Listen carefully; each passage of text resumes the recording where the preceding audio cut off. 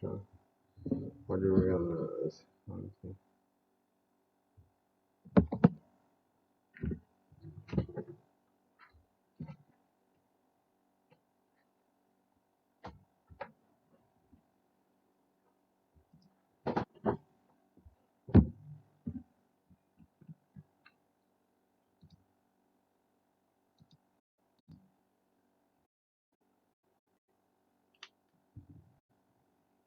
Right, that's your ARV.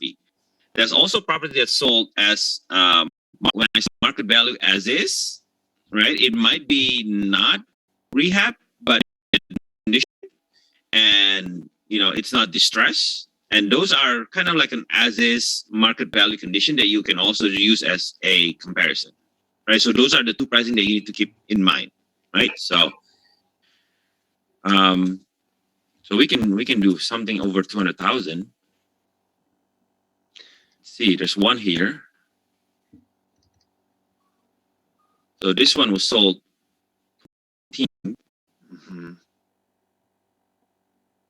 And it's a 5-bathroom though, so it's a lot bigger. Right? So, but this was built in 2003. Square feet. Yeah, 5 up on the county records here. 718 Whittier. That's a big house if it's 5,000 square feet. Yeah, I don't think it's 5,000 square feet. And that's very unique for that. Yeah, I don't think so. I don't. Yeah, so this might be a 3,000. This might be the county records are. Oh, sorry. The county records was saying 3,100 square feet is what it is. There you go. So it's not as big, right? So the rule of thumb is you go 10%. You can go up like when you're doing, let's say Caroline, stay within 2,500 square feet, right? So this is a little bit too big for the comp, but I'm okay using this if there's nothing else going, Yeah. And Oscar, with that, I tend to be looser with it. The larger the home, I tend to be a little bit looser in the range for the price per square foot. Versus if it's between 1,000 and 2,000, I try and keep a little bit of a tighter square foot range. But. Yeah. So there's one other one that's sold here. Well, this is the thing, right? Yellow will tell you if there's anything that's sold within the 2 miles radius. Now, like I said, we don't usually look at that, but if there's nothing else, then I'm actually okay looking at that. Just kind of looking at like what's the subject. See, this is built in 2005, which is pretty close. Yeah. Right. I think the difference is your house subject property is three car garage or 2? Yeah. Let me check. Huge garage spaces. Right. See, it's 3 garage space. Right. So it's similar. Yeah. Right. So it seems like it's probably the trend there. Around 2004, 2005. If they have a new build, they just go ahead with 3 car garage. And these people know what they're doing, right? Because they also look at the comps. They also look at, hey, what did other people build in 2003 as a new build? Right? If it's three car garage, I'm going to build a 3 car garage too, right? Even though it's 2 miles away. Gotcha. Right? So you can see this is actually very recent, 283,000 right here, right? And this is very close to what your square footage there. Yeah. Right. So I 2 miles away, but on a busy street and whatnot, this could be a very good comp for you if you know how to comp this conservatively, right?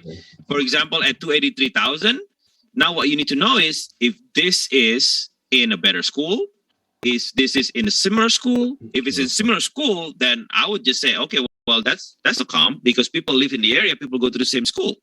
Yeah. Right. Which means the quality of life is similar. Right. So, but if this is like next to a highway, then you want to be careful because what I'm saying is that if this is 283, then your property in a similar condition could be worth more if your property is nested in a better subdivision that is not close to a big street. That is maybe a one-way street, some one-way street here, right? One-way street, and people like that. Street, so people like the one-way streets, right? It's definitely not a big busy area. Gotcha. Thank you. This is very helpful. Yeah.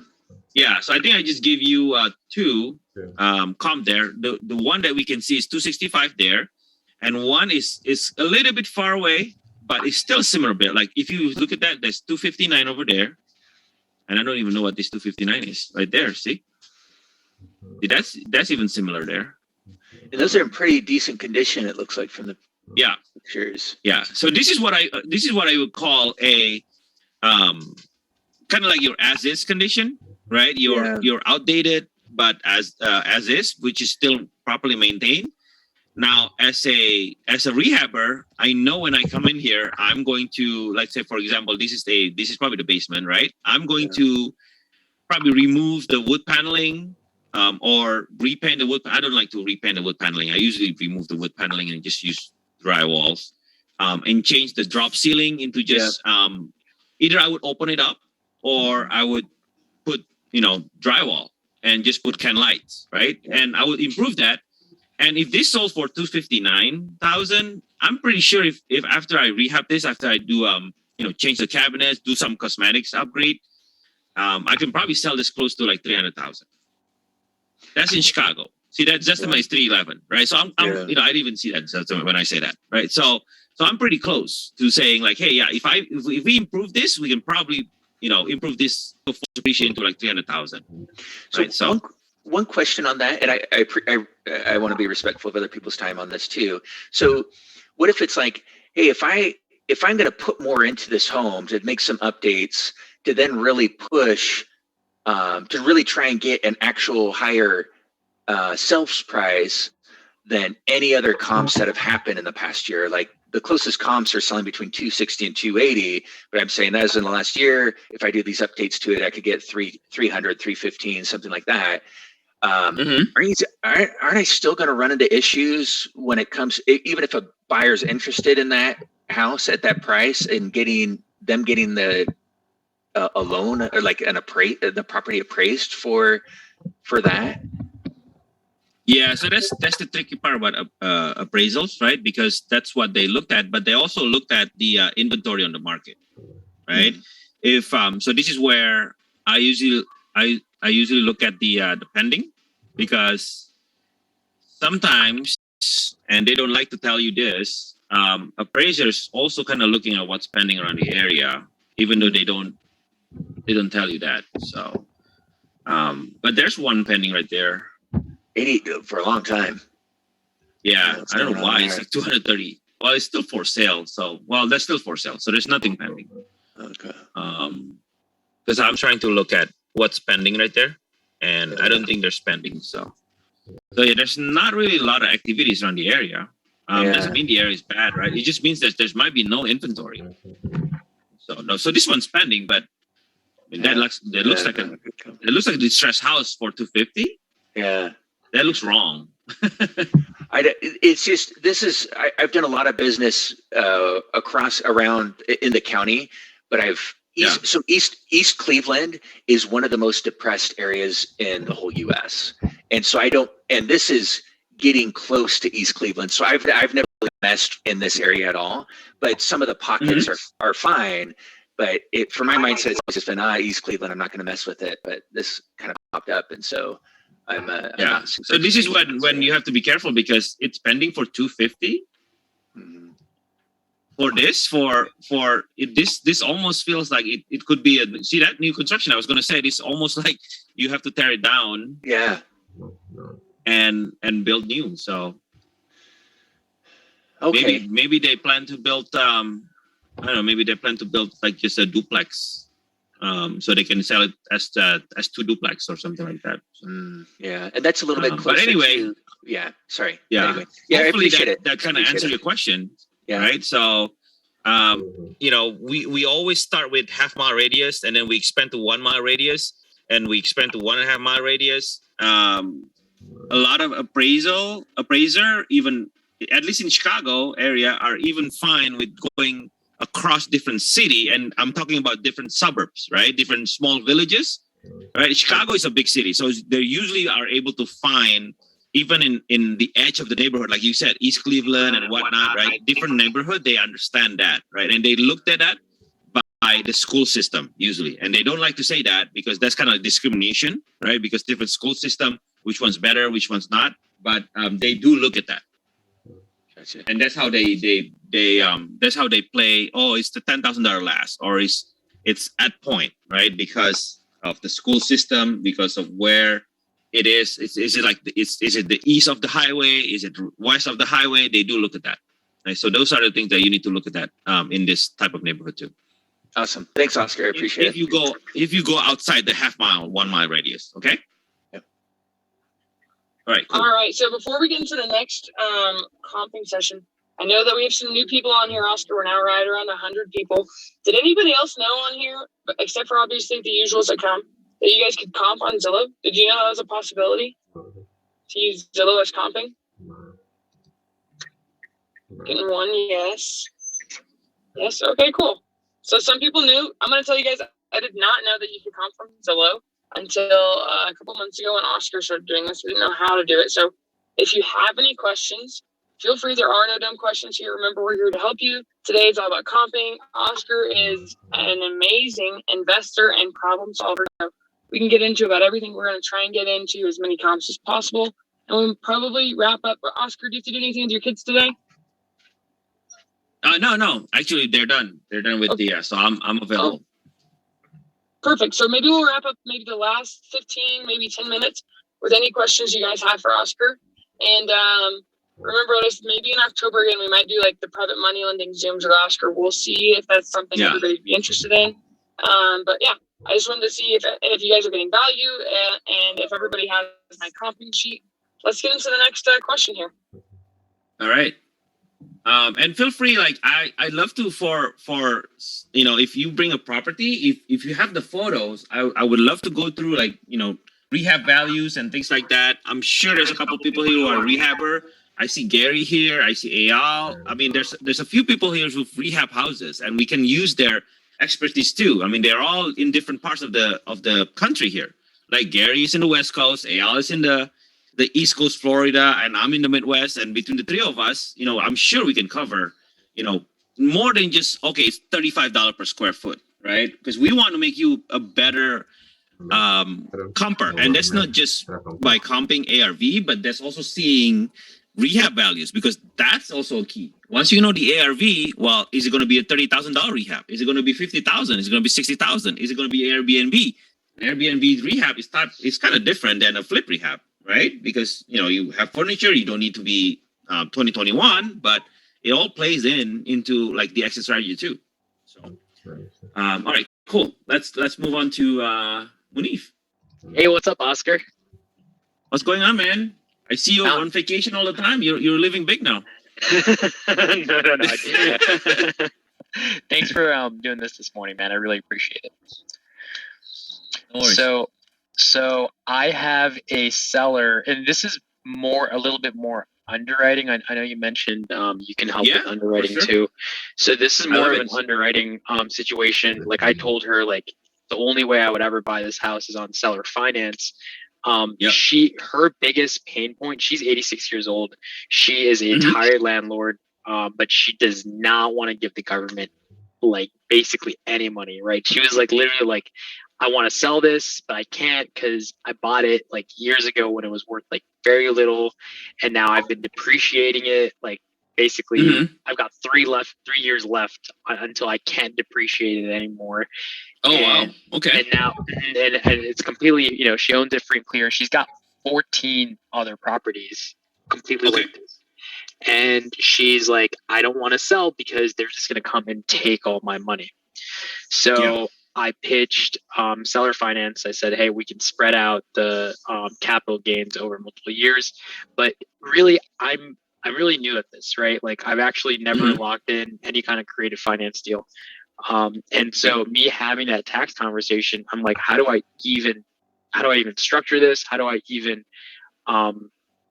like proceed, right? So I've got the address if you want to even take a look at the house. Sure. I'm gonna send it to you. Put that on the chat. Sure. And but I want to talk to you about the exit strategy here, right? So number one is are you planning to wholesale this? Are you planning to sell this? You're not planning to keep it?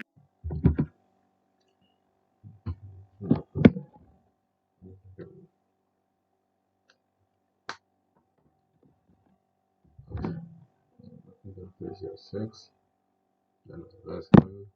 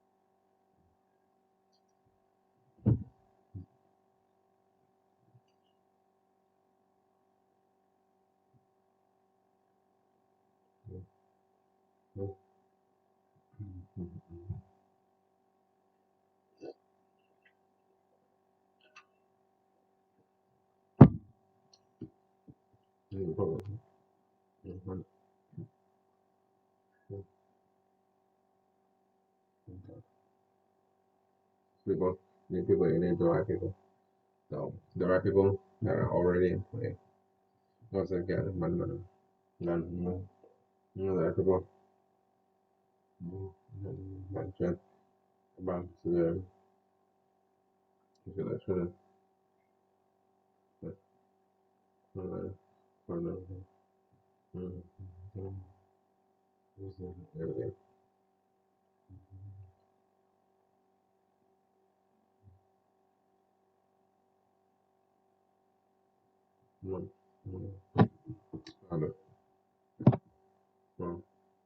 I'm putting that out of water.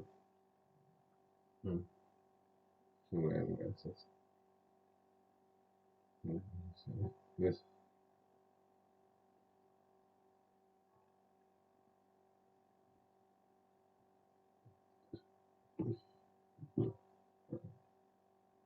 Mm-hmm.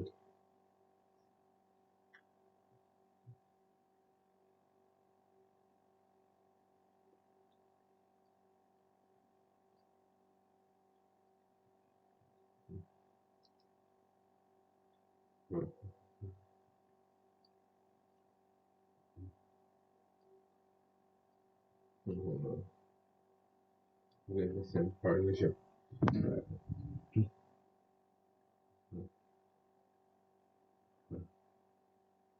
Okay. Okay, man. And a partner. So, yeah, create you some equity. So, okay, some equity.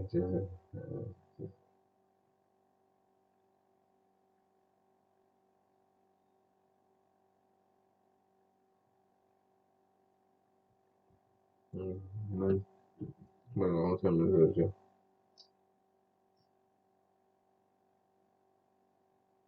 sure.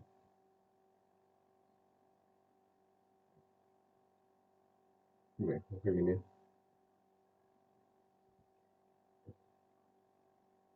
Okay, so okay, listen. You tell me trust. When I'm on. How about? Okay. Okay, no problems. Mention.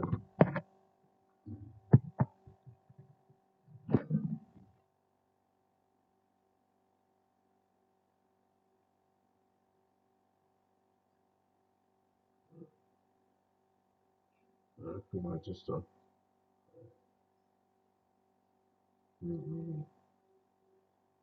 bring here. Yeah, $6. This right.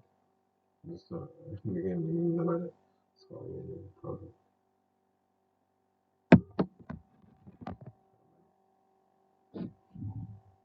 For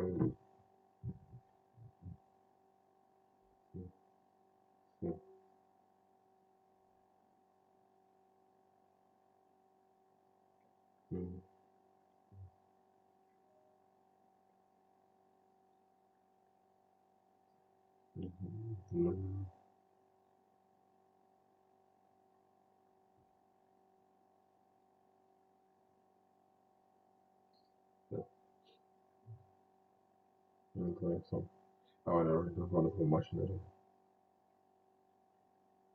Otherwise, this fail. And I have a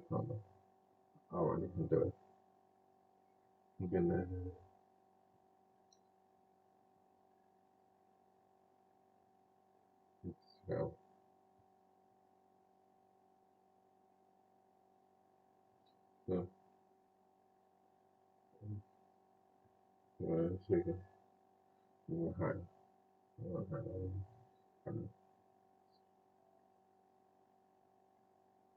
Pardon.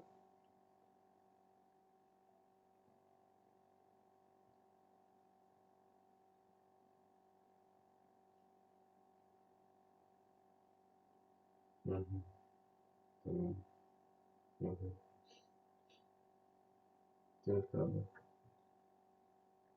partnership. Yeah. And I'll ask for money. And on the upside, what people are going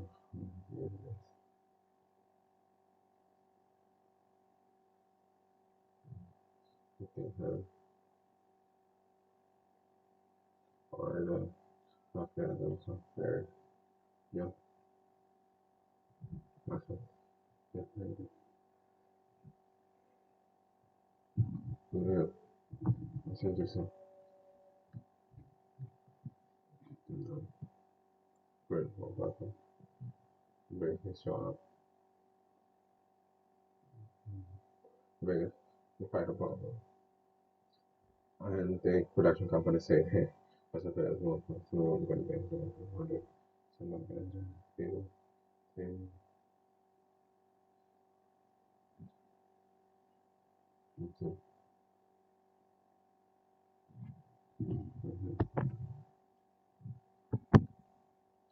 But production company said, hey, what do you do? Okay.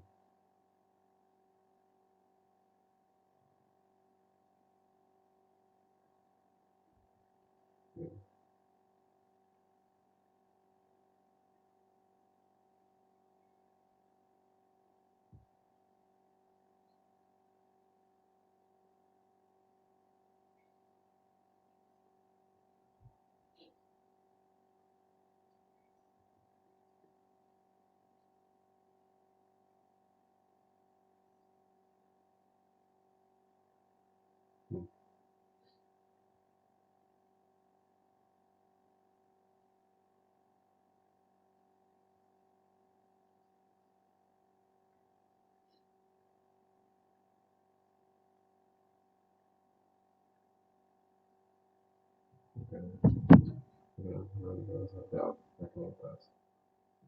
Including this feature. What feature? What I got is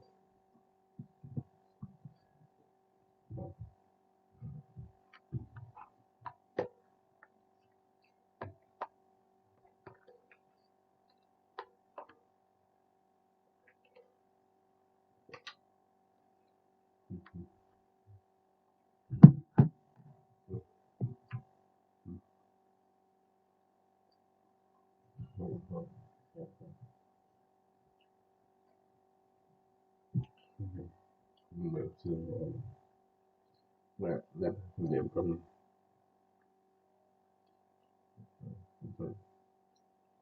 like some global plan like that. That's it. So and then 12 LMP. And then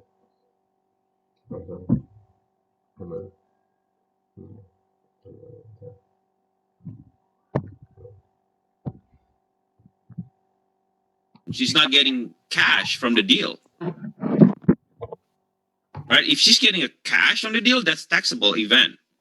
She has a loan on that. The taxable event is probably whatever additional amount you give to her, like say $10,000 to walk away from the mortgage. Oh, so me making payments, to that bank, that's not taxable for her? No, because she's not getting any of those money. It goes back to the bank. Oh. Any additional money that she received in her pocket, yes, it's taxable income. Right? So like I said, if she gets $10,000 out of it, plus a mortgage that you take over, the taxable event is that $10,000.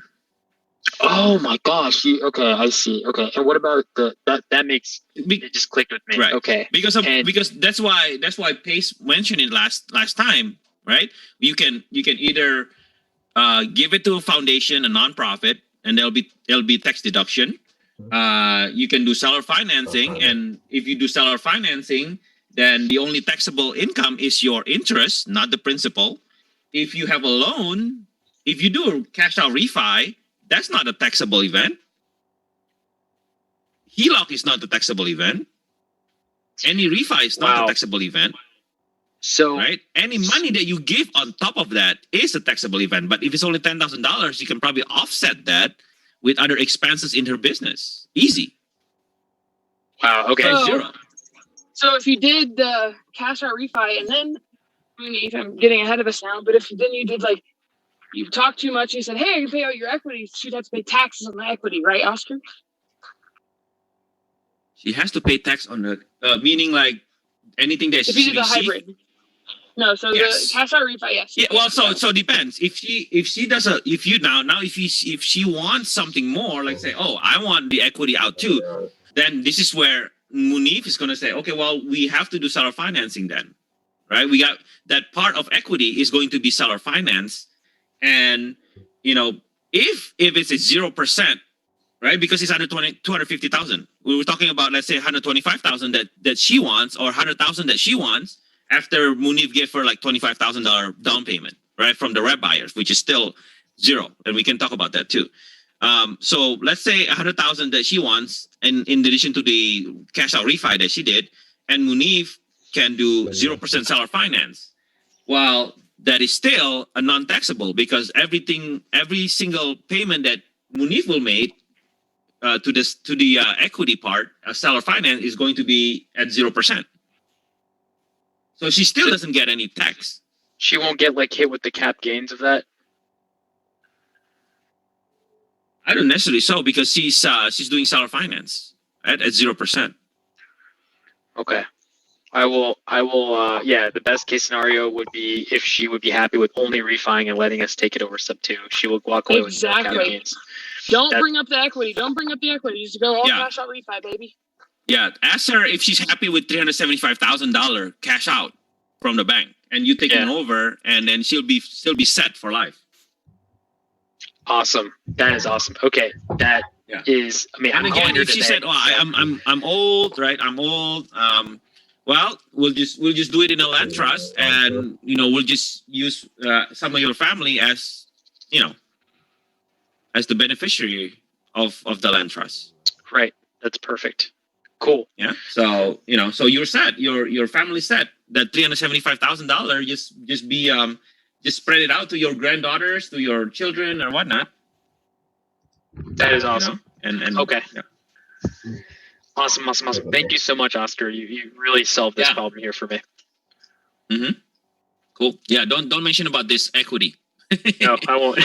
tell them like you help her. Tell them you'll connect her with the mortgage broker. If she can, ask her, like, digging into her financial credit and everything, right? Because definitely the best part is she will be able to get a 3% loan, 3% conventional 30 years, right? And for you too, it's going to be better for you, right? So it's going to be at $1,500. Got it. Right, a month, right? That's awesome. So I think so. Yeah, 500,000 with 25,000. Yeah, so. So that would be a best scenario, but if not, even at commercial, it's like I said, the most is like 5% for commercial. So that's at 2,000 there. You have to think about if that still works for you or not, right? Or if she can get 4.5, and if 1,900 still works for you or not. Okay, right? And it really depends on what the wrap buyer can pay. Correct. Mm-hmm. Got it. Yep. If the wrap buyer can pay $2,600, $2,700, does that still worth it? Right, but remember, they also have to pay property tax and insurance. So how much more is that? You have to calculate that. If that's still slightly above the rent, and they're getting a bigger house than most of the rental, then an ownership. I think most people will do it. Got it. You're talking about an ownership here for someone who can't get a bank loan. Right, that's the key that we usually, and that's the key that I usually learn from Reese, right?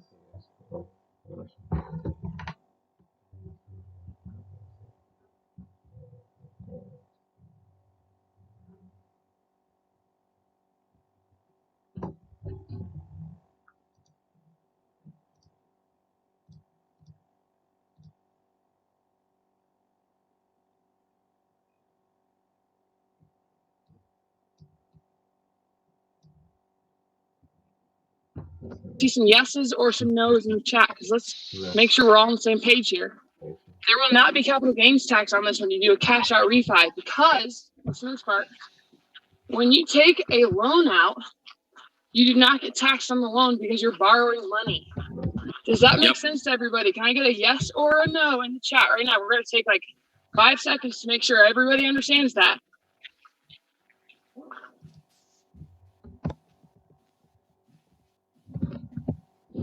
All right, cool. Also, we'll continue on.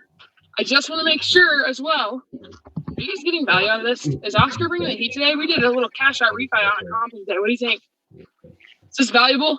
So, oh, someone asked this. CJ, sorry. Oscar, can she do a refi if she isn't working? Of course she can. That's why it's called commercial refi.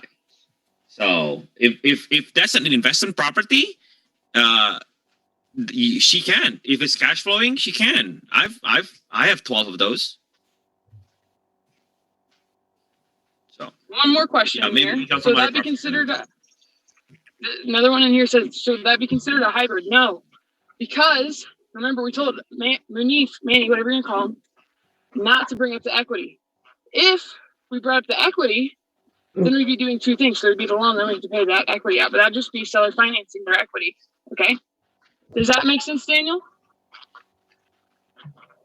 Does that make sense, everybody? All right, cool. So Oscar's bringing the heat today. You know what I want you to do? I don't want us all to make our own post on Facebook. What I'd like us to do is to just go, Zoltan's already made a post for us today.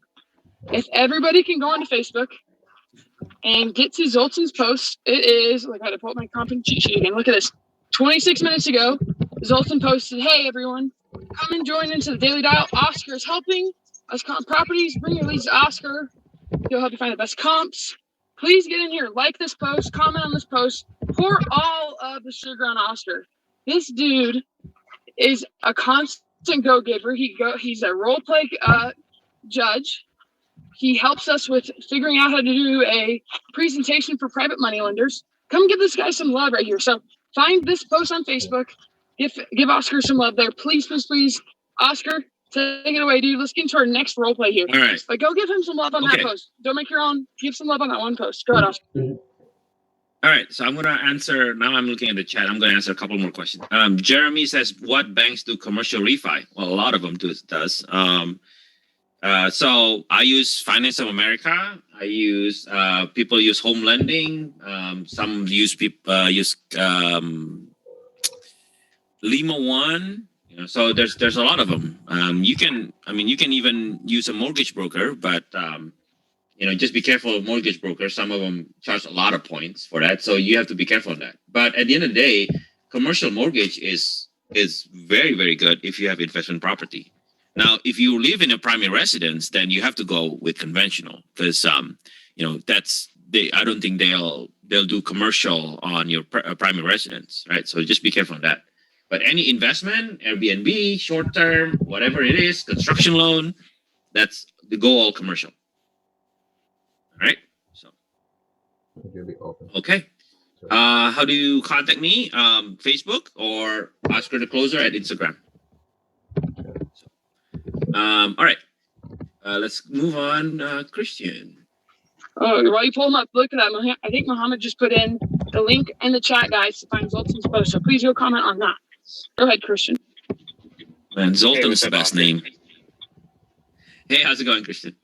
Hey, pretty good. Hey, I'm actually about to step into the barbershop to get a haircut at 9. So I don't know if I have enough time with you. Oh, ask away. Sure. All right. So I have a property that I would like to get help with comping. I comped it myself. It's kind of pretty easy. However, it's a waterfront property and it's a little bit bigger lot size than the others. So I'm not sure how to go by that. And also, I had the seller appointment yesterday, and the seller gave me his terms. So I was wondering if you could also help me out with his terms that he asked for. Okay. All right. Well, let's do things real quick, right? If it's Sure. a waterfront, is your comp also waterfront or is your comp not waterfront? I believe one comp is waterfront. Okay, so if one column is waterfront and if it's within half-mile radius, similar property and everything, then that's your column right there, right? Okay. So you should be probably pretty much 95% confidence. If it's the same area, water area, even if it's a slightly bigger lot, what matters is it similar square footage? Yeah. Okay, it is. Okay. Yeah, similar square footage and similar bedrooms and baths. Correct. So So, that's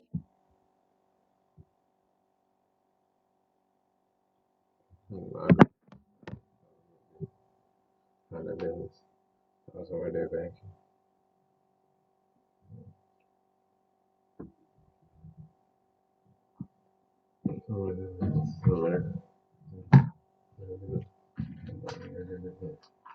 Much. Okay, no, I don't know.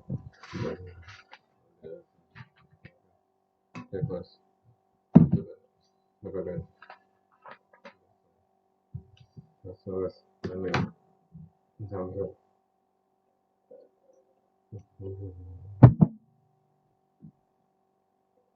No, there's another one. So, where?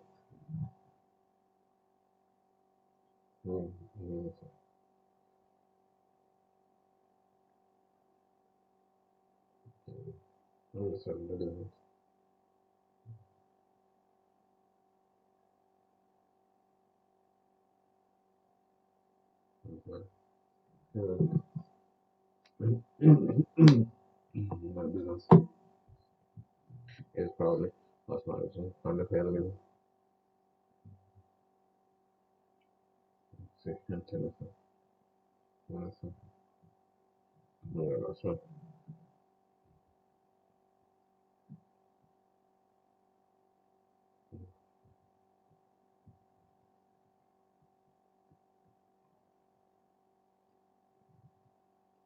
That's right.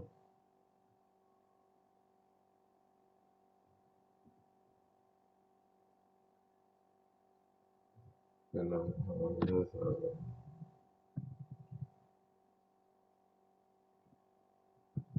okay. The connection, no contrast. Okay, good. No, no, no. What's up? Continue with the content, the money, credit, and credibility. How do you feel? So, in the first, absolutely, rejected for time. Feel like something.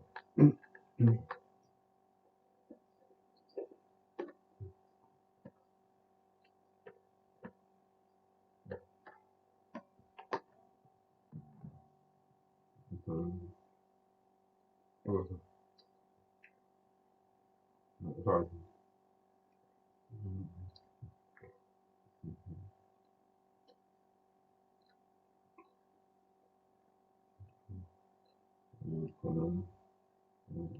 Real, loud.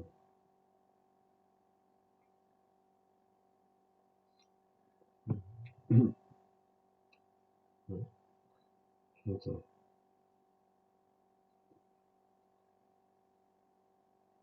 Sound, yeah. Robert, sound, yeah. Ultra. That's just, certain.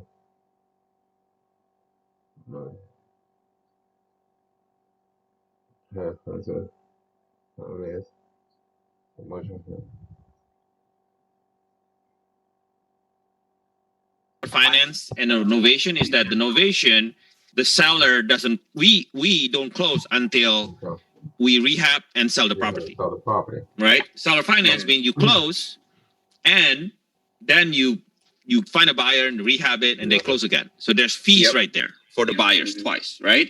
So that's something that you need to consider, right? And I think if you explain, I can help you explain this to the seller.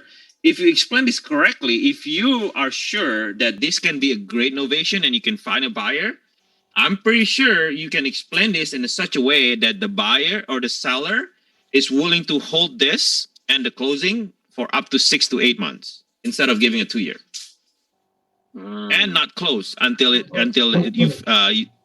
buyer finished the rehab. Yeah.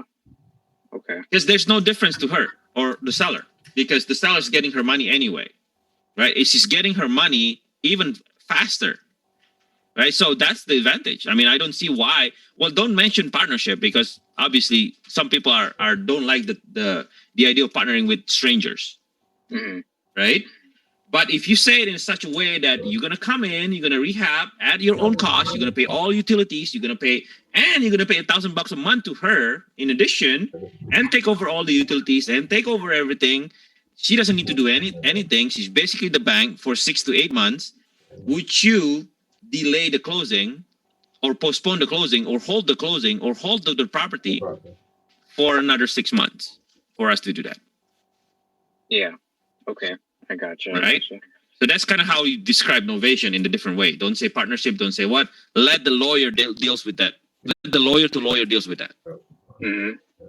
Because at the end of the day, if the seller understand that, okay, all I'm doing is holding which is what I'm doing right now in novation. Same thing. Seller financing. She just wants to. She's old too, and she like, I don't want to hold it more than a year. It's like, okay, fine. Actually, that's perfect for us, because all we need is a year or less. But what I'm requesting for you is so we can save costs, and it's at our own cost. We're going to bring in our rehab and everything. Would you mind an escrow open until we finish rehab and close, and we'll give you the price that you want? 6 months. Gotcha. So don't close escrow until 6 months down the line. That's what a novation is, guys. I want to yeah. touch on it for a moment. Okay. That's what novation is. You're just keeping escrow open until you're done with the rehab. Yeah. So 2-year balloon is okay. I mean, I'm okay with that. If a construction is a year, right? If rehab is a year or less, I mean, who cares? Now, if you plan to keep it, if your buyer plan to keep it, then you might want to ask. You might want to see if the ARV with ARV 250 or more, if they can refi, right? If there's meat on the bone to refi, right, in 2 years, that's a different conversation, right? But based on all parameters that you give, with like such a short amount of time that you have to go now, novation should be the way to go. If she doesn't want to move on the balloon, and 0% sounds good, and if you think 175,000 is already a good price in terms of MAO, that you can make like say $10,000-$15,000 assignment by finding a buyer. Yeah. So that's my next question as well. Is is the entry fee? Would I still be using an entry fee? Right? Because I have to do the 10K down, the repairs, my assignment costs. Your entry fee, correct? Your entry fee to the seller is 10,000, right? At this point, so you need to find a buyer that will bring like say 20,000. 10,000 goes to the seller, 10,000 goes to you. Oh, okay. That's really the entry fee, $20,000. And what about repairs? Is that part of the entry fee or no? No. Well, repairs is part of the entry fee, but in this case, you're not taking over subject to, right? So when you talk about entry fees, this is when you hold the property, right? So when you put the rehab and you can't take that money out, that's your entry fee. That's your part of your money invested, right? That's why we put it as part of the entry fee. But if you're rehabbing this, then really the rehab is not the entry fee. The rehab is part of the doing business part that you're gonna get that at the end after you sell the property. Okay. Right? Make sense? Yeah. I gotcha. I appreciate that. Hey, are you Filipino, Christian? No. I'm Hispanic. Okay. You really like your picture. Really look like my Filipino friend. Yeah, people say I have what is it, like Chinese eyes, squinty eyes. Oh yeah. No, that's why, man. Well, cool. Yeah, man. All right, go get your haircut. I appreciate it. Yeah. Let me know if you need help negotiating this, because I think you're close.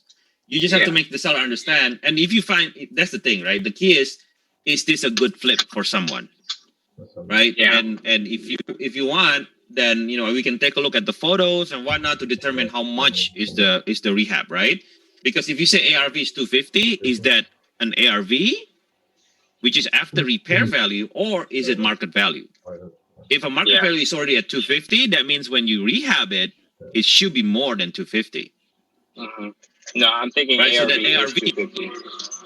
okay. So that 265 comp that you said sold, is that like all fully updated? That's the key, right? Yeah. Yeah. So yeah, I got you. Okay, so is those information you need? Is it okay if I can reach out to you later? Yeah. A couple hours or so. Yeah, for sure. Best way to reach you? Should I hit you up on Facebook? Facebook, yep. Facebook or Instagram. Okay, gotcha. Okay. All right, Oscar. I appreciate it. Haircut. Yep. Thanks. Bye. Bye.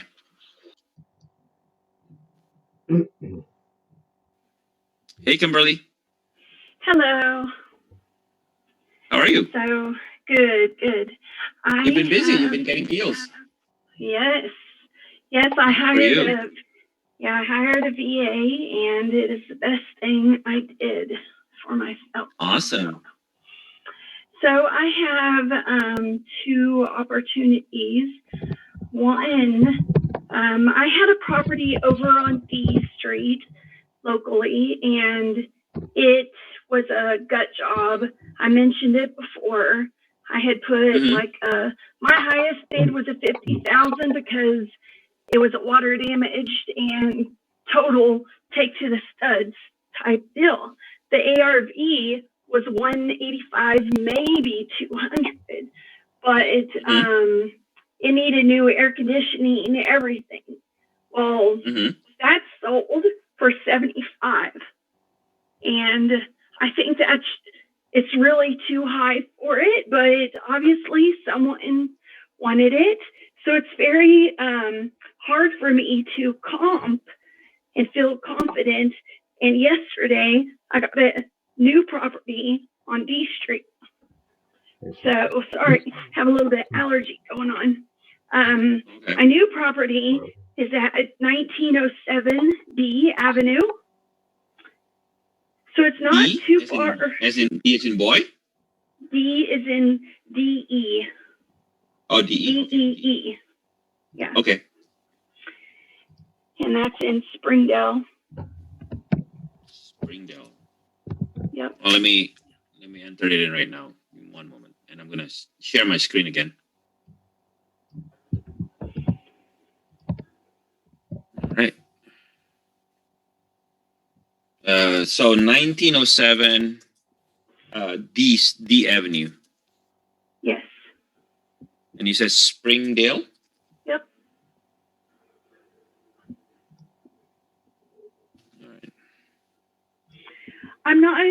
I haven't talked to the seller yet. I plan to do that today. They said they haven't done anything to it, and from the outside it doesn't look that great of a condition, but the photos on Zillow look pretty good. So I don't know if those are old and someone came in and messed it up, but What was before? Was it a rental before?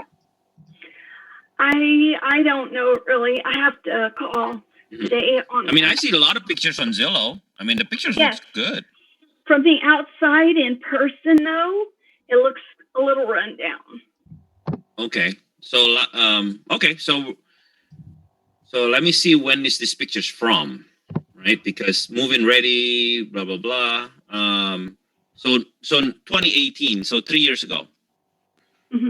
This picture is 3 years old. Yes.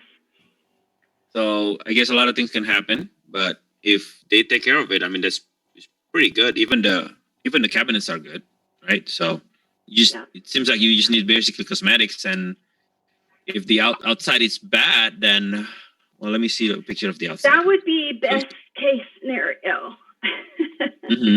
Yeah. Even the outside is changed. Those 2 doors are not there. They basically put a window in, and yeah. Really? Yeah. Okay. It looks a lot different. Not a whole lot, but it definitely doesn't look as nice. Okay, so D Avenue. Okay, so we're looking at the comp, right? So 1907. So let's put that again. want to see it on Realtor.com. Okay. And how many bedroom again? It's a 3-2. 3-2, yeah. 100 square foot. Okay. Let's see. I'm gonna go to sold. 3. And for some reason, Realtor says 1.5. So is it 1.5 or 2? Well, on Zillow, I saw it as 3-2. I thought. Mm-hmm. So, or maybe I pulled that from PropStream. Okay, so there's a 3-2 1400 Janet, right? 406 Janet Street. Okay. So that looks similar. It's 1 story, with an attached garage. Yeah, actually, I do have it's much older though, right? I mean the condition. Yeah, a little more when it's sold. dated. Yeah, it's a little bit more dated. It was built in 1970. Is D also was built in 1970? Let me see. Looks like 61. 1961. So pretty close, right? Yeah. So that's a comp there, Janet. I would say that's your as is comp, not an ARV. There's one for 250, or there's one for 183. That's a 3-bedroom 2.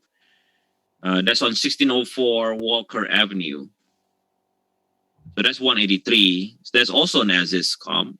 Well, that's kind of like a rental ready comp right there. Yeah. So that's 183. So those, I mean, all the trims and everything, that's like basically your rental property right here. So that's 1604 Walker Avenue. We look at the 200,000 there. Let's see the 251 right here. That's weird. I click on Maria, 701 Maria Street. It was sold for 250, and now it's being it's on the market just over 2 months for 330. So and that looks like a rehab. Yeah. Okay. Wow. So, 330. But that has a pool in the back. Yeah. So if you subtract that by 10, 15,000, maybe 10,000. It's all brick. It's also 1 story. It's a little bigger. It is a little bigger, 2,600, right? Yeah. It's yours is 1,500. Yeah, so that's a little bit bigger. Yep. So what about West End? Is West End a big street that you can cross over? And Huntsville? There's also Huntsville Avenue. There's a 3-2 there on Huntsville Avenue, 1804 West Huntsville Avenue. That's 205. 205. That one is 1959. Yeah. So that could be your comp there. And I'm wondering if I can see more photos over at Realtor.com. Yeah, that's what it looks like now. Oh, there you go. Yeah, I can see the new one. They just put a siding. It's a little more weathered. The wood there. So. Is this the inside right here? Yeah, I guess. I haven't seen it. So that's pretty good. It's pretty nice. As long as it still looks that way. Yeah. I mean, you pretty much just need to paint this and probably put new appliances and sell it. It's kind of weird that they have washer and dryer on the dining room there. Yeah. You know, but hey, it works. You know, that's what 1-story houses are. Mm-hmm. How much does the seller want? Well, my VA didn't get that. I haven't called, and I wanted to kind of look it over myself first before I called her. Mm-hmm. So I know kind of ahead, but yeah, I know that she owes a mortgage on it, and she's only had it for a short time. And it looks like her mortgage was 143, and now she's around 132, according to PropStream. So we'll just see. And I'm thinking a sub 2, obviously, for it. And if I can get this, I would like it as a rental. Yeah, I was gonna say. I mean, you probably don't need to do anything if it's a rental. Just clean it up, and you probably don't need to repaint that blue room. Just leave it there. If it's still good condition. Our area, so bathroom here. This might be the master bedroom, right? So there's a bathroom in there, right. And that's the same room. That's probably the bathroom in there. Bathroom. Yeah, so that's one right there, and let's see. 2. That's another one. So that's two bathroom. Yeah, and it shows a shower in the mirror. Yep. Yeah, so that's a different shower there, right? So I'm just trying to see if that's a different shower or not. Yep. Yep. So yeah, this is a good one. Mm. Just be careful of the roof. I can't really see, and the AC is old, so. Yeah. You see that AC, the round one, usually that's usually like 15 years old there, or 20 years old even. Okay. But anyway, it's just an AC. An AC is like $2,000. Right. Okay, so if I turn that into a sub 2, or could do it as a sub 2, would you suggest me to suggest a cash out refi, or? All right. I think she has little equity. Okay. So first thing first, you kind of need to know how much do they want, right? How much? What's the price? For example, if they're only, like for example, right now, let's just say the ARV is 200,000, right? Mm-hmm. And then the mortgage in there is still, you said about 135, 140, right? Yes. Yeah, which makes sense, right? If you have at 200,000, you're at 135 loan here. Now, the question is, I usually like to break it down. Right? If you were to sell this on the market and blah blah blah, you probably will not get much money.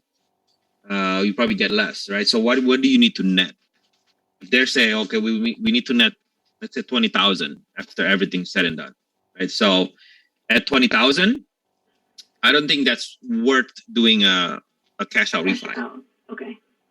Right? Unless there's a significant equity in that, right? Because all the process and everything, it would be easier, because at the end of the day, you're going to take this over subject to also, right? If you can bring in the 20,000 without doing the refi, then that would be a deal. Right. Because for example, we're talking about here. I'm gonna open up the bank rate again.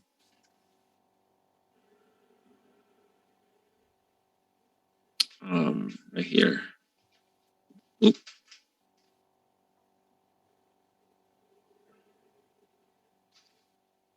So, and I'm going to base it off a 200,000 ARV, right? So, yes. Where's the bank rate?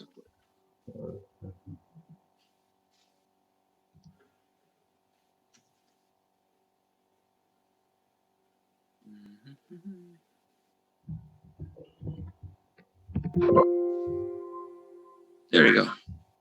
Okay. So, for example, if the ARV is 200,000, and you're leaving 25% equity, so the most you can get is 150 anyway, right? So you actually can say, I'll give you 15,000. That's basically a cash out refi for them, right? So if they want slightly more, then maybe 20,000 for them to. So you need to be able to break it down to them, because you can say, even if you sell it, right, you're gonna get this much, and if you put it as subject to, I can give you more, right? I can give you a little more equity on that too, right? So that becomes that number becomes 15,000, 20,000, 25,000, whatever that number is, and then based on the rehab and everything that you need to be doing, if after you see the condition of the property, if it's really looking like that, then I would say, the only thing you need to do is probably clean it up, and then, even with washer dryer, it's okay. You put everything the same. The cost is just to clean up and change that AC. Right. Oh, Okay. it's probably no more than $4,000 cost, and then you can take it over subject to, and your entry fee now is that whatever that money, $15,000-$20,000 you need to give to the seller plus rehabbing it so you make it rental ready. That makes sense. Yeah. Totally makes sense. Well, I'm excited about that one because it's not. How much can you rent it for? That I don't know. Can you use Zillow? Which I would. Yeah, I was planning on asking her. Yeah. Because that was a rental for them, right? Or no? Actually, it was a little unclear because the VA was talking to the kid who was translating to the mother. So. Oh, okay. Yeah. Yeah. So let's look it up real quick. It is 1907 D Street. Yeah, I'm just going to look at the Springdale market. Okay. I've never seen that. And remind me again, it was 2-bedroom, 3-bedroom? Yes. 3 3-bedroom. Yes. 3. Right, okay. Yep. Single family home.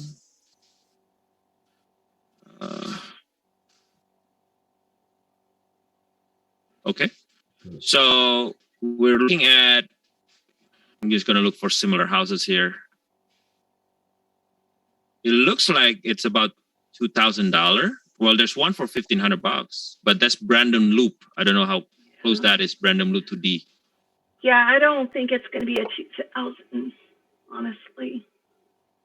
So do you think it's going to be about $1,600? No, I'm thinking closer to 1,000. My son my son lives in a 3-2, and he pays 1,000, and it is a little bit newer. Even it's a duplex. Now, the duplex compared to a single family, you might be able to get a little bit more in that area. I'm not 100% sure, since I am new to the rental game, so. I'm learning. So the interesting part is, Kim, if you can see my screen, all of the rentals is south of the airport. Yeah. And nothing is north of the airport, like near where this house is, right? Because it's near 49, right? So I don't know. It might be better than you thought. So because I can see around 49 here, there's one. Well, that's a bigger one, so that's 1,600 square feet. Oh, I mean $1,600 a month, so $1,500 a month. So yeah, it might be 1,200. Right. Oh. And it looks like her payments, if this was true, mortgage, 700, about 700. I don't know if that includes her insurance and stuff, but okay. But that I would. So that's about it. I mean, if you look at the bank right there, there's about 716. I mean, whatever that insurance and property tax they put in, but if you just look at principal and interest, it's about 561, depending on her interest, obviously. But that's about it. So I think there's you can definitely make some money there if you take it over subject to. Now this is a FHA loan. Okay. Is that okay? Yeah, you just have to self-service it. At least in Illinois, I self-service, meaning like a lot of the title company, they're not going to do the they can do the title search to make sure it's good, but I use a lawyer to just do it outside the title company, because the title company that I work with, they're not supposed to do subject to on FHA loan. Okay. But it can be done. Okay. Yeah. So my other opportunity property is he owns basically a whole street, 12 properties. Most of them are duplexes. One of them that my VA called on happened to be a quadplex. I don't think he was thinking about what address it was, but he mentioned that they were duplexes, whereas the one she was specifically calling on was the quadplex. And it's 3027 Memory Lane in Springdale.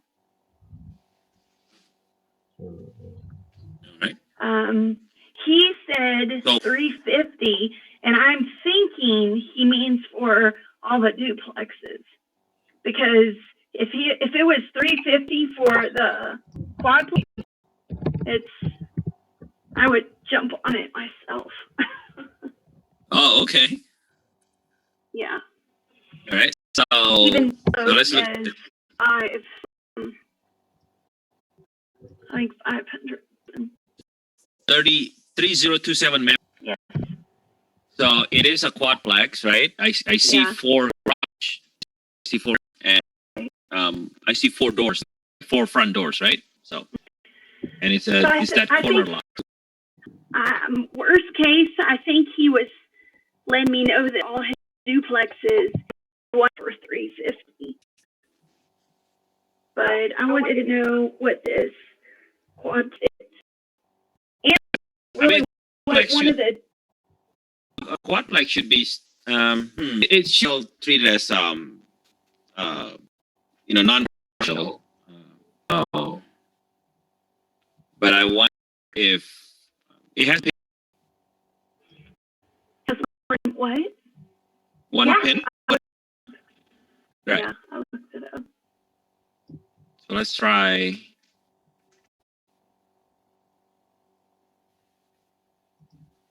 See what we have here. Yeah. All right, 8 bath. So definitely that. So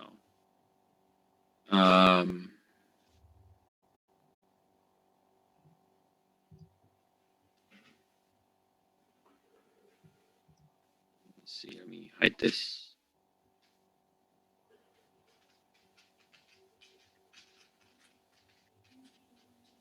Yeah, so you can't really see any multifamily being sold around the area. Well, right. Okay, so never mind.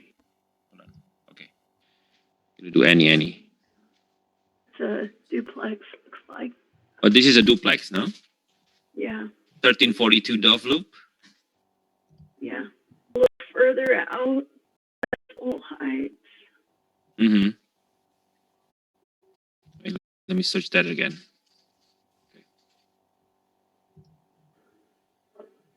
There you go. Right, this is where it is, right? Memory Lane.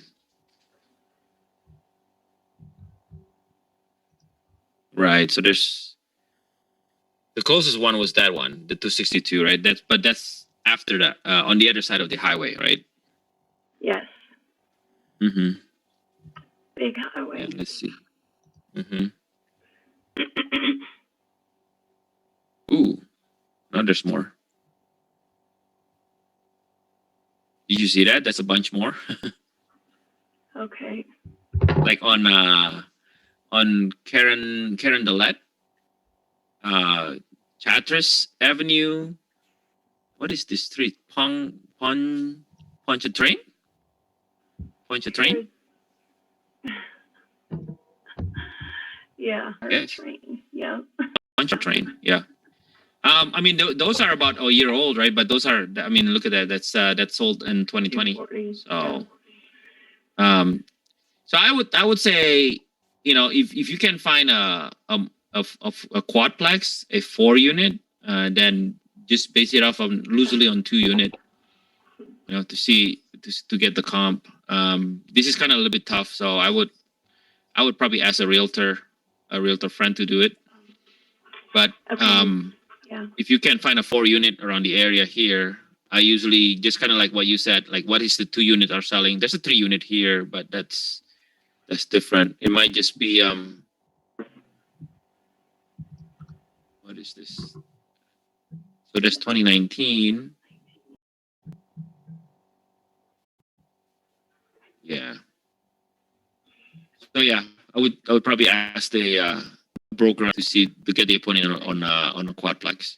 Look to be, I mean, he's wanting. Yeah, the duplex looks to be consistent. Yeah, he's wanting What's the address of for his. The duplexes are all on that memory lane. Oh, same thing, right, on memory lane. Yeah. Okay. Yeah. Okay. So over here. Yeah, nothing sold in around memory. Yeah. Or there's one here on Allegheny Terrace. That's a 6-bedroom. The that's a little bit. Is 360. Mm-hmm. So it's still a duplex. Yeah, and that's about the same quality. Yep. Mm-hmm. So with that, if that was true, and say it was the 350, and say you could get out of rent 1,200. Could you show me on the bank rate, or if it's worse that, like if there's a cash flow or? So if we're talking about cash flow and you're trying to take it subject to, right? Well, no, this guy, he owns it outright, and so seller financing. Yeah. Right. So what? So let's talk about seller financing, right? So how much is the price that he wants without negotiating? Did you say 300,000, 350? Okay, so 350. And then let's say 10% down, right? For now, and you're able to get a seller financing, and best case scenario 0%. Yeah. So P&I monthly payment, basically not P&I, basically monthly payment is $875. Right, that's for two units. Sorry. Right. So how much is a rental for one unit? It would at least go for 1,000. I'm thinking a little more. Okay, so now you're talking about let's say 1,000, right? So you're talking about 2,000, and then your P&I is 875. Yeah. Right. So if we just cut it, as a formula, and we say 40% expenses minus 40%, you're at 1,200 from the 2,000 of gross income. You're at 1,200 minus. What is the target cash flow per door? Your local neighborhood. For me, the return and the cash flow, right? So for Chicagoland area, I would be happy with $400 to $600 on net cash flow, and we're talking about single family house. We're not talking about duplexes. On duplexes, I guess it might be lower, right? So, but the most important thing is cash on cash return, right? Because if it's seller financing, you're going to be putting down payment, and you're going to be responsible for all the fixes and everything, right? So just look at how much money you need to put in.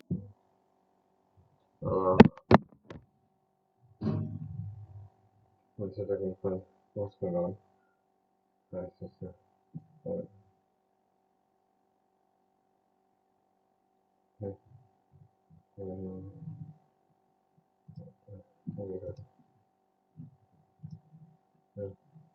Number 2 on button.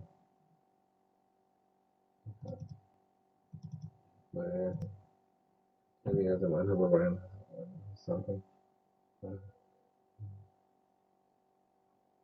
don't know. So, serious.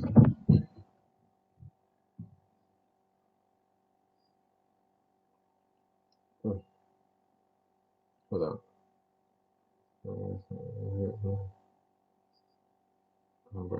I saw them. I got the doors. Cash.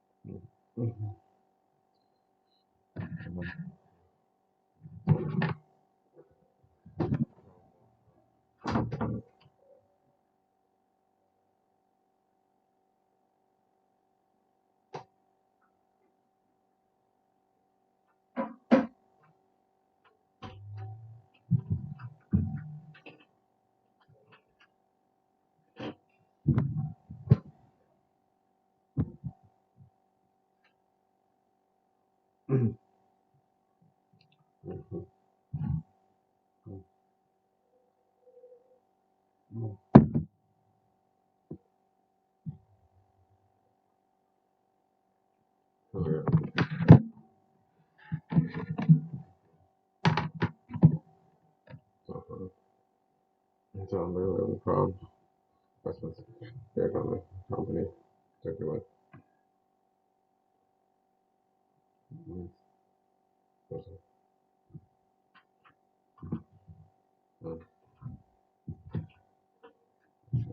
No, say I am.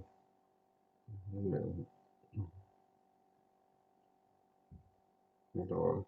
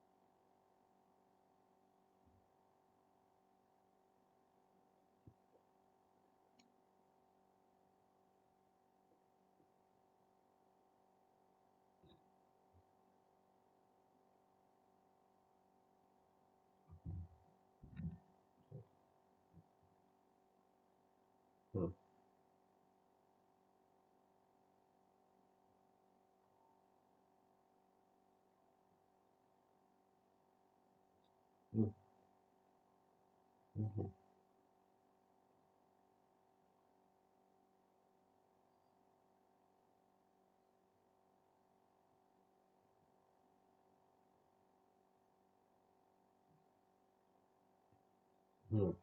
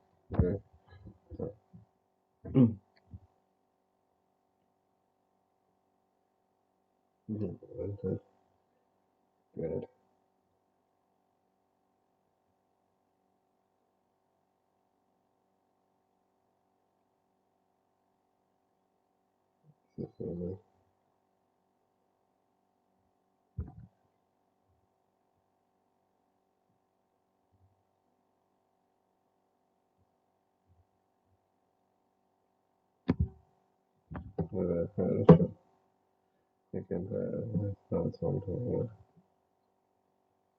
if you can have it done though. Again, and call it. Okay, so.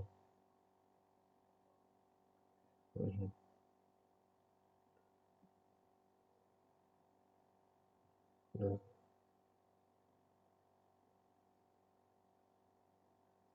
Nothing. Nothing.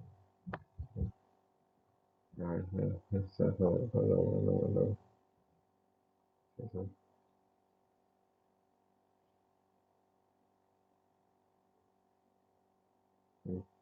Man. Oh, it's like this. Look at God. Let's see this. Thing. So, yeah. So, how they can.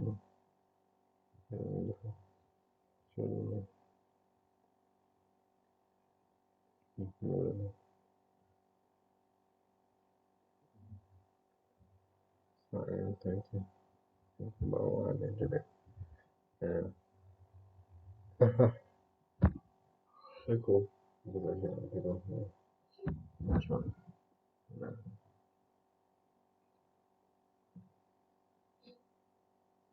So, look at that one.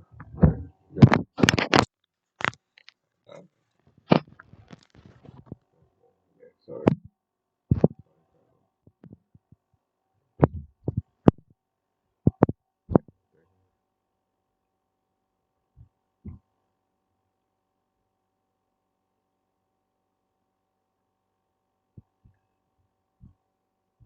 So let's have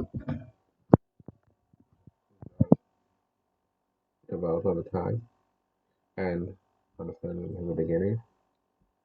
No, no, all the hard things that happen to me.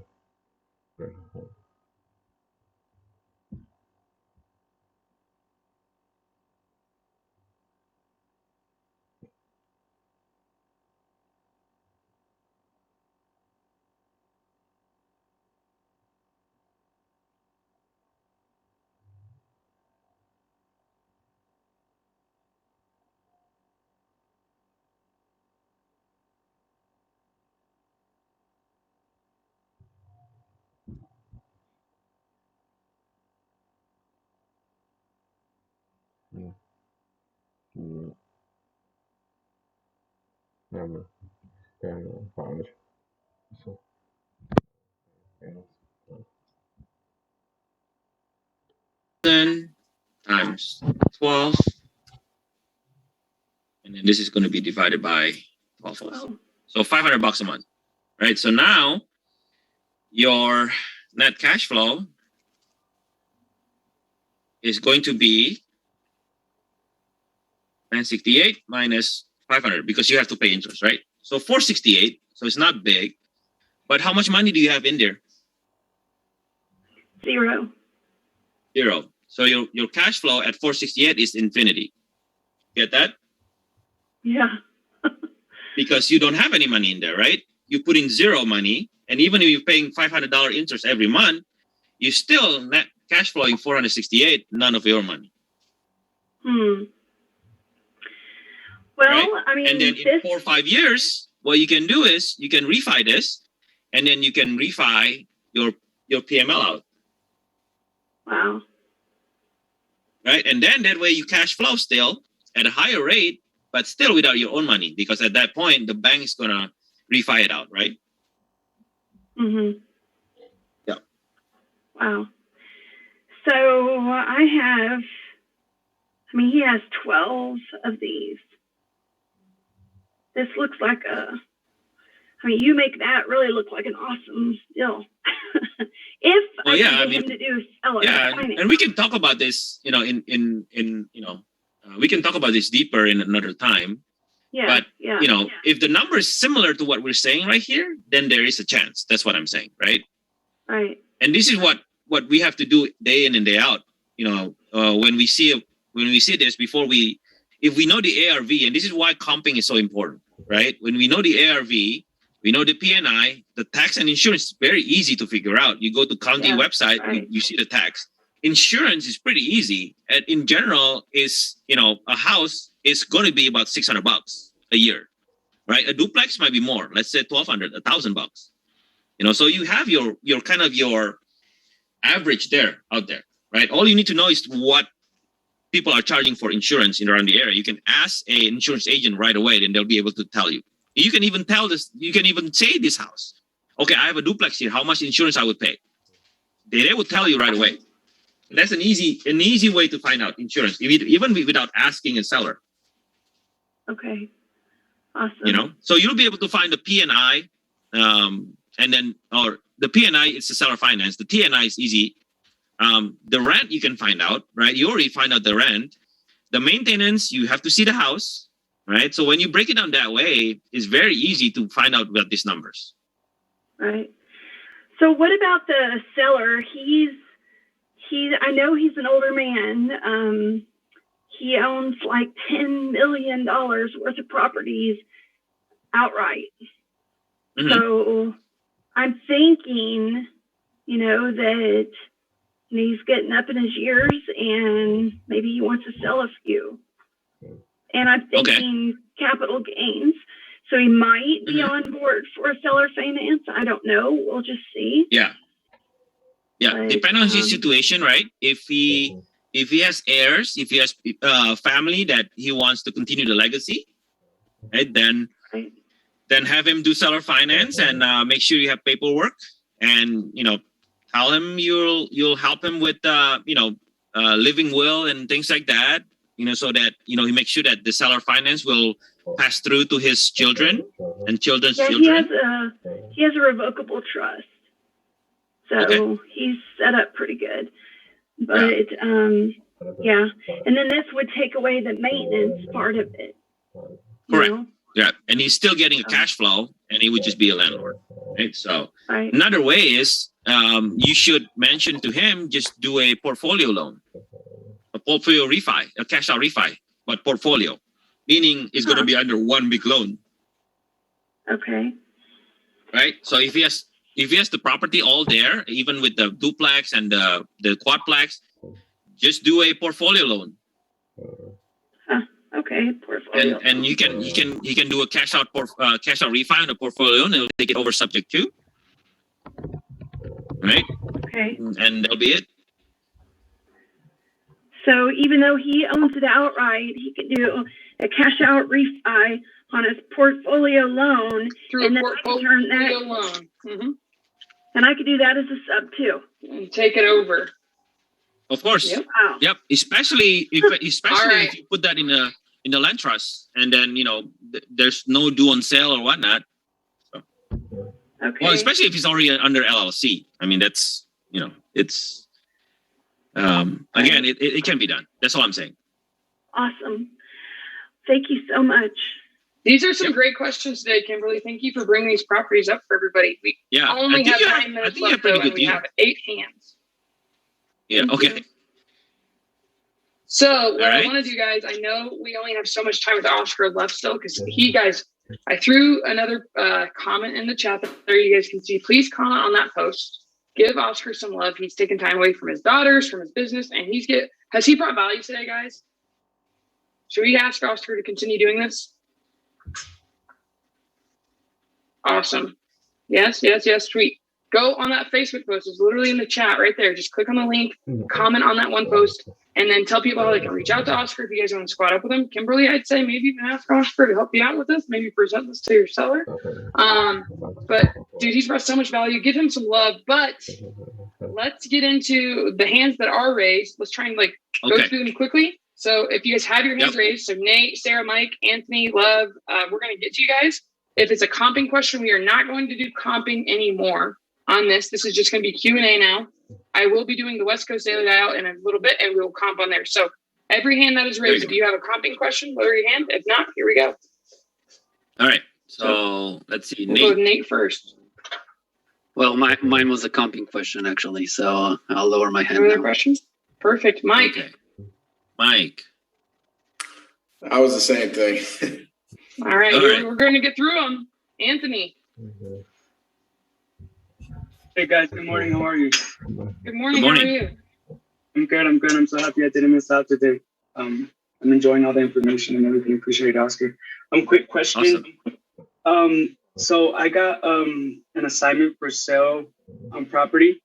but I'm having trouble on what contract I should be using on that. I've asked on the Facebook group, but haven't gotten a response. I've tried looking at the contracts that, if there's any specific one that comes with the mentorship, like when we download them, I couldn't find one. So how would I go about putting an assignment for sale on a contract? Or is it a standard? Is that a standard purchase agreement with assignment that you can assign to a buyer? Yeah, it's already being assigned to a buyer. Like the buyer is involved in everything already. I'm just. I mean, yeah. There's a link there. On I think there's a Dropbox links where we can access to that. But if you're just looking for I don't know where that is in Kajabi. I know. Well, actually, yes. Excuse me, I'm wrong. Guys, if you're looking for that, go to your Sub 2 course. Go to the PACE modules and the frequently asked questions section. You can click on that from the right side under the PACE Jam Mastermind stuff. There's links to the contracts. Carry on, Oscar. Yeah. Connect to me, Anthony. I'll send you the link after this, because then we can go through other questions. But I'm very sure there's the link there, because I've already downloaded it, right? So I already have PACE contract, so I never go to that link anymore. But if it's just a regular purchase contract, it's available. Okay, yeah. And I can even give you mine. So. Yeah, it's an executory contract, so that's the one I'm looking for. Yeah, it's a purchase agreement, and that is assignable. And then you need to A to B, which is from you, from the seller to you, and you need an assignment contract from you to the buyer. Okay, perfect. Yeah, that's it. You need 2 contracts. Yeah. Okay, perfect. I'll send you a message after this. Thank you. Appreciate it. Yep. Perfect. And Love said in the chat she'd help you out too. Joseph, go ahead with your question for Oscar. Hey, Oscar. Caroline. What's up, Joseph? What's up, man? I have a question. So when you mentioned about novation, and when you do novation and you assign it to a flipper, if he is to get a hard money loan, is it possible for him to get a hard money loan since he doesn't own the property yet? So that's my main question. So he wouldn't be able to get hard money loan in terms of a commercial loan, but he would be able to get a private money and put that as a second position in there. Well, technically, you can put a lien on anything, right? On any property, you can put a lien. So there's still a security. You can still put a lien on that property as long as the sellers understand, which is what I'm doing too. I just tell the seller, hey, we'll have to put something because I'm bringing in rehab funds. And that's kind of our security in case, I would say in case you decided not to sell or whatnot. I mean, I don't say that, but the lawyer's going to say it. So yes, I'm putting in a second lien on the property, and that would be from my private money for the rehab funds. Got it. So private money. Now, hard money in terms of commercial will probably not be able to do it because they like to be in first position. Okay, awesome. So 99% of the time, it's going to be private money. Got it. Thank you. Mm-hmm. Yep. Awesome. All right. Ted Miller. Perfect. We're getting through these quick. Hey, Oscar, how you doing, man? Hi, man. Hey, so I heard you in a comment, I think you were talking about with Muniz deal that the seller, if they do seller financing, only pay taxes on the interest they generate. This may be a longer tax question that might take up too much time, but I haven't heard that before. So, so that is more ammunition for us of why the seller should do 0% financing to us because they pay less taxes. I just haven't heard of that before. And so, I mean, what kind of, so they don't pay only taxes they would pay on seller financing on principal is just capital gains taxes, or they don't pay any income tax on that?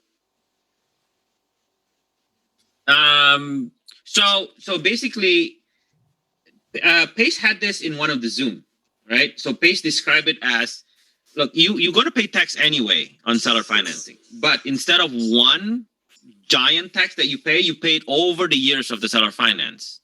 And if you have a great CPA to do this, basically you pay no tax because you can offset that by expenses.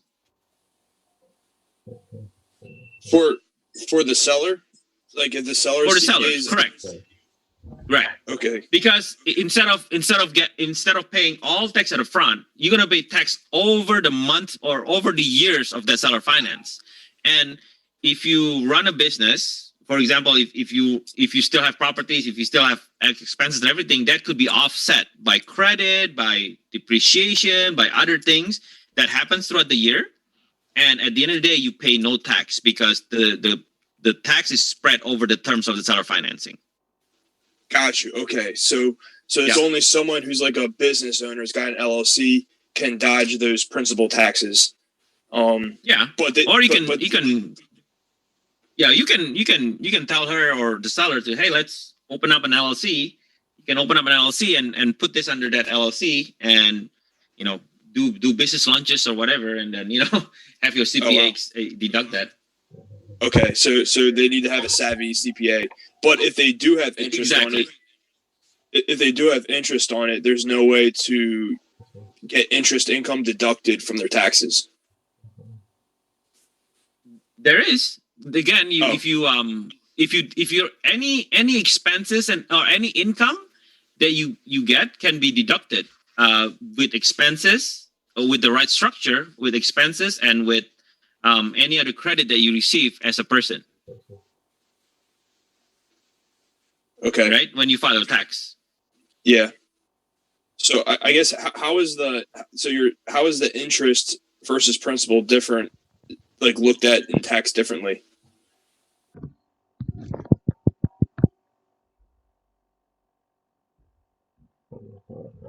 No idea. Look at the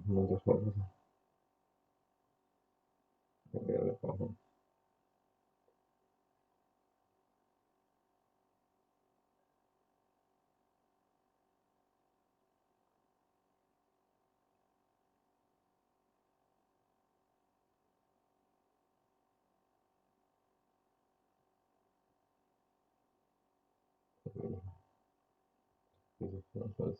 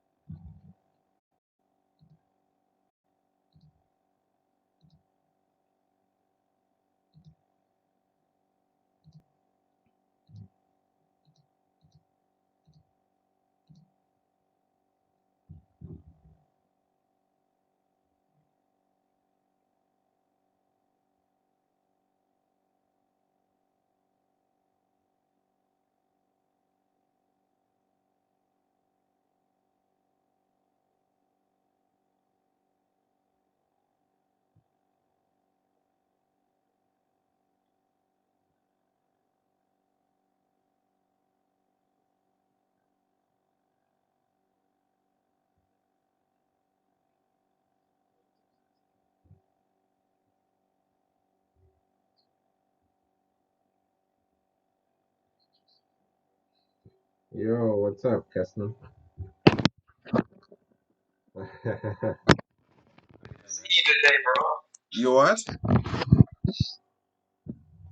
I know, right? He took a day off yesterday. Dude, I mean, it was a good day yesterday. What happened? Huh? What happened yesterday? I had a day off. But I heard good things were happening here. No thanks to you.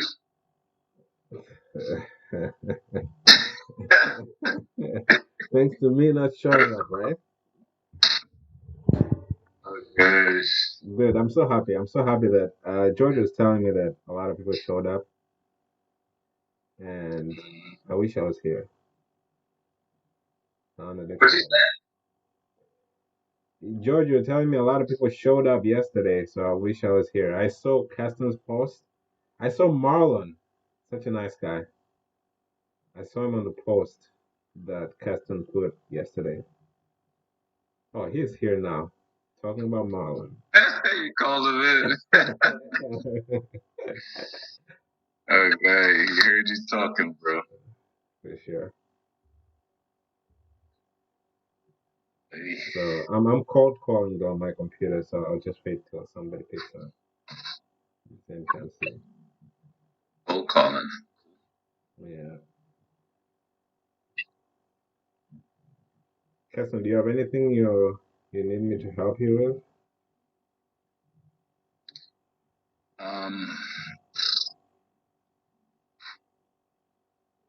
You know what I need to do, bro? But in REI Black Book, I could assign you some people to follow up with. Yeah, definitely. All right, cool. So once you do that, just let me know, and I'll log in. That. Let me see. Good morning, everybody. What's up, Mina? What up, bro? What's up? What up, Marlon? Yo, what's going on, guys? Good morning, Keston. Morning, Mina. Morning. What's up, Marvin? Morning, Joseph. What's up, man? Sheesh, how you guys living today? Good. Like villains. That's what I like to hear, man. We He just gets the seller back on the phone. He's got my seller finance property for me, so I gotta get her back on the line. Her on the line. Oh, I need to call this company. Did you accept your terms?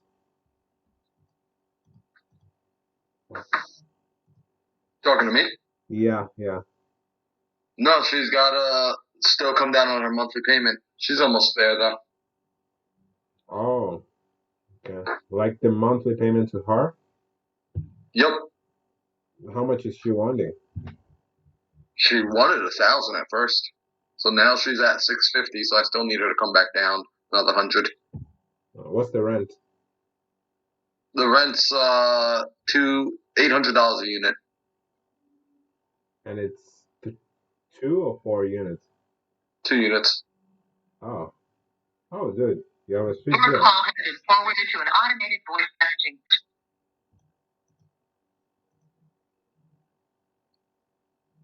If he gets to 500, you have a good deal, man. If we get to 500, we have a good deal. Exactly. Yep. What you guys working on this morning? Oh, that's why these calls haven't been going. Your call has been forwarded.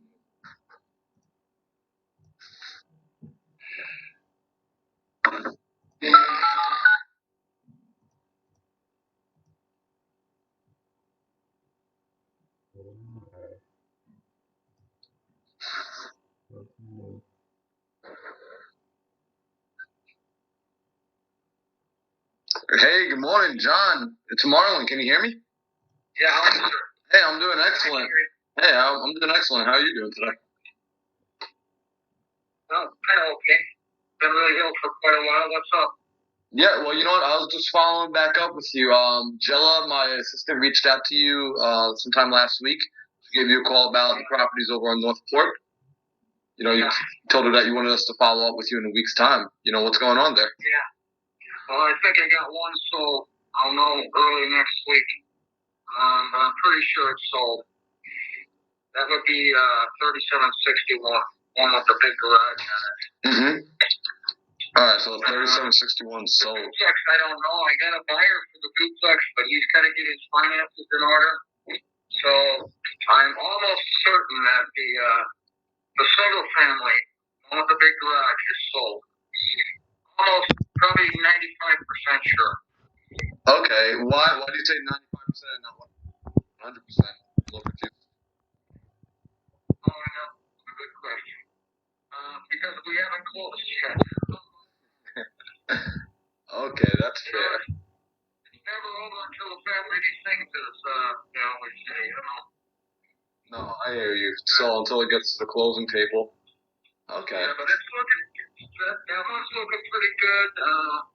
The guy that's buying that one also wants to buy it. In fact, he's living in the duplex. Oh, so it's your tenant that's purchasing it from you? I'm sorry, what? I said it's your tenant that's buying the property from you? Yeah. Oh, He's nice. going to buy the single family next door. And, like I said, that's 95% sure. Okay, and what's he doing? He's just doing a straight cash purchase? Yeah. Okay, cool.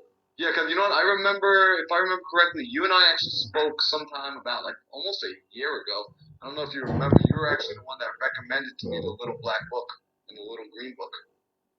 Oh, really? Okay, I remember talking to you. Oh, did you ever get any of those? Man, they're sitting right here on my bookshelf. I read through both of them. When people recommend books to me, man, I don't waste any time. That's where I learn. Are you satisfied? I'm more than satisfied. It's really good principles in there. Oh, you're making my day. Oh my God, that's just fantastic. Good for you. I'll tell you, there's more information in those books that you study and practice it. That's for the college education in itself. I couldn't agree with you more. It teaches you how to deal with people and how to truly care about people and how to truly work with people. So I appreciated those books. What's your first name? My first name is Marlon. Marlon Johnson. Marlon.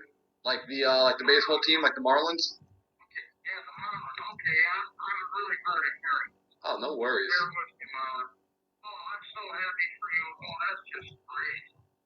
Yeah, no, I appreciated that. You know, that was a good gift. You gave a gift of knowledge, so I appreciate that big time. You are making my day. After the tone, thank you very much. Bye-bye.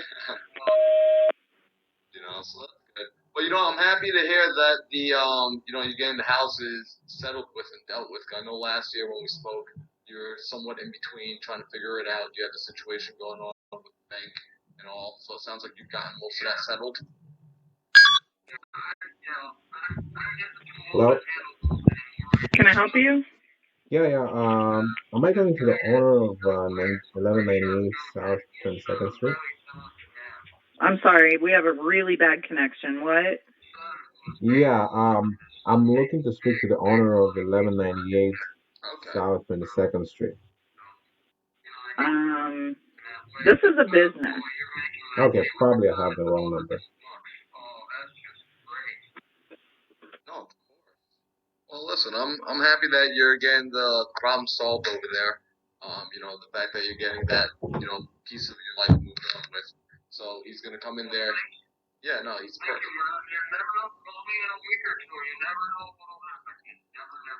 Yeah, what's the closing date set for? What I can do is I'll follow up with you after the day you guys are supposed to close and see how everything went. It's gonna be somewhere between now and August 23rd, maybe a little after.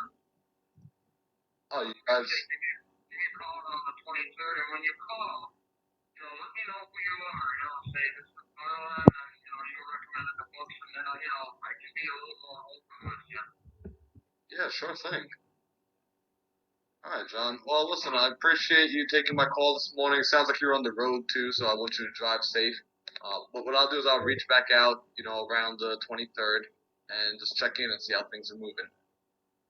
I can tell you that book's working on you. I can tell just by the way you're talking. Oh my God. Unavailable to take your call. Repeating your name, number. All right, take care, John. Drive safe. All right. Bye-bye. Bye-bye. Bro, you just made that dude's day. This is what we do, bro. This is what we do. I legitimately do have the book still. Like, he told me about them, and I actually, you know what I mean? Like, I like reading, so I'm looking at the books like right over there. They're on my bookshelf. That's perfect. Yeah, man. This book though has been paramount. You guys already know the name of it. How to Win Friends and Influence People. Call you back. Just as good as sandwich sales training. At the tone, please record your message. And what's his name? Quinto Flores was talking about this one as well. It's like, it's like between this book and another book as far as sales training. Although this isn't a sales training book, it's still the principles apply.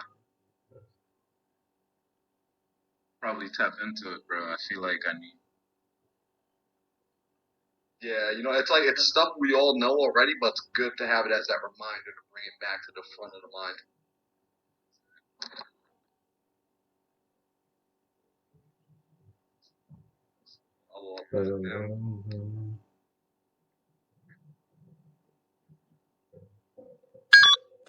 F024412. Morning call.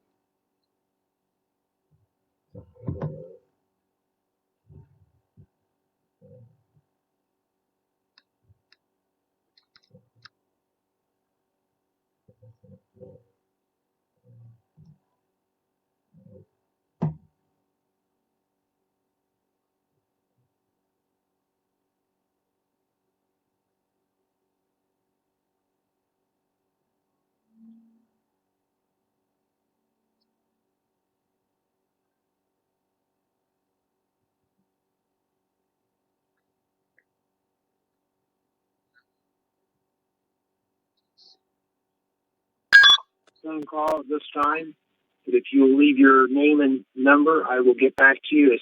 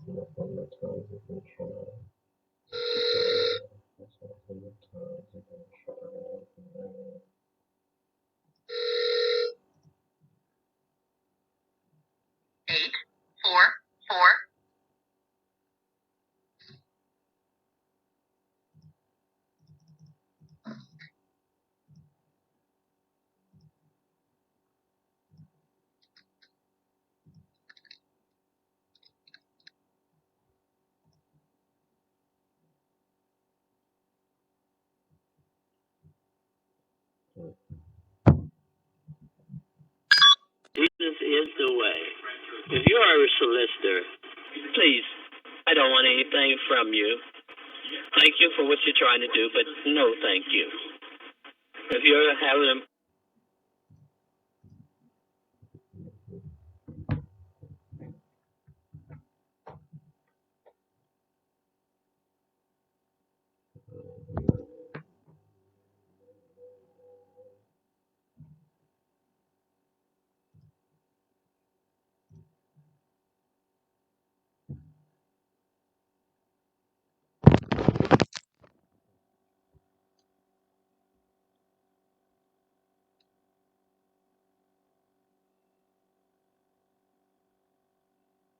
everything that happened to me, I always thought this was the end, and then there was aha, right? And then something would just take me to another level, and a million things. I would sit in a meeting with the government with all of these contractors, and I would be one of the contractors, and they'd be complaining, we can't do this anymore because people are yelling about some little, issue. And I'll give you an example real quick. They would notarize deeds. They said, we cannot notarize government deeds anymore unless the government comes and signs in front of us. This is illegal. And they would just, and they're all complaining. And I agree with that. When the meeting ended, I got this. Why don't I bring my notary and everything to just sign the deed? So we ended up signing tens of thousands of deeds a year, making all the money, and I paid her, an extra, whatever to come in on her lunch, right? And our company thrived off of that. It was just, there were just little things that other people see as problems and we don't. But it's pretty clear that there's opportunity. That's one of the more interesting things to me about mentality. So it's like with investing, they say, flood the streets, that's when you buy. And when other people are, just like trying to gobble things up, that's when you sell. At a time when everybody else was closing down and you were opening up, how do you find the opportunity? Always ran into the fire. Literally when I was a kid, I remember my sister ran into the laundry room in our, because they would, like 5 times they caught the laundry room on fire. Whoa! And one time my sister run in there, she was like 3, and I was out there and everyone was like, the fire was coming out of the building, right? And no one was doing anything about it. And I ran in there and crawled on the floor and found her and dragged her out. And it would be like, why didn't anybody else do that? Like I remember always, for some weird reason, running against the crowd. I don't know why, right? But I would just go the opposite way. I could, my dog ate the little, electric cord and it was flying around and everyone ran. They were afraid and I ran over there and I pulled it out of the wall, right? Like, well, why doesn't anyone else? They always run away. And I don't know why, but then I began to like the fact that when people ran away, I'd run the other way. And so then business, that would happen. It became very clear to me when everyone dove out the window. Opportunity, look at all this talent. Nobody's gobbling up this talent. I could never get these people in this normal world. So I opened 5 offices of failed companies in November 07. Opened 5 more, with each with like 20 to 50 people in each office. And I did that the next year, and then we shut them, because everyone else had sat on the sidelines for 2 years, and I gobbled up all the talent. That to me, so it's very interesting that started out very early for you. That definitely did not start early for me, but you do begin to realize, okay, in disruption there is opportunity. And one of the things that, given the way you talk on Undercover Billionaire, I'm guessing that this is true for you as well. So what Ray Dalio calls principles, that you do something in life and you realize, okay, that worked, that didn't work, and so you begin to formulate these things. The next time I encounter this, I will act in this way. Okay. And one of the hard and fast beliefs that I have is in disruption there is opportunity. So you want to look for that moment where everybody else is either annoyed that a change is coming along. So think of social media. So one of the key elements of my success was recognizing social media was a business tool, and everybody else just thought it was a distraction.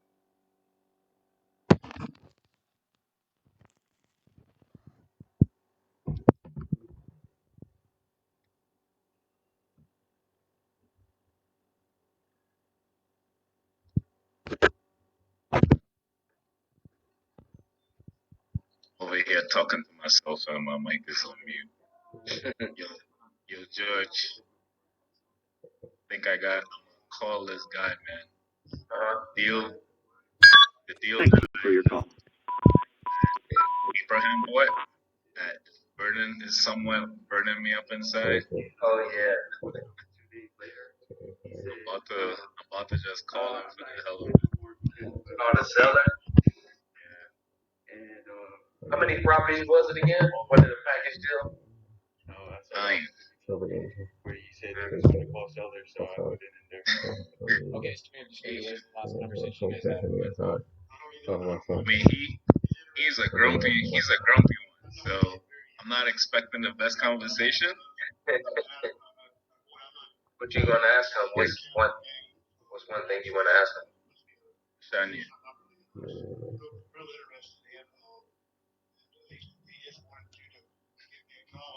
I'm a man without a plan. Hey, Mr. Fishman. How you doing, man? I understand. I mean, being the We big will help you out. talked about some of your properties and taxes my based on what you friends. receive, not what you sell the property for. So we're trying to avoid How capital does gains. it feel now? A lot of taxes altogether. Okay, sure. Seller finance definitely is the way to do that. The challenge is if the seller Did wants you have something any else, number or that's just a conversation. What would it take in terms of security or Hello? equity that makes that work? Hello? Thank you for calling. Goodbye. 625 Glen Forest?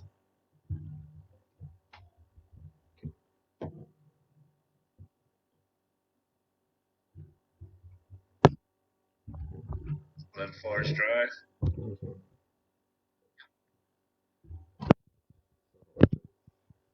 Tell me a little bit about it.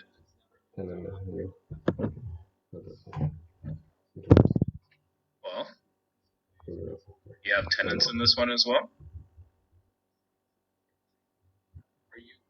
What are they around right now? Right.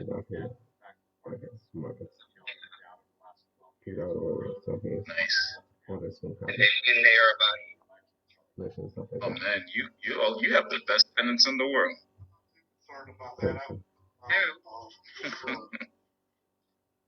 So what's making you want to get rid of these tenants?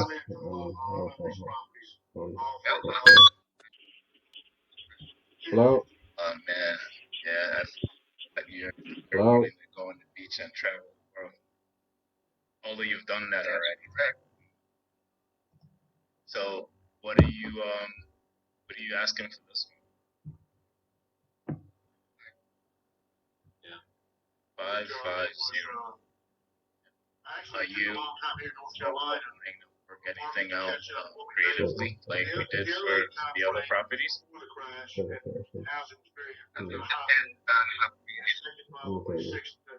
Okay. So you kind of just want to be ballooned out a couple of years, 5 years or so. Okay. Well, we should be able to make something like that work. So here's what I'll do. Let me take a quick look at it from just a high level. We should be able to make something work with that.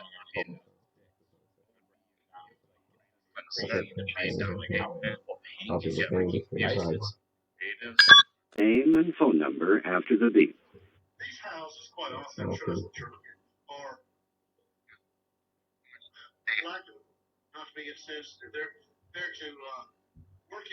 Yeah, what would make you happy? I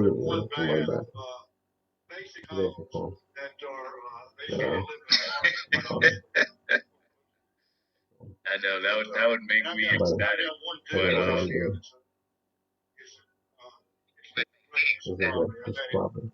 yeah, it would make me cry actually.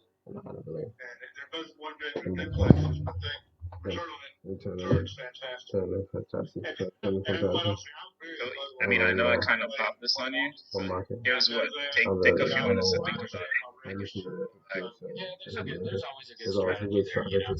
Where is it? Hello? Hey, hello? Is this Mrs. Cunningham? Hello? Hello, can you hear me? Am I talking to Yes. Mrs. Cunningham? What? Mrs. Cunningham? I can't hear you. Can you speak up? Yeah. Am I talking to Mrs. Cunningham? Who is this? This is Joseph. I'm actually calling about the property you have on Tamarack Boulevard. What? I'm calling about the property you have on Tamarack Boulevard. Oh, I think you must have the wrong number. Sorry. All right. Thank you for your time. The note on it is $202,000. Down payment for next couple paid and off.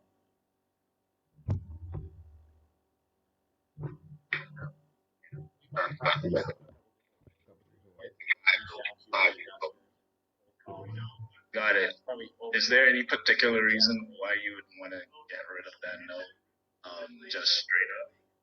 Would we be able to take over the payments on that note and balloon everything out in 5 years? There's a new sale. Yeah, I mean, the deal on sale only gets called once payments are made. Or not made, sorry.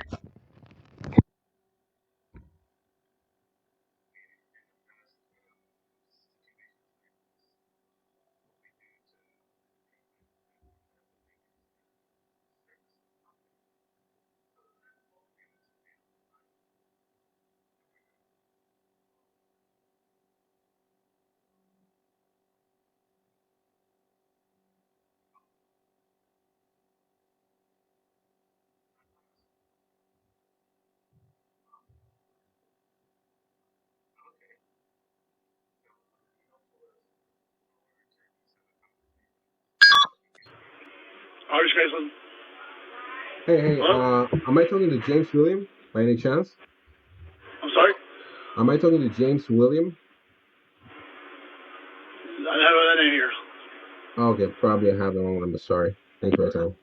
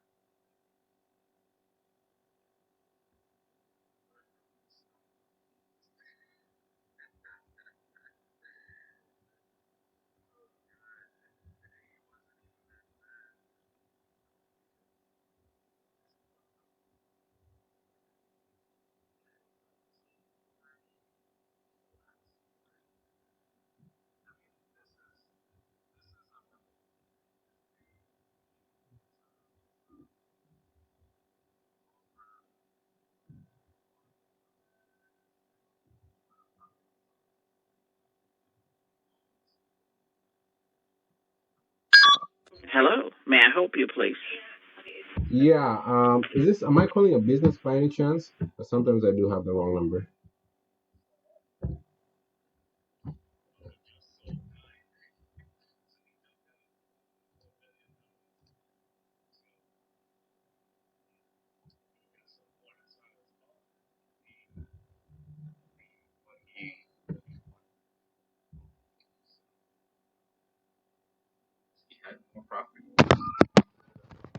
Crazy. I went in without a plan and came out with a property underwrite. That's what happens, man. Power was just picking up the phone. I know.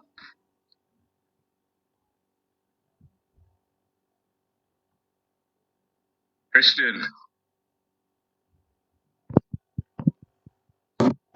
What's up? Can you hear me? Yeah, what's going on, bro? What's up, man? Hey, so I was just on the Daily Dial in the East Coast. I was able to speak with Oscar about a property that I got. So I just wanted to see if it's a good property, if you can probably help me underwrite it. Okay, I'm here. So you guys trying to have a Daily Dial part 2? What's up? Oscar's here. Yeah, man. This is the overflow room, man. I didn't have time to break it down on the Daily Dial because I had an appointment to get a haircut, and I got called right when I had to walk in. Hair before deals. Can you hear me? I didn't forget you on the treadmill. Oh shoot! Yeah, I like that. Getting your exercise in. All right. You want me to give you a call back when you finished up? Let you stay focused on the exercise? Yeah. If I haven't called you first. All right, sounds like a plan. Hello? All right, take care. Don't die. Hello? Hello? Hey, my name is Joseph. I'm looking to talk to Mr. Answers on the treadmill, man. I can't hear you. Yeah, my name is Joseph. I'm looking to talk to Mr. Armitage. Property sitting in the middle of nowhere. I really can't make out what you're saying. You're all muffled. Oh, my bad. I'll try to call him back.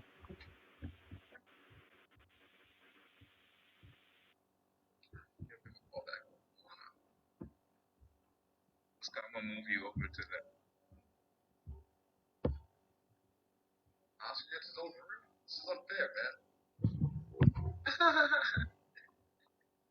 Everybody can get down. Ezri, what's going on?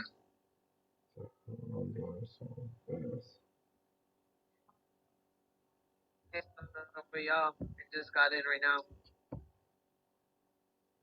Sounds like you got that most.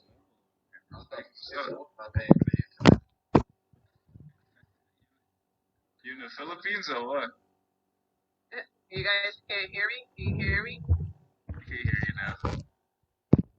Yeah, I work cleaning houses, and the house that I'm at, there's no there's not really any signal in this house. Yeah, I just came to listen. Okay. Alright guys, you wanna see, I got a fun one. This lady's been a little bit of a pain We've been trying to set up an appointment to go see the house, never could get it set up. She has this thing completely overvalued, and she thinks it's worth more than it is. So let's give her a call.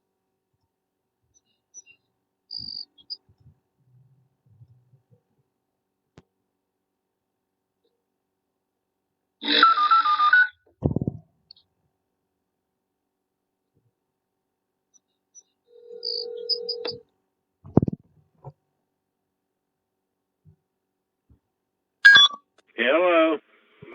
Hello, can you hear me? Can you hear me? Hi, good morning, Susanna. This is Marlon. Can you hear me? Yeah. Hey, awesome. Yeah, just wanted to reach back out to you about the property on North Titania. Did I catch you at a bad time? No. Okay. Wait, so hold on just one second. No worries. Right. So, okay. All right, go ahead. Okay, so last night we had a partnership meeting, and we were talking to Drew about different properties we've been looking at for the last month or so. And it sounds like we never got a chance to get over there inside North Titania. It sounds like there was just a. Yeah, he made an appointment and he never showed up. I waited and waited and spent my full time. I gave him extra time. He never showed up. So Get the heck out of here. no, he never showed up. You know what? I'm so sorry for that. I'm gonna have to. That's gonna be a serious conversation we have because that's not cool. I was asking what happened to your sales scheduling. Can you hear me? Hello? Yeah, hey, am I talking to Mrs. Delaney? I'm sorry? Am I talking to Mrs. Delaney? No, it's not. Oh, alright, sorry. By any chance, are you the owner of 2103 Jane Avenue?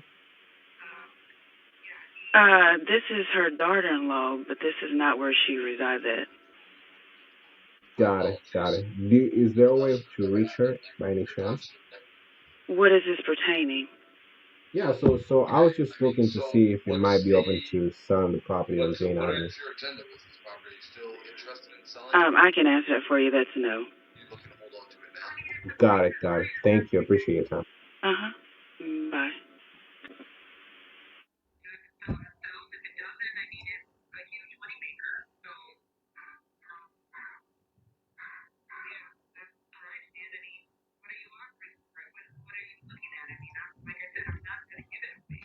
Right.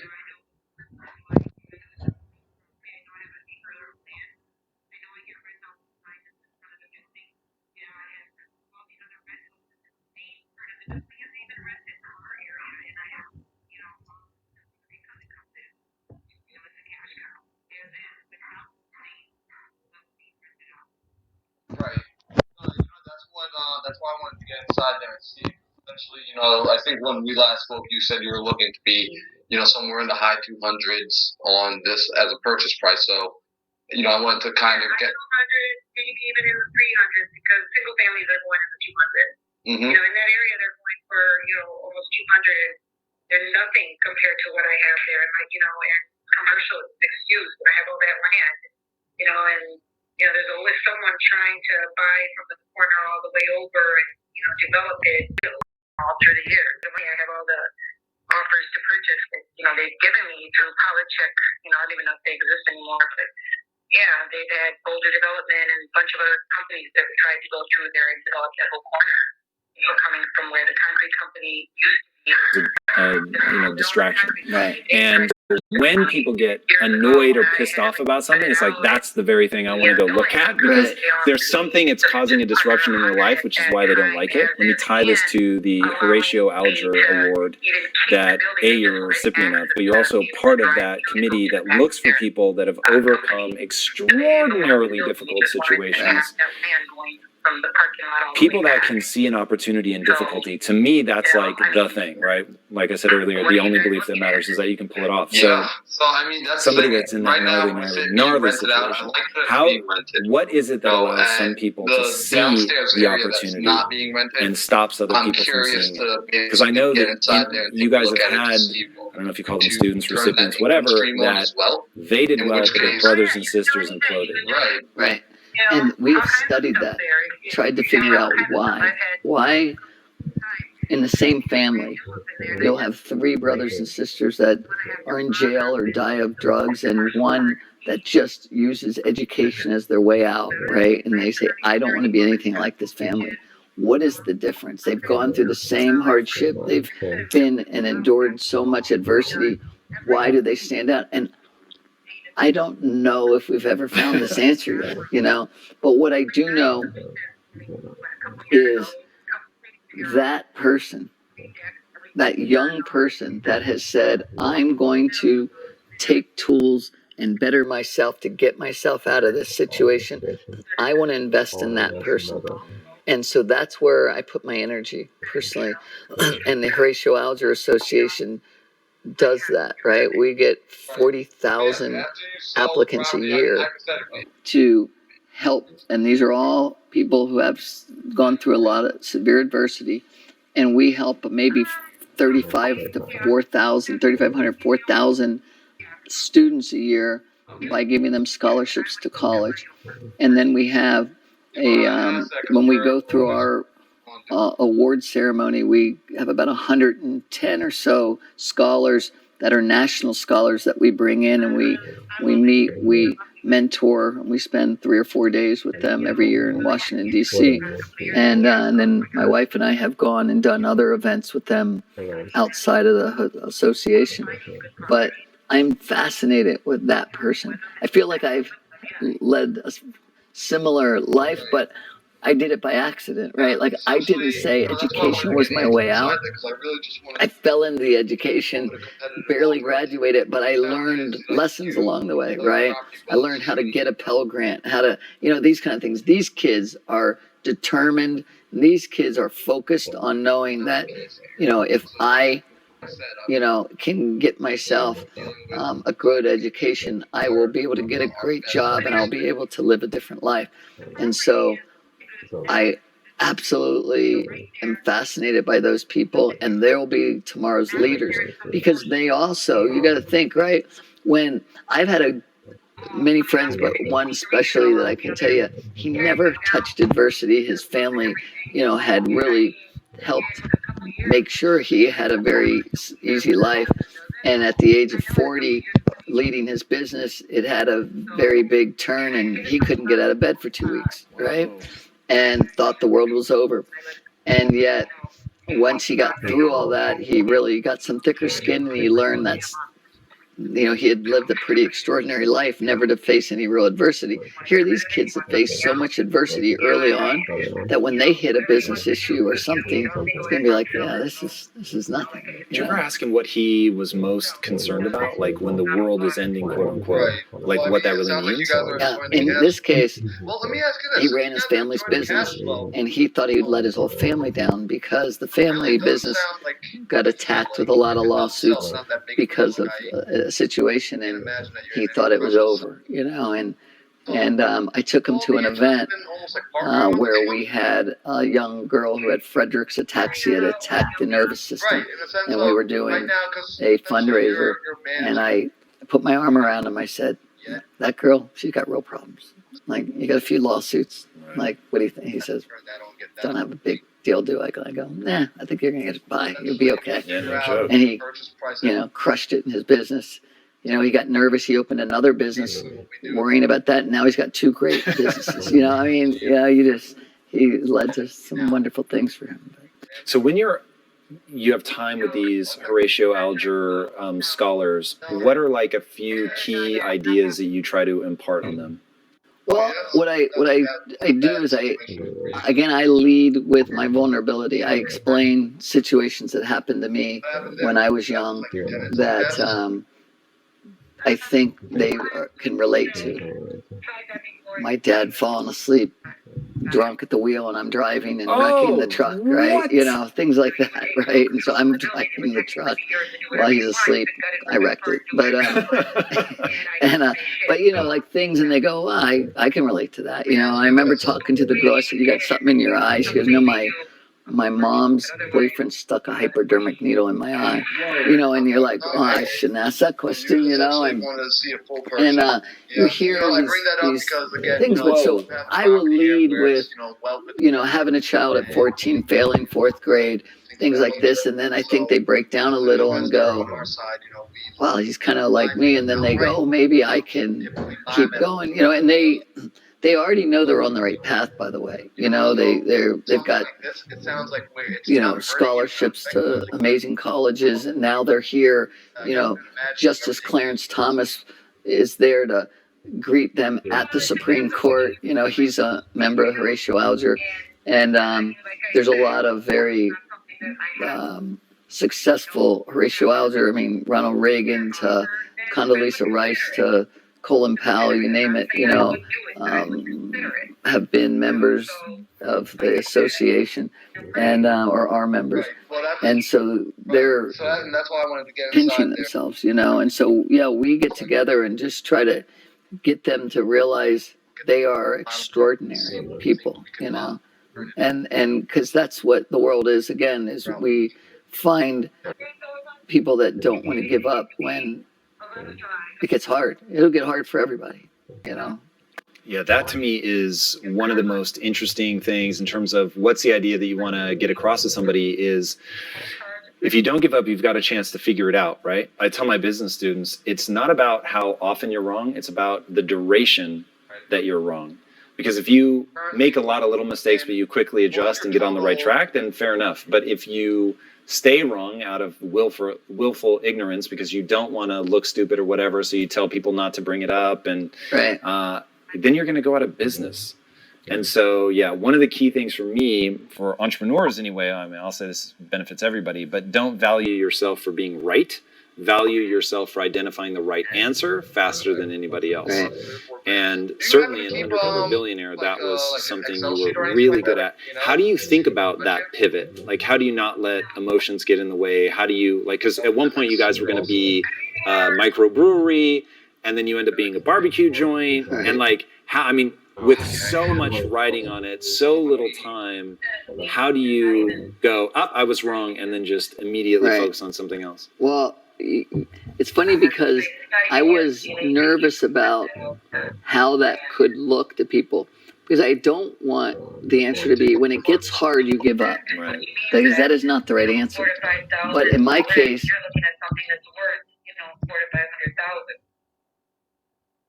let me ask. So the person I'm saying, you know, it's a steal. It's a steal for that property. I'm not stupid. That's a steal. Well, let me ask you this. Right now, what are you on average paying about for water? I don't do it till the end of the year. I think it comes out to like $1,200 or $1,500 or something. They just put it on to the taxes, and I just pay that. Okay, so about $1,500 on water, and then the taxes. What have those been at for you recently?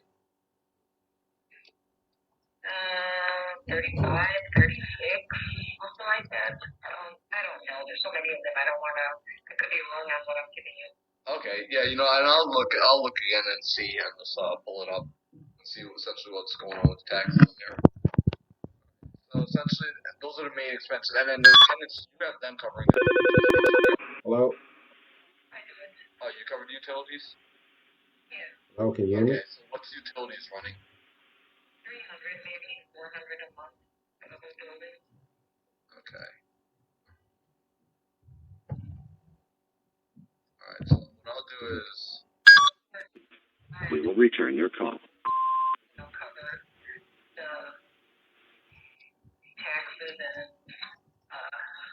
water, and the rest is just profit. Nothing to do with the building. Everything was redone. Okay. So the tenants are there. They just maintain everything themselves. They're amazing. They are. They're just like totally amazing.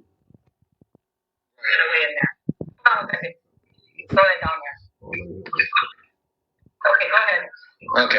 you said essentially the rents are coming in at somewhere between 3,000 and 4,000. So it's which one, 3,000 or 4,000?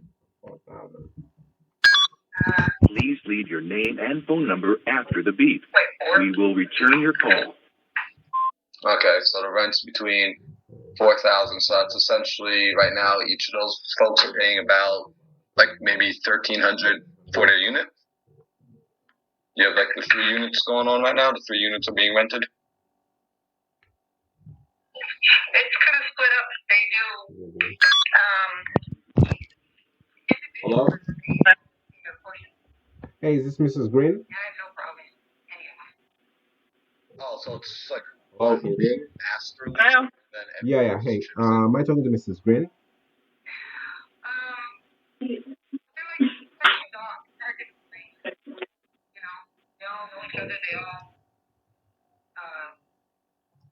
They have their own sections. They have their own rooms. They share like the kitchen upstairs and stuff.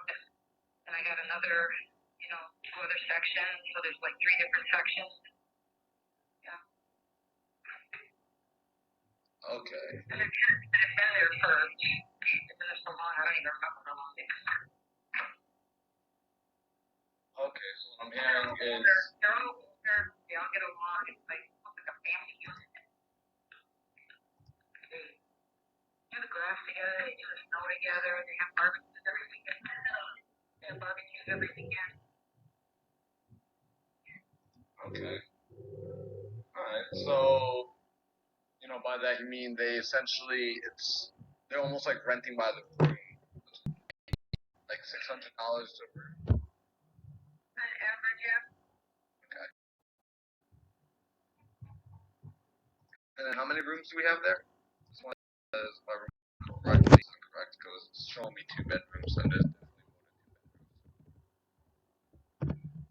Yeah, because you actually have, like, hard to explain. It's almost like 4 different levels, or like you have to see the layout of it. right, because this property is a unique one. That's why I really, if it was a simple, single family or a duplex, it's so much easier for me to just kind of look at the data of what's happening next door and all that good stuff, and really get a price of that nature. That's why I was trying to get Andrew there, but Andrew never showed up on you, which again I'm sorry for. So Hello? what I want to do is I want to try and get inside there again, if that's at all possible. If you're at all even willing to do that, I definitely understand if you don't want to do that again. I know all of our tenants and arrange that. It's kind of like herding cats a little bit. No, they're all good. They're really Hey, good. Harris, Mr. Harris?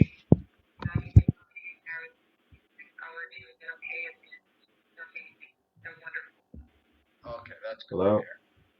Thank you for calling. At all as possible, then what I can do is I will get either Hannah or Lucas over there. That I've been working with recently. They're always super happy to help, super excited. And what they would do is just go. I send them out to essentially take pictures. They're not as good as Andrew as spotting fine details, but they take a million pictures. That way, I'm able to take a look at that stuff later on. Okay. Well, I mean, they can give me a call sometime next week, and I can see what I can do. This week is out of the question, so I'm not going to be available at all. Okay, totally understandable. All right, so I will have them reach out to you. I'll tell them to reach out to you after the weekend. The 2 of you can coordinate something, and I will make sure I absolutely stay on top of them to make sure that appointment is not missed, no matter what. And what we can do is we can move forward from there. 7955. Can't take your call now. Who are you? Who do you work for? What is your position? Oh, great question. So my name is Marlon, and the company actually I work for, it's called Bylon Consulting. So I'm the guy that basically sits in I don't get to go out on the appointments. I'm not like the cool one that gets to go and see the houses and all that good stuff. I basically just figure out which homes we're going to be cutting a check for. So our marketing team will usually reach out to people, get in contact with individuals that might be interested in selling. From there, someone usually has a conversation. Sometimes it gets to be me. Most of the time, it's someone else. In this case, you and I got to communicate first, and we figure out which properties we're going to purchase for either a buy and hold situation or a fix and flip situation. Okay. Okay, can you text me that information? The only reason I'm saying that is because you've had so many conversations with me, but nothing has actually happened, and I really have no clue who you are. Yeah.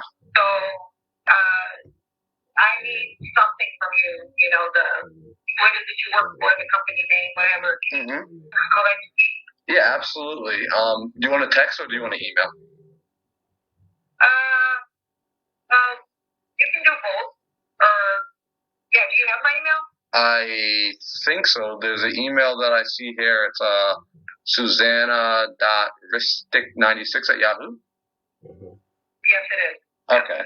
So yeah, what I'll do is I'll shoot you over an email. You'll be able to get a link over to the website and just see a little bit about who we are and what we're about. We will return your. Okay. All right, sounds good. Awesome. All right. All right, great. Well, thanks so much, Susanna. I appreciate it, and I look forward to following up with you next week. Okay. All right. Thank you. You're welcome. Right. Take care. Bye-bye.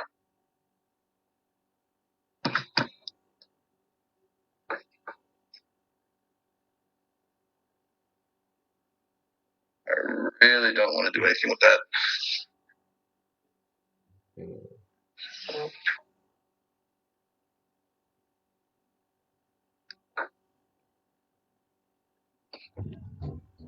Anyone got any feedback for that?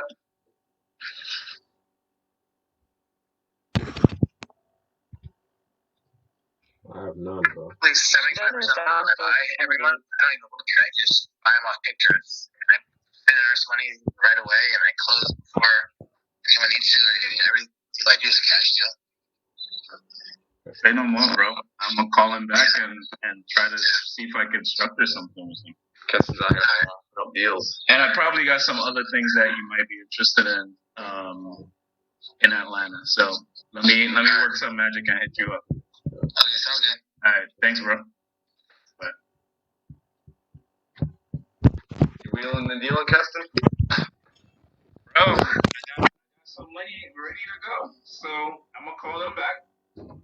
And what we can do. But he prefers to get it on sub 2. So well obviously. So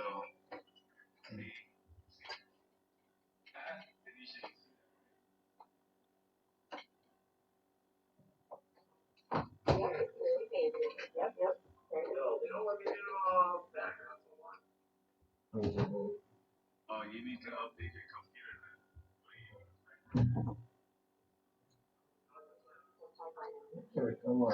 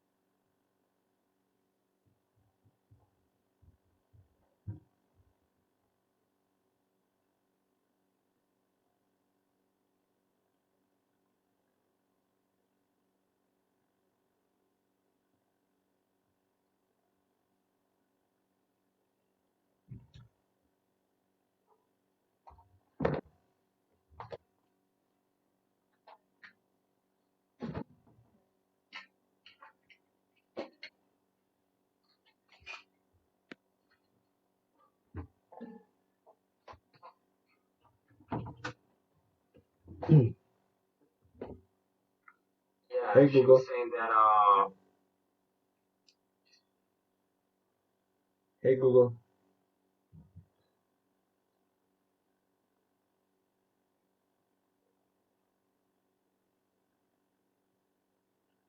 Set a timer for 10 minutes. 10 minutes. And we're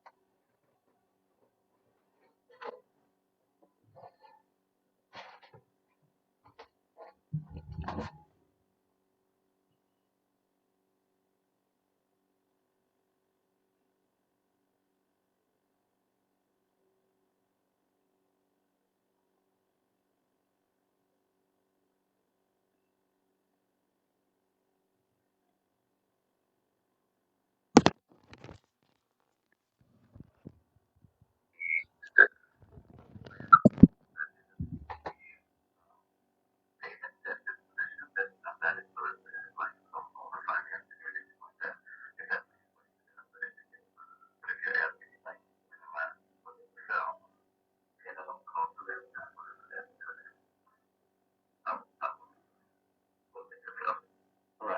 I get it. Yeah, we buy two different ways. One is, of course, as investors, we buy cash, and we need it at a discount, especially if we're gonna go in there and repair. But it looks like that's not something that. And the other way that we will get close to your price will be more creative, which what you said, which would be like a seller finance, and then we'll get closer to your price. And I've already booked and I'm not very open to a non-traditional purchase. Right. What do you think that's not traditional? Well, come on. I'm All right, man. Take care.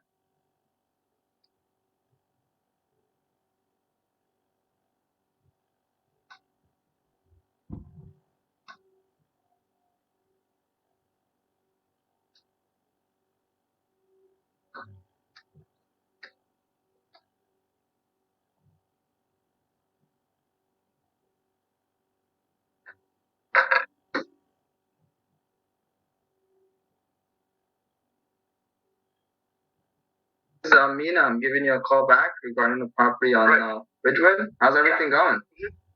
okay.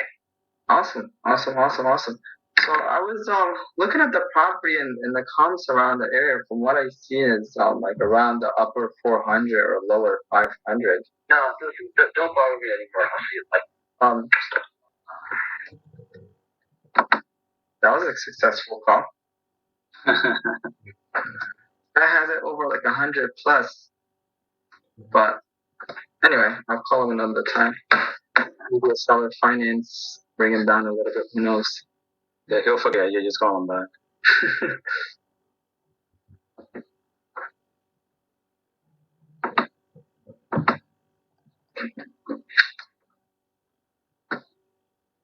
Should I call him again now or no?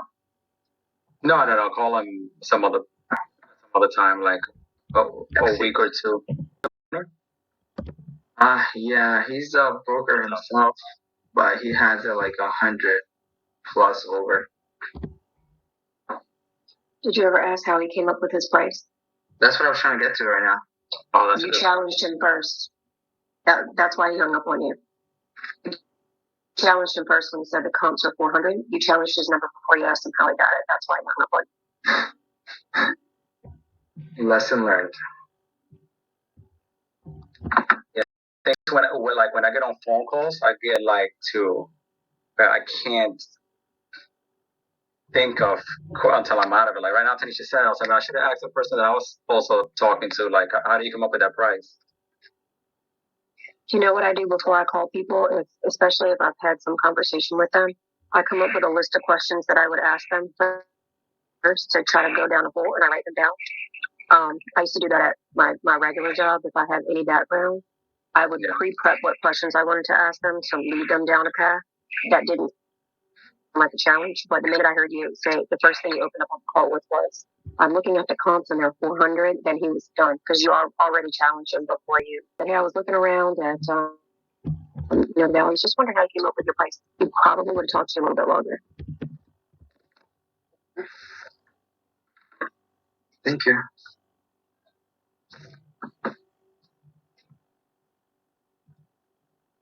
I just know I've heard him say that many times in custom too, like challenge. Don't be careful about challenging their price. Yeah, we could get into that. So how do you word it, Tanisha? Say it again.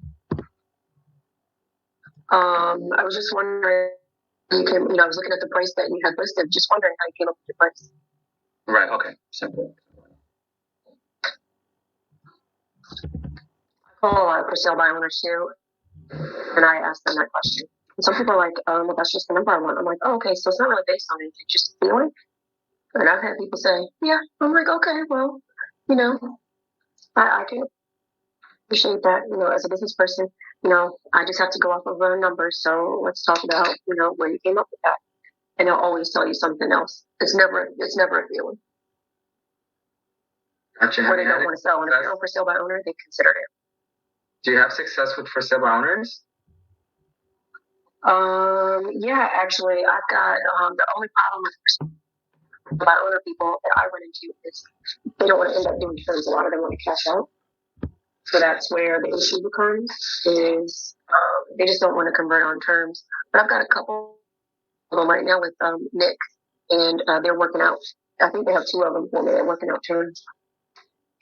Nice. Okay, there's hope. Yeah. Shit, I was using them as practice guinea pigs.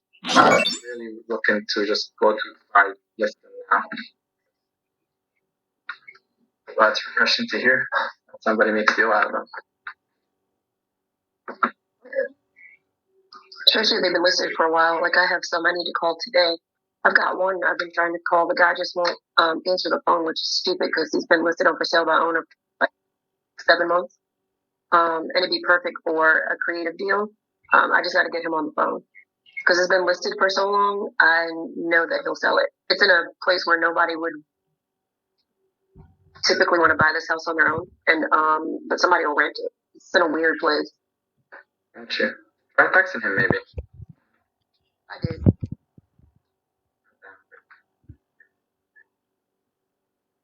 I'm just gonna keep talking. I'm gonna call like every other day. He'll pick up.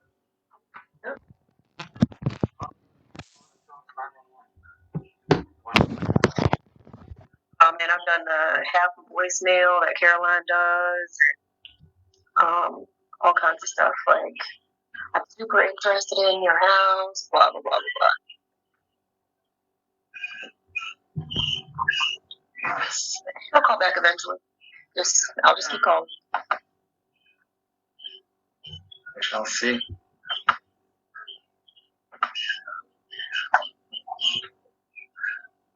Tanisha, you're a very analytical person. Yeah. I just try to get out of my head so much when I do a lot of this. I'm very analytical, but I'm good at talking to people, having just conversation, so I try not to think too hard. Right. Until I have to. I just start talking, see where they go, and see where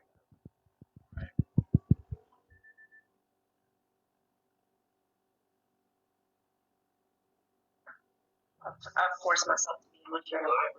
Hey, this is Michael. Are you good though with like computers and things like that?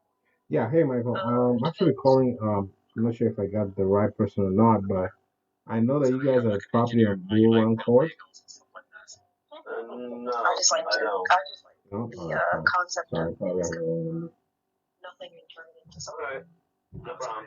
Thank you. Okay. You're welcome. But I also like the focus of figure too. Again, it's pride in building something from scratch. Right.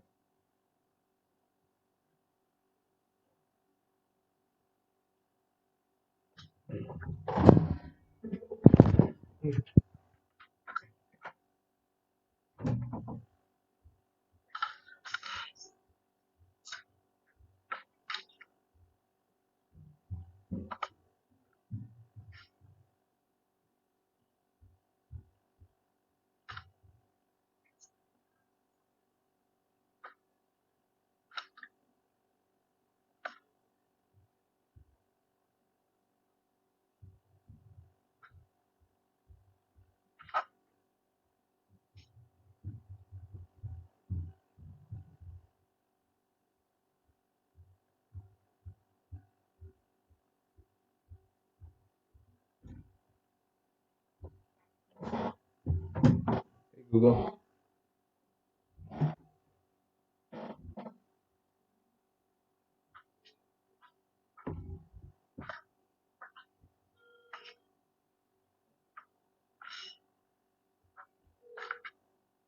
Set a timer for 5 minutes. 5 minutes, starting now. Hi, Mr. Mills. My name is Lex. How you doing? What can I do for you?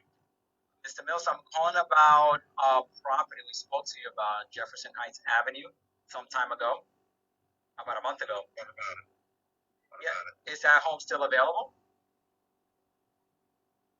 Well, like I told the last person, the home isn't there anymore. You took the property.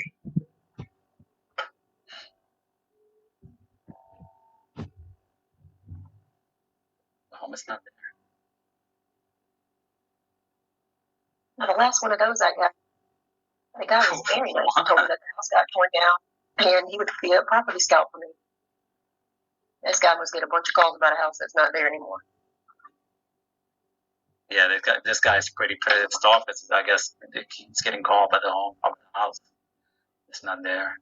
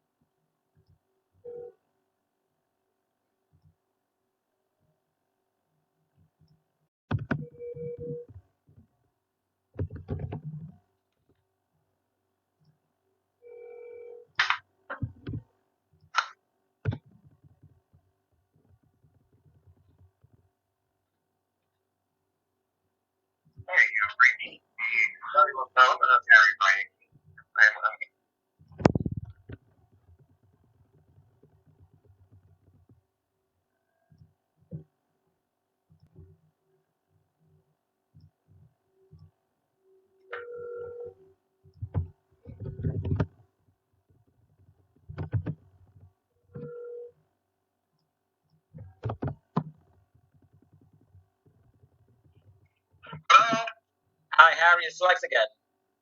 Yes, sir. Hey, just wanted to ask you about the property on Oliver Street and see. I sold that property in January. Oh, you did? Okay. Yeah. Do you have any other properties that you're looking to sell? Nope. I sold my other property in New Orleans last month, and all that's left is the house that I live in, and I'd like to keep living in it. Okay, well, good for you. All right, man. Take care. All right. Bye-bye. Thank you. Bye.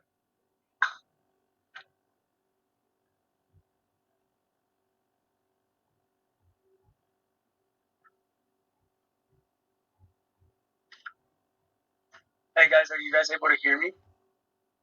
No. Appreciate that. Thank you. I needed to see if you guys could help me out on underwriting a deal here. It's not in my market. I'm in Colorado market, and it's in Indiana. This guy is selling 3 properties that he said he got from a lawsuit, is what he was telling me. So he's looking to sell the properties. It's 3 properties in Indiana. He's looking to sell them for $95,000. I went and comped the properties on Zillow, and I saw that 2 of them, like just with 2 of them, the I guess we could say the purchase price, it maybe a little over 10,000 at most, just with 2 of them. So he wants 95,000. He really wants to get rid of the properties, but how do I take them from 95,000 all the way down to that number? He wants it, and it's 4 properties. 3 properties. 3 properties, all for 95,000, all of them. Yeah.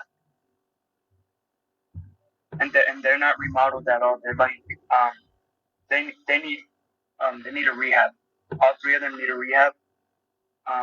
Nothing too crazy from what I saw, but yeah, they do need a rehab, all 3 of them. I could give you guys the address if you guys want to look at them and help me underwrite it. Nitero, could you help underwrite this? Yeah. Just give me one. Okay, no problem. Yeah, and then the second question I had is that the one that actually told me to get on this Zoom was Oscar. Oscar the closer. Yeah, so I was telling him that I need an agreement for sale contract. He sent me the link for the contract that students are supposed to get or use. Are we supposed to add like the deed in lieu addendum to that assignment for sale contract? I think that's only if you're going to seller finance it or subject to it. But what are you planning to do with the contract? Are you going to wholesale it? Yeah, it's already. I got the seller. He's looking to close in like 2 to 3 weeks fast. He just doesn't. He's from the city, and out here it's the mountain life, so he does not. Do you have Oscar's number? Super fast. The only thing is that. Yeah, can you send it to me? There's a guy who needs underwriting, and I'm on the Zoom. But better Oscar's here. Basically said like there's 0 opportunity to buy a house. We're actually Came back, spoke to me, said, you know what, on the other line, just some things on the contract. Oh. Without all Okay. those With Oscar? we can do a deal, and that's where I came up with Okay. Yeah. Do you think how long should I? Nah, I mean I can take a look at it, but like I'm not sure if we just use a normal purchase contract and put all the terms and conditions on that contract. No, I was gonna do that, but I mean if Oscar, definitely. So if Oscar is here, would have been better, but I'll do it. An agreement for sale, and this is I got where this. you're getting into with I him. got It's an agreement this. for sale, like he's gonna keep so that means an agreement for sale means that he's Cool. So if there's anything, I'll shoot you a text. But then how long should I disturb you guys? It looks like you're in a meeting already. And once the mortgage is paid off, the ownership of title is then transferred. So right. All right. And you talk to Pace about it? Awesome. Yeah. Pace always gives me a funny response. He's like, you have an amazing community. Go ask questions. Oh, okay. So that's what I do. Yeah. Yeah, he wants you to find out through us. Man, the best person for that will probably be Keston when he comes back. And Oscar is somebody else that you can ask. Yeah. But I've never done that kind of transaction. So I'm definitely not the person. Okay. Hey, Anthony, quick question. What state are you in? I'm in Colorado. Colorado. So are you sure that it's an agreement for sale in Colorado, or could it be called something else? I think out here it's mainly known as a land contract. Okay. And you're looking for a land contract? Is that what you're looking for? Just like a blank one? Yeah, just a blank one to fill out the information and yeah, because I got a contract for deed, or I think it's called contract for sale, for a property that I'm on. Well, it's a lease option in Virginia, but I sold on a contract for deed. But my attorney did everything for me. Let me see if I can find one for you. Yeah, it's a contract for deed or land contract. About a news story, but yeah, if I could just get a blank one, I'd be able to do this quick. I tried to contact Rochelle Jarvis. I filled out their you know what they ask us to fill out on her page. Yeah, but you gotta pay. Yeah, and so I still haven't gotten no response. I also notified her that the end buyer is the one who's going to be paying it. So yeah, so far I haven't gotten no response. But let's see. Yeah, my attorney did mine. Oh wait, because I'm with Nitrohouses. Let me see if they have one, because they got like a library of contracts. Mm-hmm. Sign it.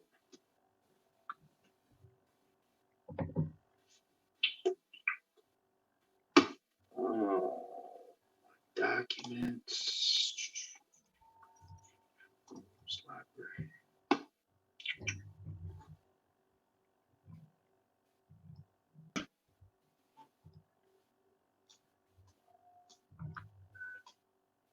Time isn't it?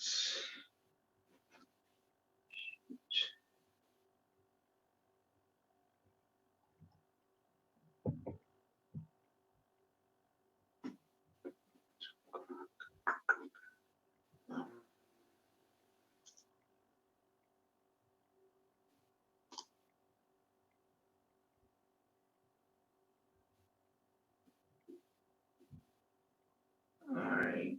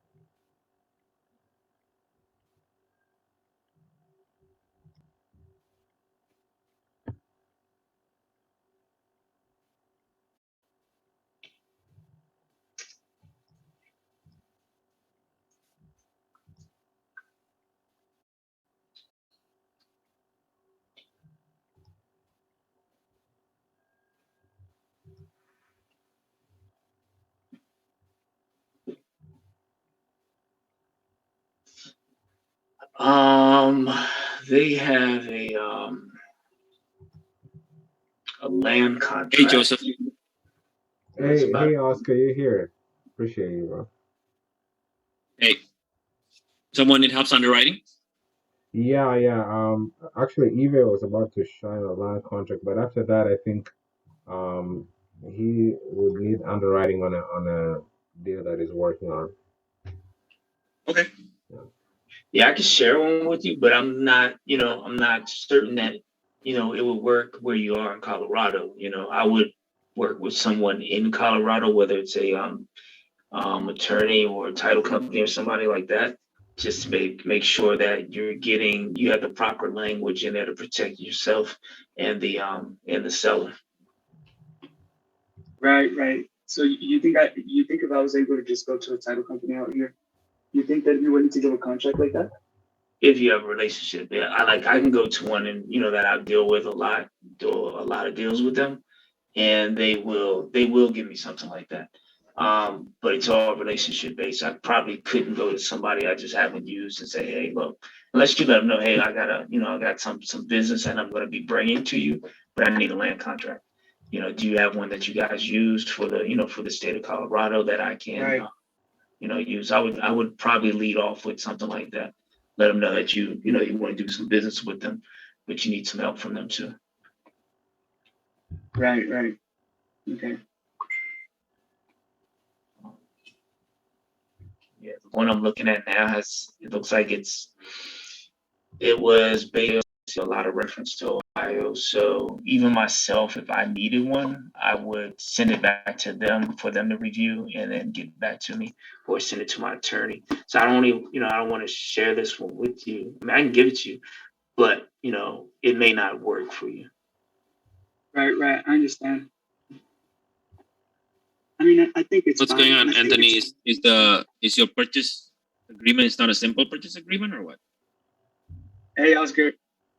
Yeah. So I was just asking if the agreement for sale, the one I saw that you sent me the link for, it has like the Arizona laws and everything. So I'm looking at you just have to so with all the templates, right? You have to change it to your state. So that's the thing that some people miss, is that's PACE contract, right? So that's only in Arizona. So all the things about EZ you have to change to like Illinois or Colorado or things like that, which I've done too. Okay, and that's all I would have to do. Yeah. Mm-hmm. And do we have to add? So I was also asking the question, if we had to add a deed in lieu with that contract as an addendum, but they told me no. So is that for sure? So why do you need a deed in lieu? Because I thought this was an assignment contract. No. So the thing is that I have the seller, I have the buyer already. So I know the assignment contract is involved, but the one between me and the seller, do I put a deed in lieu addendum on that, or an agreement for sale? Why would you need a deed in lieu if you're just doing a basic wholesale? Okay, so it wouldn't be necessary. All right. So a purchase agreement, like for example, my purchase agreement, and I can show it to you, is just one page, right? It's just between the seller and me as the wholesaler. It would just say, what is the price, how much the owner's money, when is, who's paying what, meaning like if you pay all the title costs and everything, it says, you say buyer pay all closing costs, all title closing costs, where do you close, when do you close, as is, and the contract is assignable. That's it, basically. Right now, PACE contract is much more like, it's like a 5-pager or 6-pager because his attorney created an all-in-one contract, right? Which you can use, but you have to understand how to explain the contract, right? So what I did was I look at PACE contract and I copy and paste. You know what I mean? Okay. I copy and paste the stuff that I want to do for my purchase agreement, right? Because I need the wording, I don't need the whole contract. But it doesn't mean you cannot use the whole contract. You just have to do a checkbox, right, on different things, right? So that's why I asked you at the beginning, is it a simple purchase contract for assignment, a wholesale, right? For a wholesale, you don't need any of the deed in lieu and everything. That's a subject to thing. Okay. Right? If you're taking over the mortgage, and if you're selling that, right, or if you're doing a wrap on that, or if you're doing anything else, that's where performance deed or deed in lieu of foreclosure comes into play. Okay. Yeah. Okay. Perfect. Yeah. Perfect. Well, yeah. That's super clear. That's clear now. Mm-hmm. I'm gonna go ahead and do that. And, right. Another thing is the important thing is that you have to say there, and I believe Pace has that there, that the purchase contract is assignable, and also buyer, which you have the right to market the property. Right. And it's Right. probably there somewhere in the contract. Yeah, I'm sure it is. It's almost on all Yeah. of his contracts. Yeah. So Correct. Yep. So you just have to copy and paste that, if you Right, don't want to use the full contract, right? But if you do, basically what I've seen people do, and I've done it before, is just to strike out all the stuff that you don't need. Right. So keep the contract there. Strike out all the stuff that you don't need. Just kind of like when we do a purchase agreement on MLS, even, the attorney would just strike out all the stuff that you don't need. Right. They keep the contract as is, but they just do a big X, and do a strikeout on the stuff that is not applicable. Okay. Okay. Perfect. Yep. And that's it is still a legal contract. I've seen that I've seen attorneys use that all the time. Okay. Yeah.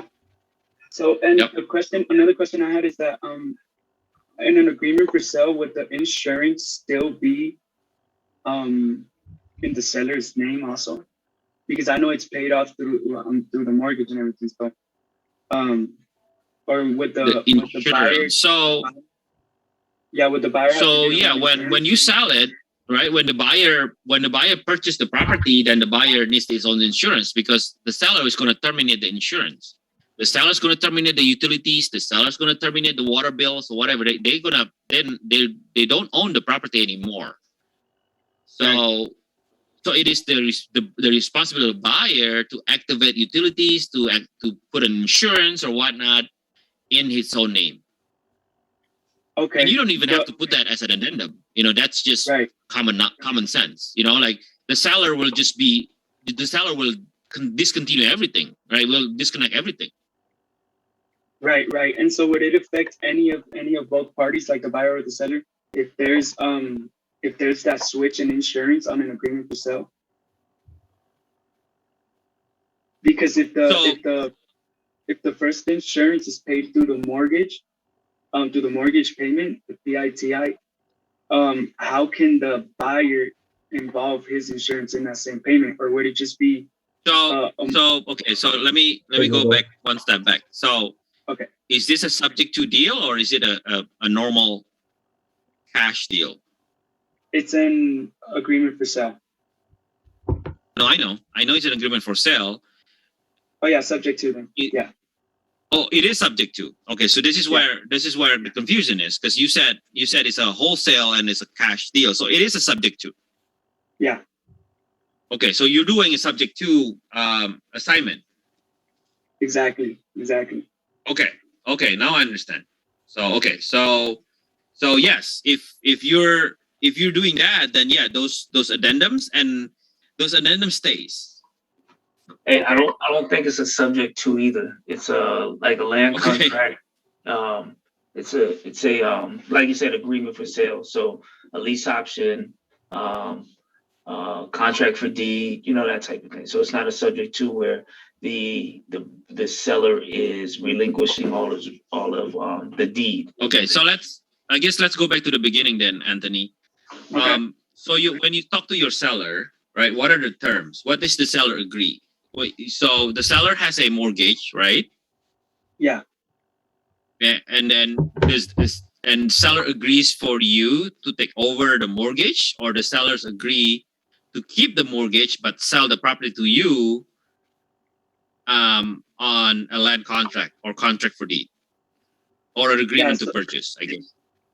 Yeah. So he has a $200,000 mortgage still in place. $200,000 mortgage. Okay. Yeah, $200,000 mortgage. He wants $80K in his pocket, which the buyer actually agreed to that, because he really wants the house. So he's paying $80K cash take home to the seller. And the only condition was that the seller didn't want to hand over the title until the mortgage is paid. So that's a land contract. Yes. So that's a contract for deed or land contract. Okay. So that means that technically it's not a subject to. right? Because a subject to is you're taking over the payments and the deed transfer to you, right? So it doesn't matter if he has a mortgage, pretty much. You just know that he has a mortgage. So basically, the term and the condition right now with the seller, between the seller and the buyer, is that the buyer brings in $80,000, right? Right, and what is the monthly payment to the seller? Right. So the monthly payment, it's 1,200. 1,200. Okay. And what is the purchase price? The purchase price in total, I think in total with the mortgage in place and the cash to the seller is 200. You don't care about the mortgage in place. Okay, so then you're not. So so now we're not talking about subject to. We're talking about a land contract between the seller and the buyer, and you're just in the middle of it taking assignment, right?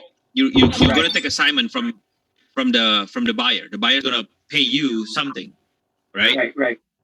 Yeah. So I think so you're just an intermediary. You're just in the middle, kind of like an agent there, facilitating the land contract between the seller and the buyer. Basically, this is what it is. You don't care about the mortgage because the mortgage stays in his name and the title stays in the seller's name. So it doesn't matter how much mortgage he has. What matters is that what is the purchase price, what is the down payment, which you already said, and what is the monthly payment. That's what it is. It's a land contract with those three terms. Right. Okay. Perfect. Yeah. So then purchase price 80,000 and 1,200 monthly payments. There's no down payment, just the 80,000 take home cash and 1,200 monthly payments. That's but it. there has to be a purchase price, and the purchase price is got to be more than 80,000. Right. So because you said the 80,000 is the down payment. Unless the seller is saying that he sell it for the. So there's a difference between the purchase price and the down payment. Because 80,000 that he puts in, it's not a purchase price. If it's a purchase price, then the property is sold, right? Right. So there's a purchase price and there's down payment. And I think you said $80,000 is a down payment, correct? No, I said 80,000 is what the seller wants in his pocket to leave the property and just let the buyer make the payments against the mortgage. So 80,000 is like the take home cash. So in total, for everything in total, is 280,000. The 200 is so the mortgage. Purchase price. Yeah. So your purchase price is 280,000. Right. The purchase price is $280,000, and he already put down $80,000. So basically, the land contract is for $200,000. Okay, perfect. So when I put it on the contract, at $1,200 a month, that's what it is. Okay. So when I put it on the contract, I'm gonna put that 80,000 was the down payment, then, right? It is. It's not a purchase price because if you say there's a purchase price and the buyer brings 80,000, that means it's zero, right? Right. Yeah. Right. Okay, so that makes perfect sense now. That makes perfect sense. Yes. Right. So regardless if seller, so the $1,200. So let me clarify the $1,200, right? The $1,200, does that pay for principal, interest, tax, and insurance? Yeah. It does. Yeah. Okay. Now there's one caveat here. Principal, interest is the same. Tax and insurance is going to change. So your buyer needs to understand the $1,200 is going to change over time. Okay. Right? Because what we're saying now is that principal, interest, and an escrow amount that is currently $1,200. Next year, it could be $1,220 because insurances go up, tax will go up. Okay. So on a line contract like this, how do we go about the buyer getting the insurance on the property and removing the seller's insurance? So you don't, because what happened right now is that it still have a mortgage. So the seller's name. So the best way to do this is really doing a land contract. And so basically there's two steps. Number one is you gotta put this property into a land trust. Okay. and then you're going to do a land contract for deed on this land trust. Okay. Right? Because otherwise, there might be due on sale. Right. Okay. Right. So to eliminate that risk, you put it on a land trust. Right. And then when you do this, when you put in a new insurance by the buyer, right, that land trust is the additional insured. Well, no, I'm sorry. The land trust is the name of the insured, and the mortgage is still the additional insured on that insurance. That's the key that the bank wants to see. Additional insured still on the bank's name. Okay, and the owner is on the land trust, because there's no way for the bank to go call due on sale. If the bank sees that the name change, even though the bank is still additional insured, the bank, depending on who sees it, they might raise an alarm. Okay. Okay, I understand. Okay, so there's two things there, right? It has to be quit claim into a land trust with the right trustee and beneficiary, and then after that, they sell it on a land contract. Okay, there's two different things, right? Land trust and land contract. Right. Okay. And so if the buyer or seller don't have a land trust, how do we get that to happen? Because the attorney can create that. Yeah, an attorney can create that. It's just $1,000 or $1,500 to create a land trust. Okay. All right. But that's a fee. That makes sense. Right. Yeah. Yeah. Okay. Perfect. So yeah, I'm gonna go ahead and draft up that contract and let them know, what's going on. So I'm gonna also throw you something, Anthony, because this is a land contract, right? And I'm just, the land trust, just making it safe, right? Right. But technically, if the insurance doesn't need to change. Okay. Right. But the way I'm saying it, I put it in a land trust is so that, if bank sees any anomaly, they're okay with the land trust. Okay. Yeah. Right. Yeah, that makes perfect sense. Because the land contracts, usually a land contract is on the deed. Okay. It's a memorandum. Okay. Some people don't do it. I don't know what your buyer is if your buyer is comfortable or not. But I've seen land contract being recorded. I mean, I actually just purchased a land contract last year from the seller. I'm trying to remember. I think it was recorded by the lawyer, and we just need a release on that point. So it's something that attorney can definitely help you with, but attorney that understand land contract and land trust. Okay. Perfect. Yeah, it's super clear now. I get it. Yeah. Okay. Well, yeah, I appreciate it. Yeah. Appreciate it so much. And just make sure that $1,200, that make sure your buyer knows that part of that's in escrow, and escrow's amount is going to change over time. Okay. Right. So your P&I, I mean, he can look at the bank statement. If you look at the bank statement from the seller, you'll see principal, interest, and escrow amount. The escrow amount is evaluated every year by the bank, and it's going to change based on the reserve. It's going to change based on the tax and insurance increase. Right. Perfect. Yeah. Okay. So they need, because otherwise they might give you problem, right? I mean, a buyer might give you a problem. Say, hey, you told me it's $1,200, and this is not so much of an issue in a land trust, but it's an issue, and I've had to deal with some sub-2 students that didn't realize they're on the closing table. The buyer expecting a $1,200 flat, right? On a wrap, right? So, but then you realize that part of that wrap amount, the monthly payment, is an escrow that will increase over time, while the buyer understood it that, oh, it's $1,200 like a rent. You know what I mean?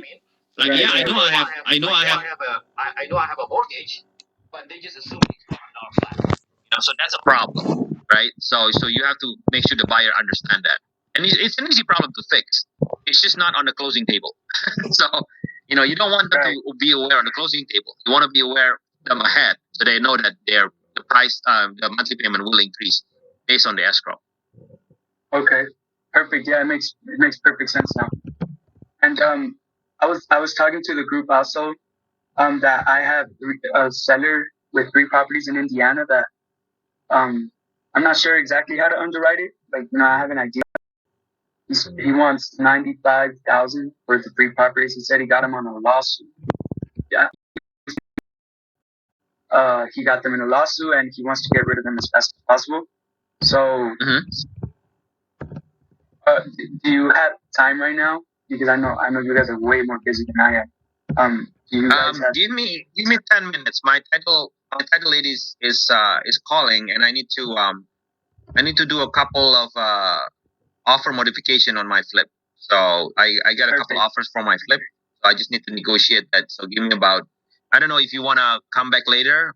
Maybe like, what is your, are you on Eastern or are you Central? I'm in Mountain Time.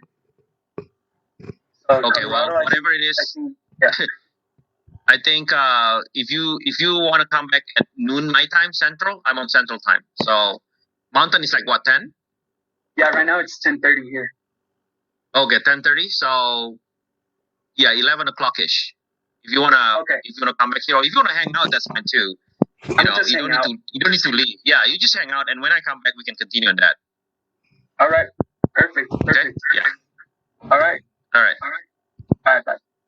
Thanks, Oscar.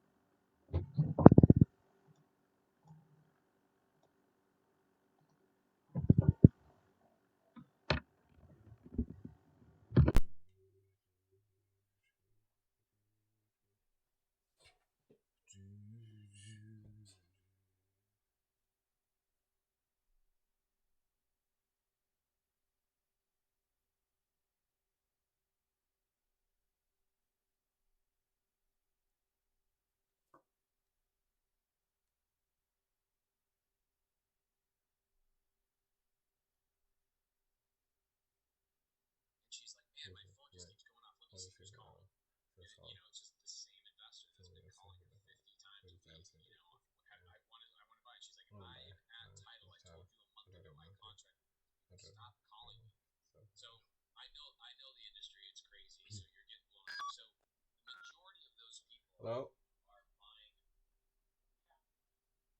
Hello? Hello?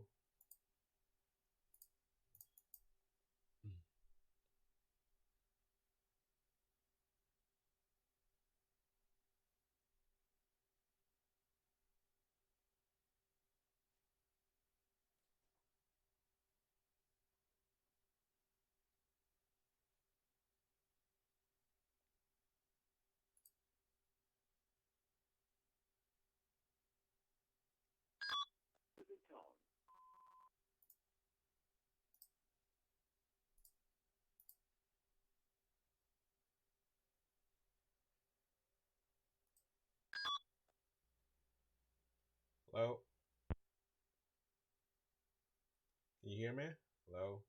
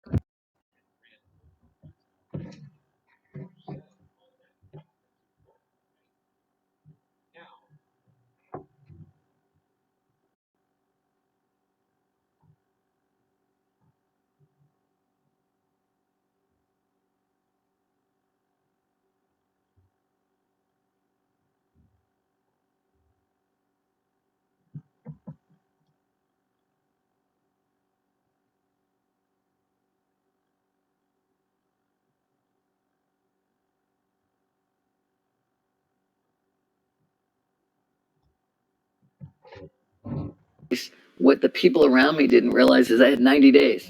I couldn't get a You license. couldn't even tell them that? No. Interesting. No one knew why I was driving and pushing so hard, right? And so, but I knew I just could not do that. So if if you're in a dead end and there is no way, then, and you need to pivot.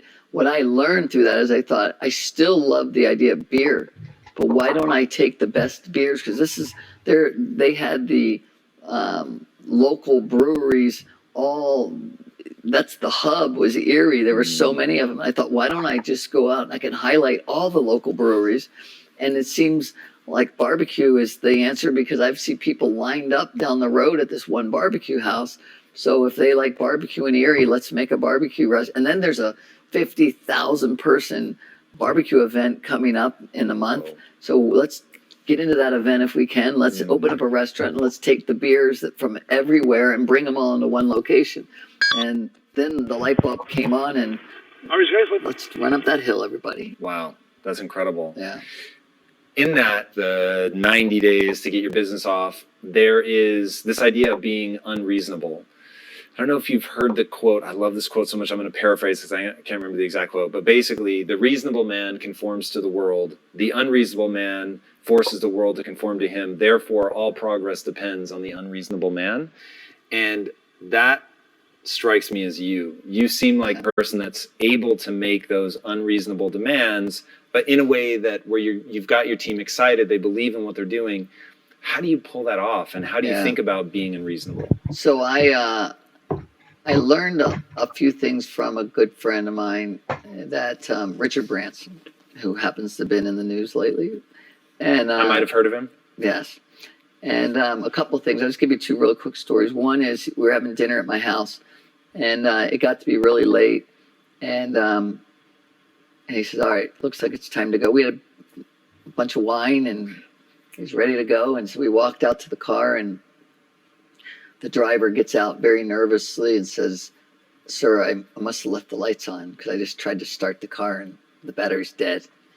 And so as I see Richard, who is Mr. Cool under all normal circumstances, when nobody's watching, and he has a little buzz, now let's see what Mr. Cool does. So I'm like, in the Matrix, I'm like going around him. Is his, cheek moving? Is he gonna do a big sigh? Is he gonna rip this poor kid a new one? What's he do? And Richard immediately gets the news. You're screwed. Your car doesn't go anywhere. And he turns to me, he goes, looks like we need another bottle of wine, right? And I'm like, wow, like that's the way you handle people, right? That poor kid already feels bad enough, right? And then another thing that I learned is he and I bought an island together. It's called Mosquito Island. And I had one point and he had the other point. And I went there to look at how he was building his house. And he said, I'm going to be in there by Christmas. And he must have had 100 workers in there. And when I went there, we couldn't get in, the piles of boxes and trash and everything. And it was just a zoo. And I began to doubt his ability as an entrepreneur and everything. I thought he's insane. Because down the road, not the road, but another island over, Oil Nut Bay, they were pristine, not a nail on the floor as they built. They were proud of here he had boxes and, and people. And I thought, this is insane what he's doing. And, it just didn't understand it.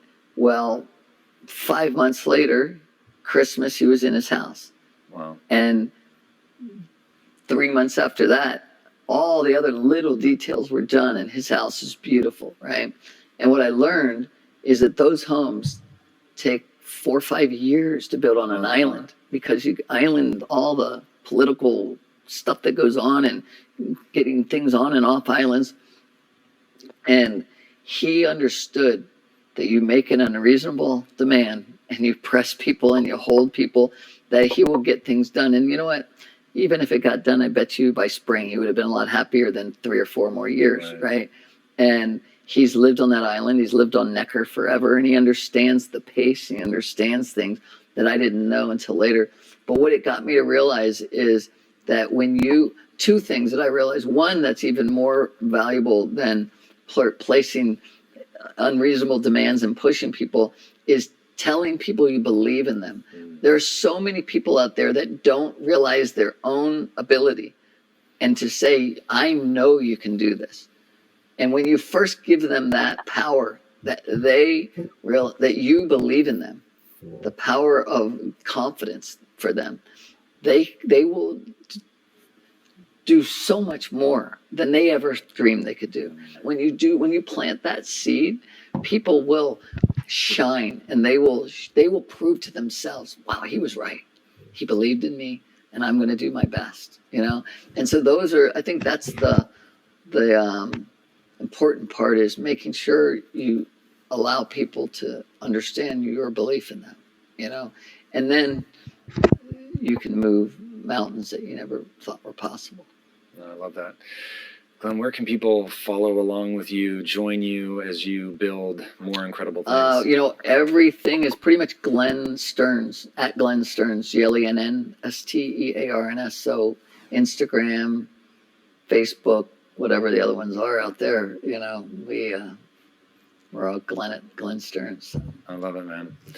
Guys, trust me when I say that this is somebody that you're going to want to follow, learn from. It is absolutely extraordinary what he's built multiple times, in front of cameras even. So there is so much to be learned with the attitude that you can do it. It really is pretty extraordinary, and his example proves that. If you're able to get people around you and not worry about being wrong, there really is no limit to what you can achieve. And speaking of things that you can achieve, if you haven't already, be sure to subscribe, because we will help you move forward. And until next time, my friends, be legendary. Take care.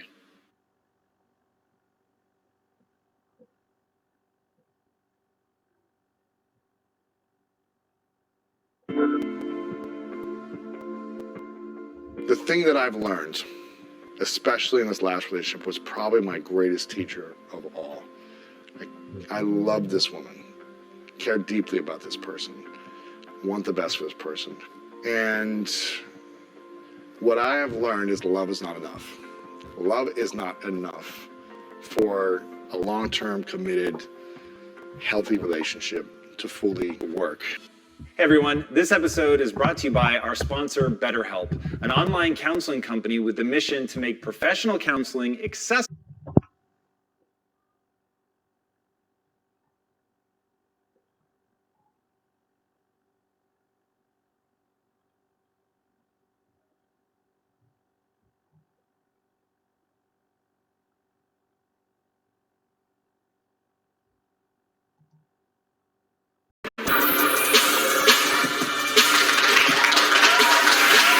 Everybody, welcome to Impact Theory. You're here because you believe, as I do, that human potential is nearly limitless, but you know that having potential is not the same thing as actually doing something with it.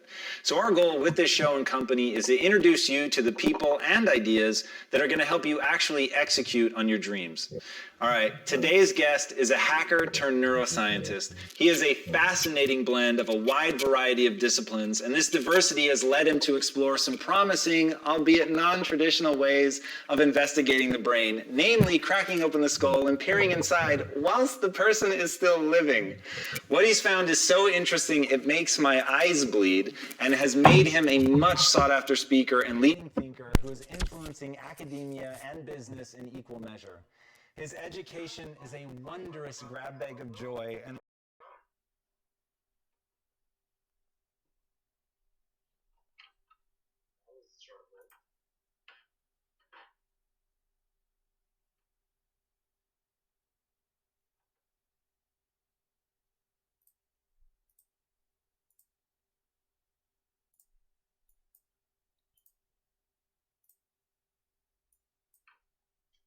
Joseph, I see you there, man. I see you. Hey. What's up, Mina? What's going on, man? I'm good, bro. Awesome. Good day. What have you been up to? Just calling, bro. Put out loud, man. I'll give you some feedback. Definitely. If they do answer. Number after the beep. We will return your call.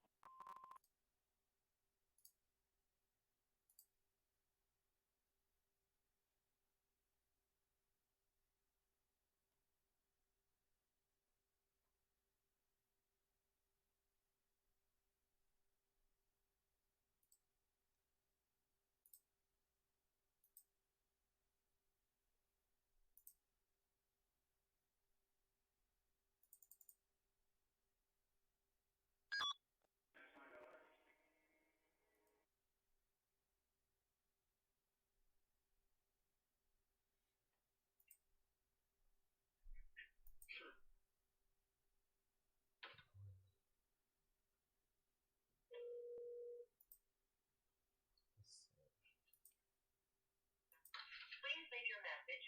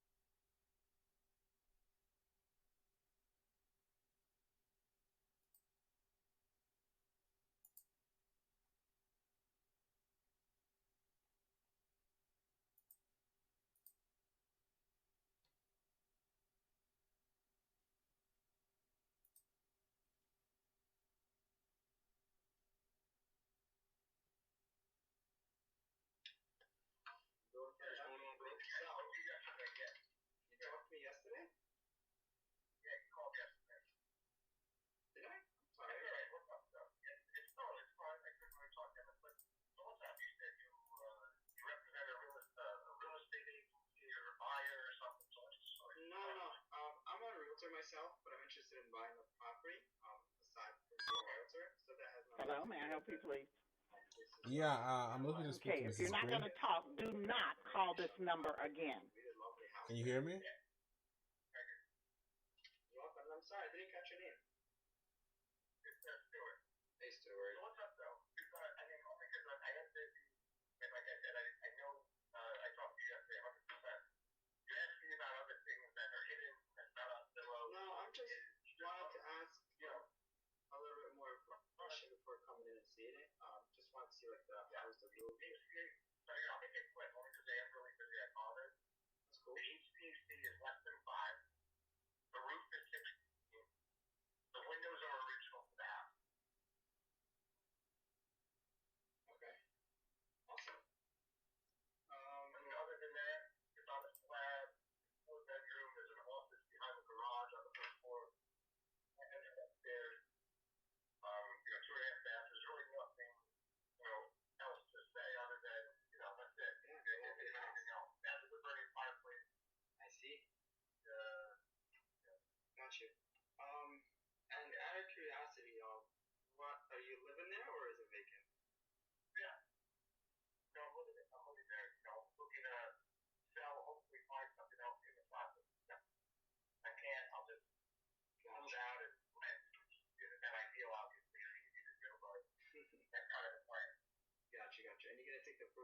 this property to put on the next. Is that what you're planning to do? Correct.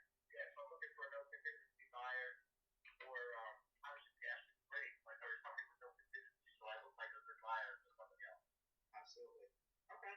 That being said, I don't think I'll be a good buyer for Hello? this property. Do you have a different property that? Hi, can you hear me? Walls can help you. Yeah, yeah. All right. I'm looking to. My name is Joseph. I'm looking to speak to John. Hello. Am I talking to the right person?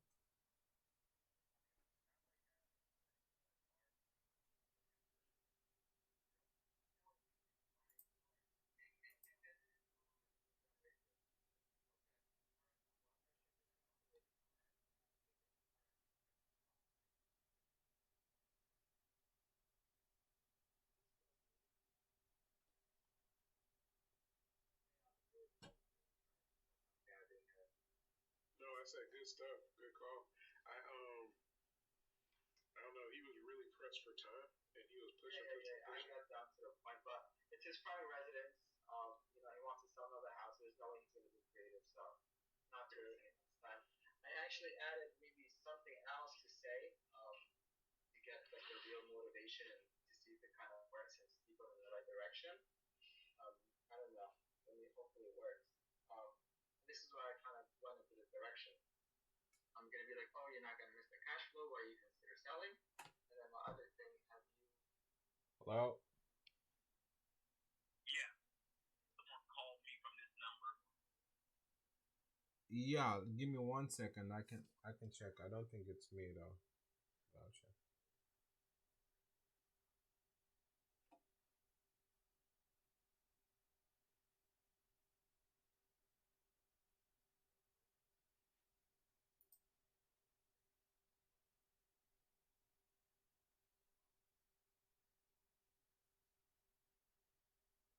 Yeah, I think probably I had a wrong number. Yeah, thank you.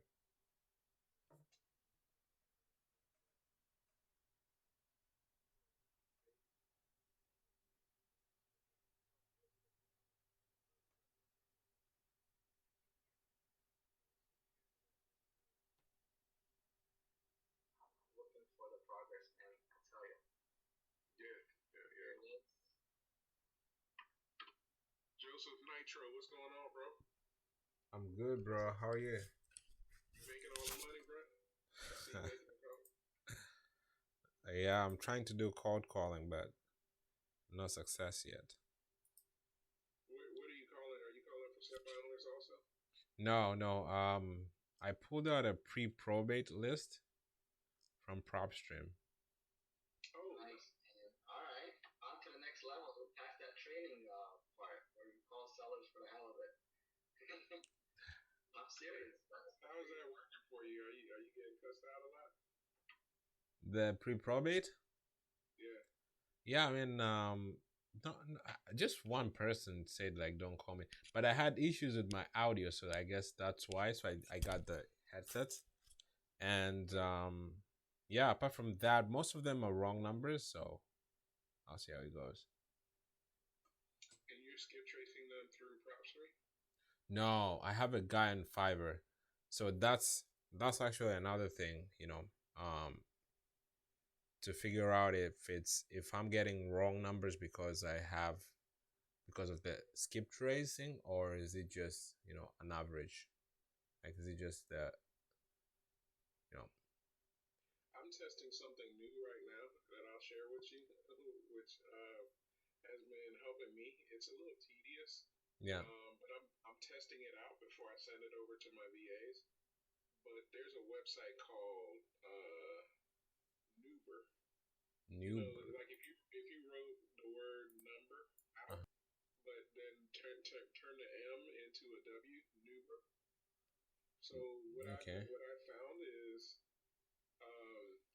the calls that we're making, people that we're texting, if it comes back as a wrong number, I'll put it in that website, Nuber, and then it spits out, it gives me another phone number, and as we've been texting and calling those numbers, they're more accurate. Only downside to that, though, is it's not as efficient as like PropStream and where they'll just do like 1,000 at one time. This is just like a one by one. So I would recommend that you just test a few to see if you get some good numbers from that. Mm-hmm. And then if it works well for you, maybe have your Fiverr guy use that or your VA guy or whoever. Got it. So it's kind of like True People Search. What's the difference from True People Search? It's the same type of service because I used to run through True People Search also, but I've gotten better Numbers. Results from this other one. Got it. So it's kind of like a better version of like with good data. And that's what I've seen, and it's just a small test case because I've only been using it for maybe about 4 or 5 days. I see. Let me try it out. Yep. Yeah. So yeah, man, I think this is a good solution. Cool. But sometimes it's just how out of a certain list, how many usually are the right numbers? Like out of what's the percentage that you get as the right numbers? I know we were talking about that yesterday a little bit. Yeah, with I've been using Batch. I haven't tried PropStream. That's what piqued my interest. The property you have on Halsey Avenue. Did I catch it at the time?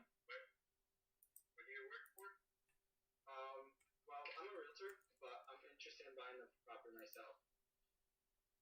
Yeah. We're under contract. Okay, awesome. Do you have any other properties for sale? I'm not at the moment. I gotcha. When is it expected to close? Maybe I'll call you after if it doesn't work out. Probably within the next 6 weeks. All right, you got it, man. Congratulations. Best of luck. Thank you. You're welcome.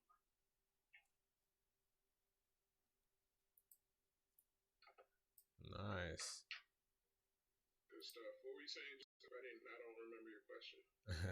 Yeah, I was saying, what's the percentage of like your KPIs on call calling?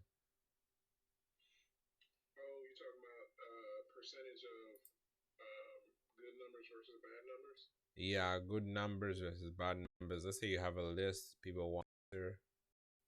Do you have an average of that? I don't have technical. I didn't run those numbers.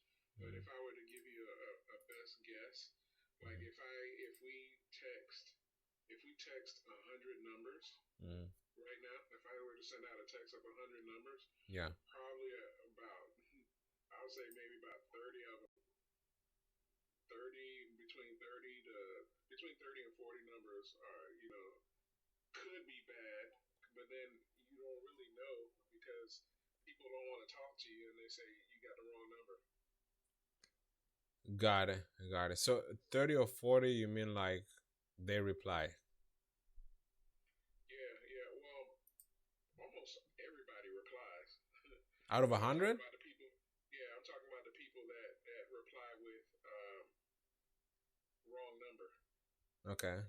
Out of 100, all of them reply. That's pretty good. Almost everybody replies.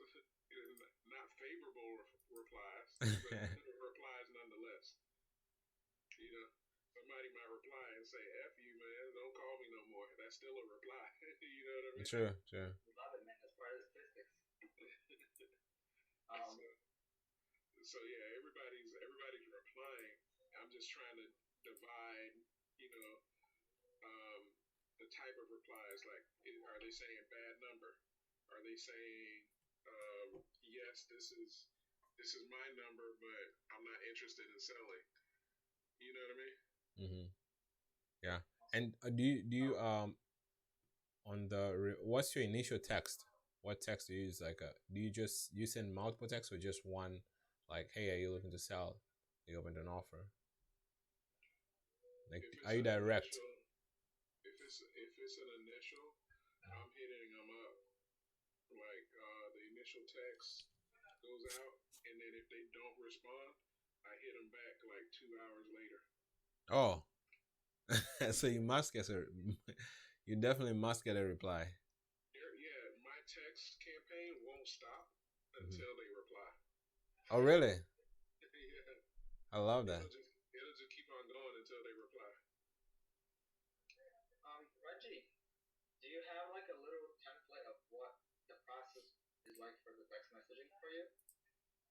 Yeah. Remember, I showed it to you guys. One I think spot. a couple days ago.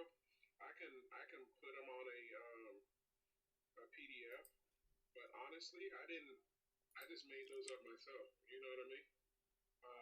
I didn't get them from any place. I'm getting okay results, but it's only been running for a few weeks.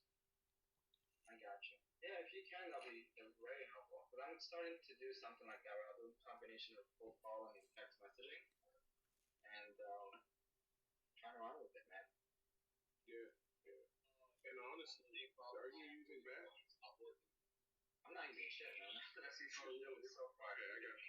Yeah. I just made the PDF file. I need like a whole bunch of PDF files where I'm trying to convert them into one, and then trying to figure out which strategy or company to use at this point.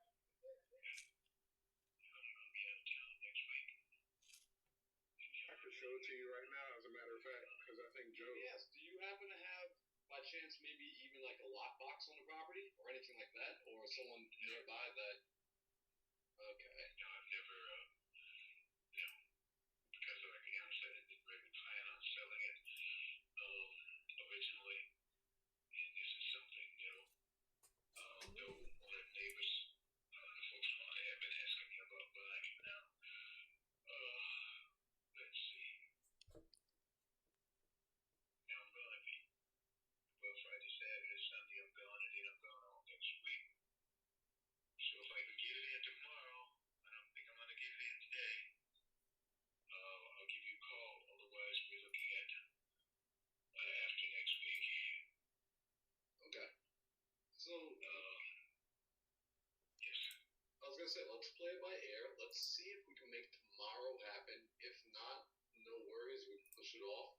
Essentially, I'm just trying to figure out. I'm trying to organize because we look to purchase anywhere from about 4 or 5 properties within like every 30 to 45 day buying period. So I just always try and figure out, which properties are essentially lined up that we should be considering now. So, luckily we still have another 17 we're looking at right now as well. I don't know if I can help. It does need a lot of work, clearly.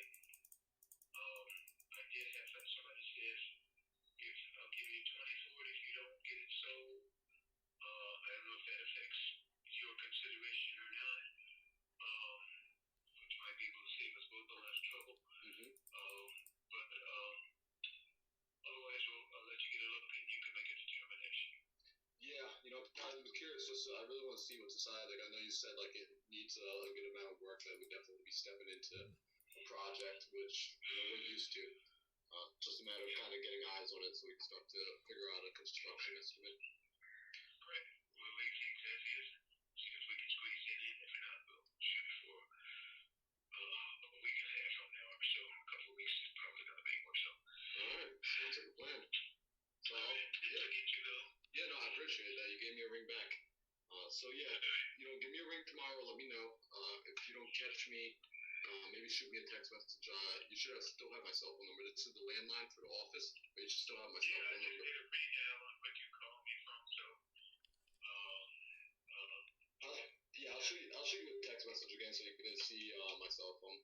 I'm pretty sure I got it, but I just did a read on it and okay. Kind of look and see if it was a different number that you were calling from. Okay. Okay.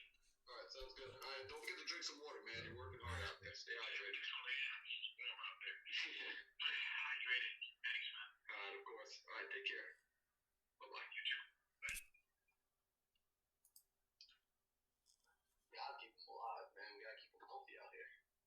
We take care of our sellers. Drinking water, man. That was a good one. Yeah, man. My dude was running before. Now he's freaking cutting trees, and so he's working. He works hard. Well, I think that should be a deal. 20K is where the property across the street sold for cash. So So I'd want to probably get it down just a little bit, maybe like 16, but 20 I think it'll work. Nice. Follow up is how we win this game. He said something about splitting. What's that? Splitting 20-40? I think it was 40-20, something like that. Talking to me, Joseph? Yeah. He didn't mention about you splitting with him. Are you doing like an option contract? No. I didn't hear anything about him splitting 20-40. Did I miss something? Or maybe I misheard. Might have misheard. So it's just a straight wholesale? Yeah, it doesn't be a straight wholesale. Okay. Wholesale conversation always comes first. We always have that cash conversation first. Wow. Always. What's the ARV? 70K. Oh, sweet. Okay. And repairs? I have no clue yet. You like George. George was here. He usually doesn't even ask about repairs. My name is Joseph Matera.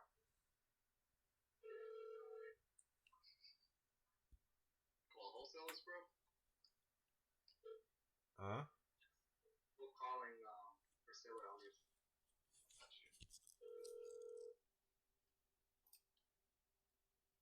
We'll see if they pick up. You guys carry on.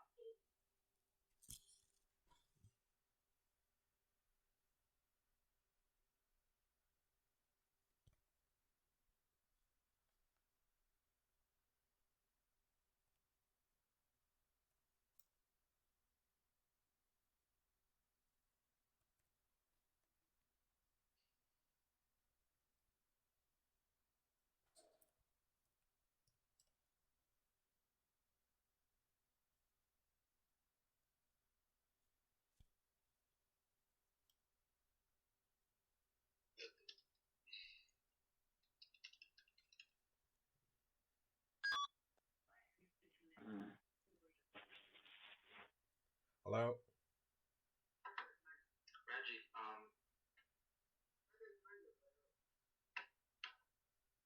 Eric from Reggie? He's not even here. Yeah, that's cool.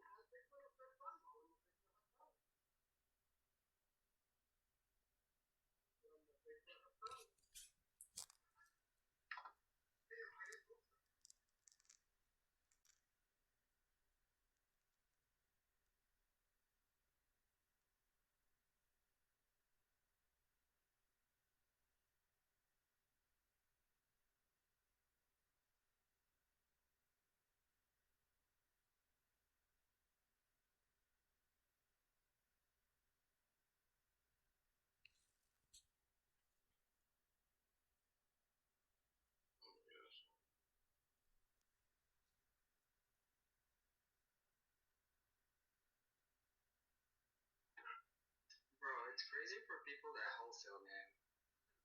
Some of these properties, like the guy bought it 2014 for 40,000 and he's trying to sell it for 350.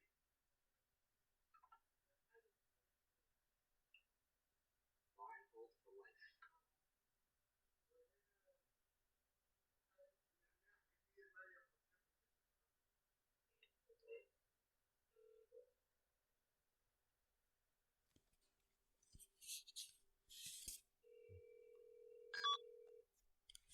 Hello? Hey, is this Mr. Hegele? Hi, good afternoon. This is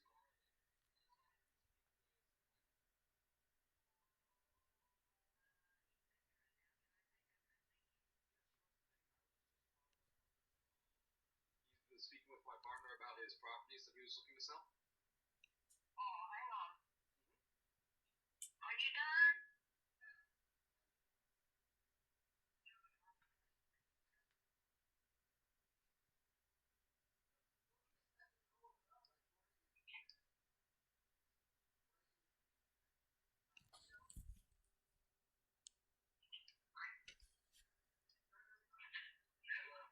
Hi, good afternoon, Glenn. This is Marlon. You've been speaking with my partner, Joey.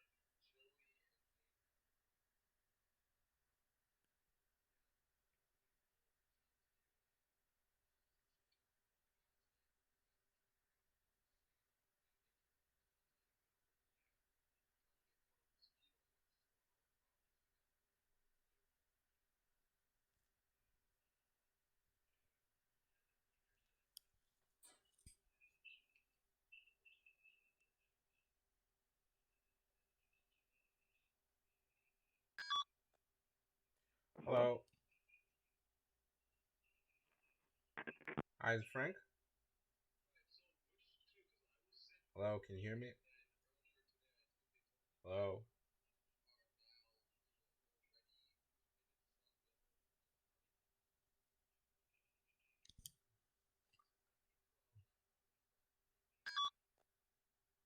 Hello, Clayton.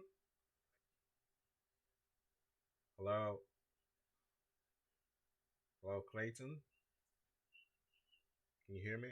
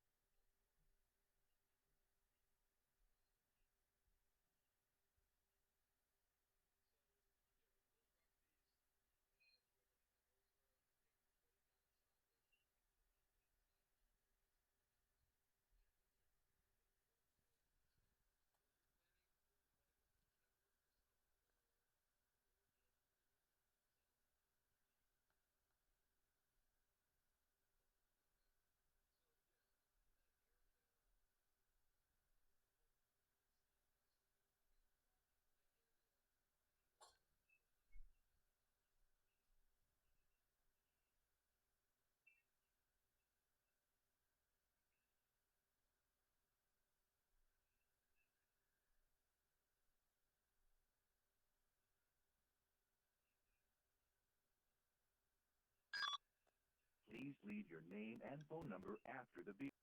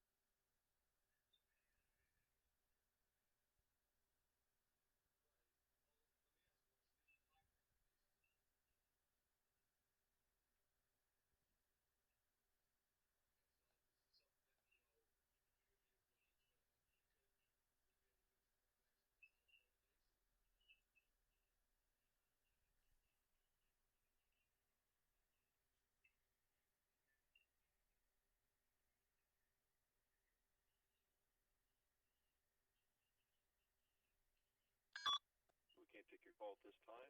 Please leave us a message and we'll call you back. Thank you.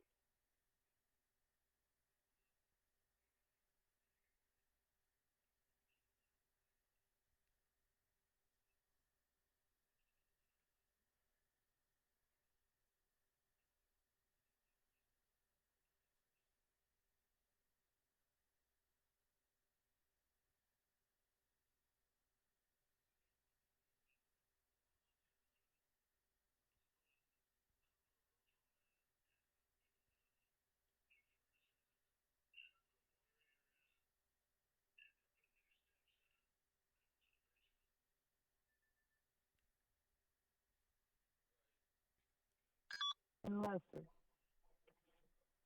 Hello.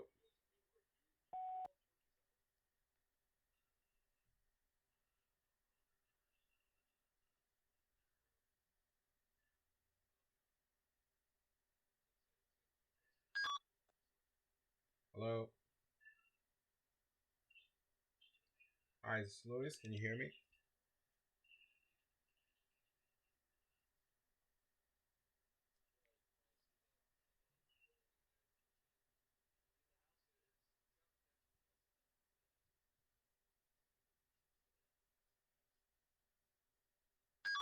For further options.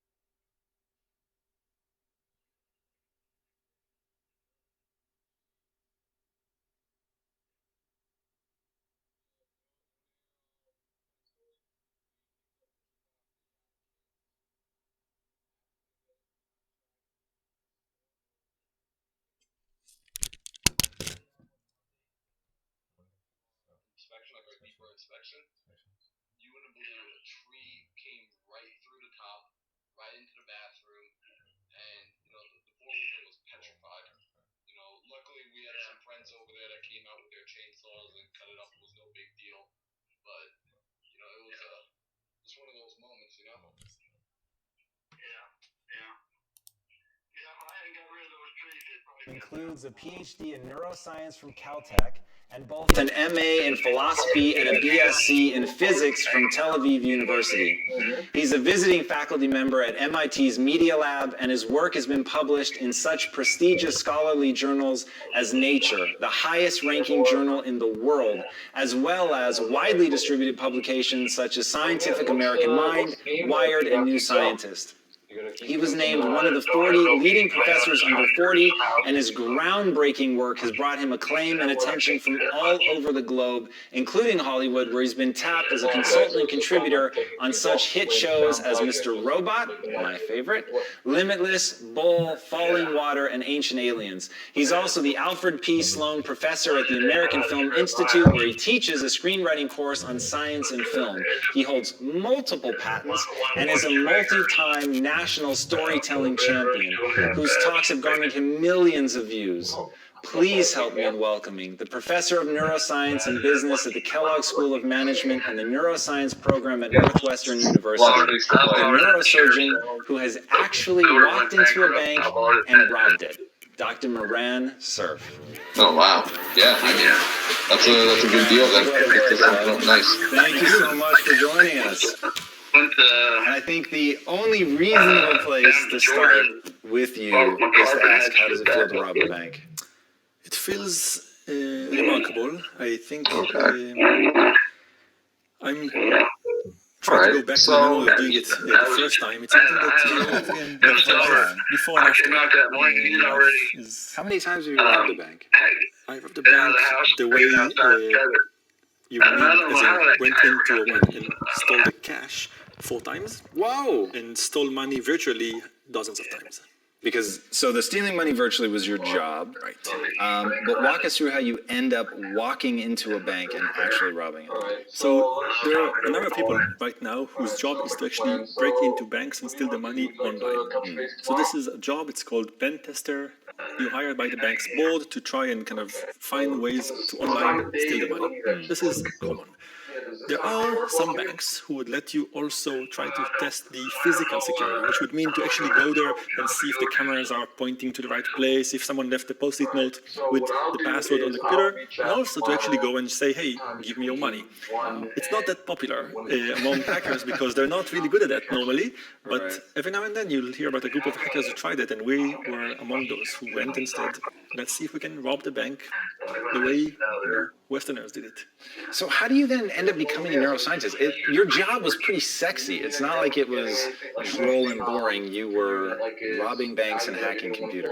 So the story involves a lot of characters who... Okay. All right, well, if you need any help with that, just let us know. You got some young guys that work with us that wouldn't mind doing that on the weekend.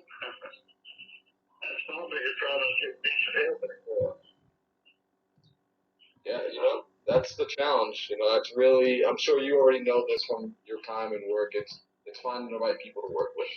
I think I don't think that challenge is ever gonna go away, no matter what technology we have.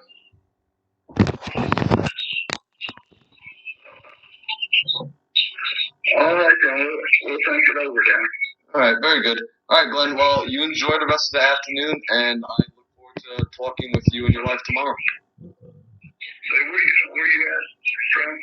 Yeah, so I'm based out of New York. New York? Yeah, that's where I'm based out of. Have you ever been? Yeah, I went to Chicago one time to help my dad move. Me and my cousin. It was nighttime, and my dad, he liked to drink, so he disappeared on us. So here we are unloading this truck. And I thought, well, I got the truck. Hey, is this Carl? Hello? Hi, is this Mr. Crosto? My name is Alex. How you doing? Hello. Right. It's Feliciana Drive property. The property on Feliciana Drive. We had called you before about it. Just going over the notes. Thanks so much. Seeing if we should follow up with you. I'm not sure if you're still in the market. I don't have time to play no fucking games with y'all. You want to buy it or you don't want to buy it? Well, if you want to sell it, we want to buy it. Okay, well, take that offer. What's your offer then? Well, it says here that you wanted $175 for it. No, that's not true. I want $250 for it. You want $250 for it. Okay, and if you get $250, what's? I don't want. So Lex, what's going on, bro? You can hear me? You Lex, you like Marlon? Yeah, I can hear you now. Yeah, bro. Yo, good stuff there. When a seller starts coming at you sideways like that, don't try and continue the conversation. First, put him in check. Whoa. I'm sorry. Did I say something to offend you? Something going on? Right? And like, get him like, it's like, bro, maybe it's my mistake. My notes here just said that you were potentially interested in selling the property. Right now, you're yelling at me. I'm not sure what I did. If I did something to offend you, please let me know. Like, I would love to apologize. But I'm just trying to figure out why this anger is coming at me. Like, that sounds like a great offer. I know, but now I gotta outbid people that's got money buying properties. Oh, so you're trying to buy the new house, and so you're worried that you can't buy a new house, is what you're thinking. Yeah, people outbid you. Well, how much is the guy offering you over 200? How much time is he giving you to find a new place? I'm giving me a good amount of time, but I don't want to pay him $1,500 a month. Ah, got you. Well, what are you trying to pay per month? What's like reasonable? I'm not trying to pay anything. So you're trying to sell your house and just live there for free? I want to live in my house for free now. Well, if you sell it and then you don't want to pay rent while the guy waits for you to... Hello? Not available to get to the phone right now, but if you leave your name, number, and a short message, we'll get back with you as soon as possible. Thanks.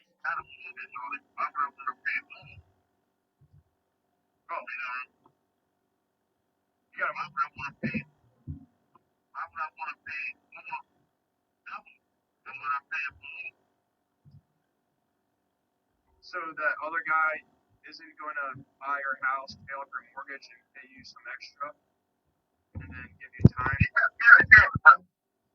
What I'm saying is he wants to leave the taxes come up. Okay. So how do you need the money from the sale to buy the new house? Of course. So how do you propose to do it? So you want to sell your house, get all the money from it, live there for free? I don't want to live there for free. I want to find a house. That way I can go straight to a house. Gotcha. Have you started looking at a new house yet? I've been looking, but it's hard to find something. Yeah. How much like cash do you need for the new one?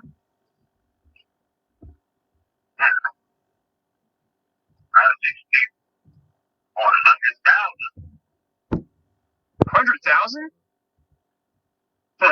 for a down payment? Okay. I gotta outbid people. I want to get my payment as low as possible. Wow. Okay.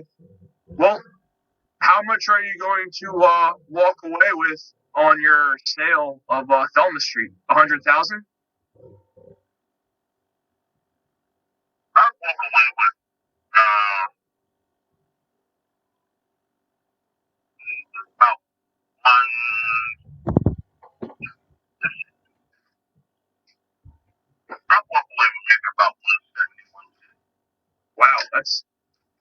pretty good. So it sounds like your mortgage is almost paid off. Hello, thanks for taking my call. I'm looking to speak to Norman. That's awesome. Gotcha. Yeah, this is a tricky one. So you need to put a house under contract, so you know you're gonna have a new place, while also being under contract with someone else. And then when you are ready to buy that new house, Hello? the guy under contract with you closes just in time for you Hey, to buy a James? new place.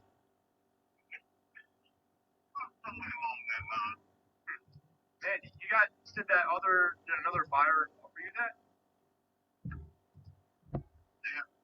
No, he did? Man, that sounds like a really great deal.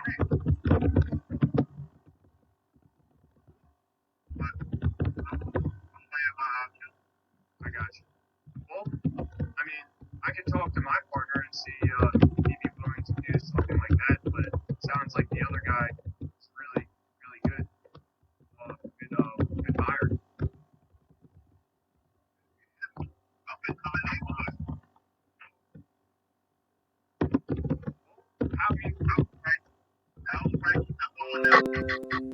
Got you. What's the other guy's EMD offer? I said, what was that guy proposing for EMD? The guy who wants to pay you over $200,000.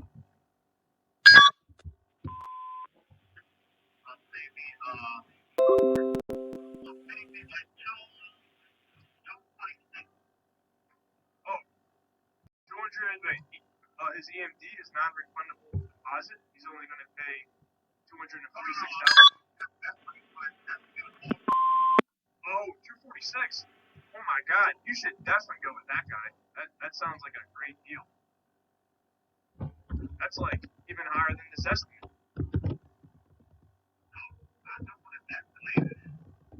Yeah. Well, I mean, I don't think I could beat that, honestly. 246. I would go with that. All right. What's that? Yeah. Yeah. I know we had a lot of good conversations earlier, but I mean, that other guy just, I don't know how he's coming up with 246, but he's willing to do that. I'd say take that deal all day long. People outbid each other for these houses. Yeah. Well, I would double check that he's putting down at least $5,000 of due diligence on his offer of 246. Just so he doesn't, walk away or come back at you later and say, hey, you know what? I'm only going to pay you 200,000 or nothing, and then you got no pull on anything. So, but if you get that $5,000 due diligence, you know he's serious. Okay, I will make sure I try to work that in there. Yeah, definitely for sure. Yeah, cause you never know with some of these buyers like how serious they are.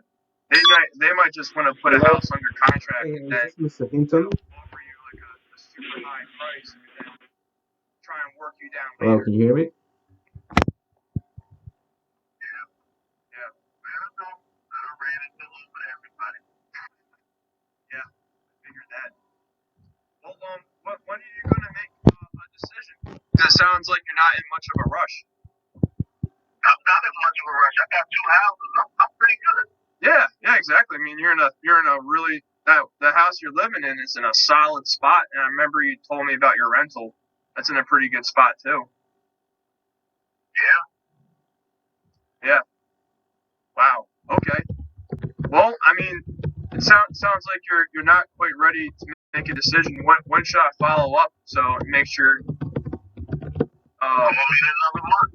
Another month. Okay. All right. What's your name again? Oh, it's Ted. All right, Ted. I remember when you called. It didn't sound like you remembered in the beginning when I called. But you know, I've been talking to so many different people. And I think the last time you said, "Oh man, Ted, we had such a good conversation." Hi, can you hear me? Hello? Hey, am I talking to Mrs. Keg? How many people are calling? Hello, can you hear me? Really? No, I can't. I can hear you, but I can't tell what you're saying. Got it. I'm looking to speak to Mrs. Keg. My name is Joseph. I'm sorry, could you repeat that? Yeah, I'm looking to speak to Mrs. Keg. KGG. What check? Let me try to call you back. I think there's an issue with my phone. That you're not doing any type of deal unless they give you a $5,000 due diligence. Then if they do that, then you have to tell them. If they don't say they can't do that, I'm gonna kick rocks.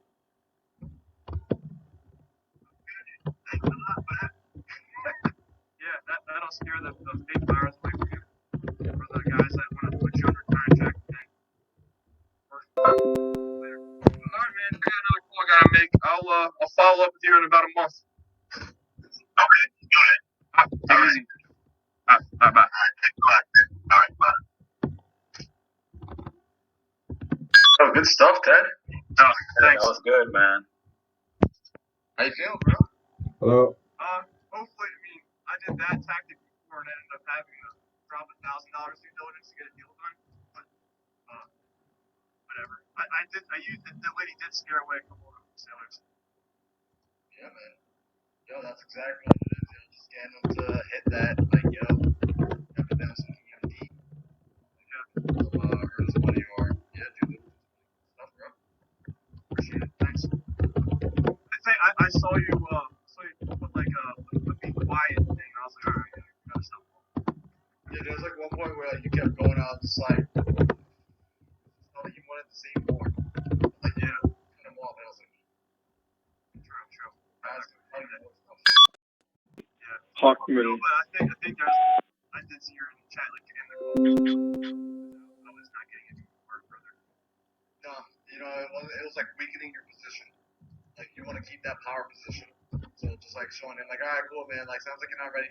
Like, you were pushing the other guy, but it was almost getting to the point where, like, I was starting to wonder. I was like, dude, do you know the other guy? Because, like, it sounds like you really want this other guy to win. Like, oh. Okay. All right, yeah, that's a pretty good point. Like, it's a tactic that we've used in the past where it's like, if I know someone else put an offer in, like, I'll purposely call their seller and lowball even harder. And then when they tell me about, like, Keston's offer, I'm like, oh, dang, man. Like, yeah, jeez, I don't know what that investor's thinking. He's out of his freaking mind for paying that. But, like, bro, if he's really going to pay that, I don't know why you're even talking to me, man. Like, because I'm not going to pay that. Wow. Like, and, like, I won't beat the dead horse, but, like, I'll plant that seed and then just, like, move on. Like, I made my point, you know? And, like, yeah. It's such a funny thing to watch, like, the seed build in their mind. Yeah, it makes sense. Yeah, I probably did say it like 5 times, so maybe keep it to like 2. Yeah, cool, dude. Appreciate the feedback, man. Heck yeah, bro. I'm happy that I got to jump in and hear that. Yeah. Happy to hear you giving feedback, Marlon. Dude, of course, bro. This is what the virtual office is for. Awesome.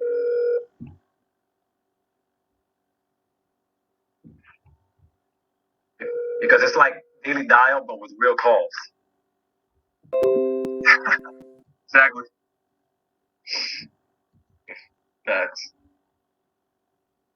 Let me save this.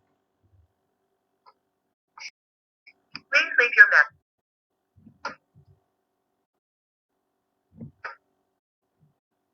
We're gonna keep it.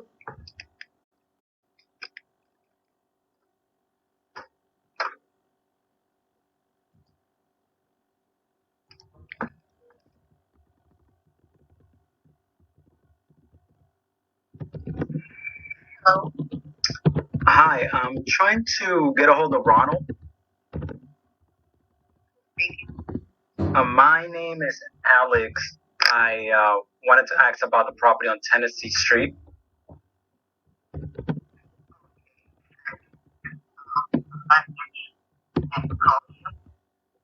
I'm sorry, say that again? I couldn't get that. Oh, okay, sure. Well, is there a better time for me to call? Is this too early? No, actually, it's not. So take the message to him. Okay, that's not a problem. Yeah, I can give you my number. Okay. Hey, Alex? Yeah. Okay. All right, I can have him call you. So, it's the number that you call on that's on the phone. Yeah, the 813-591-3073. Okay, thank you so much.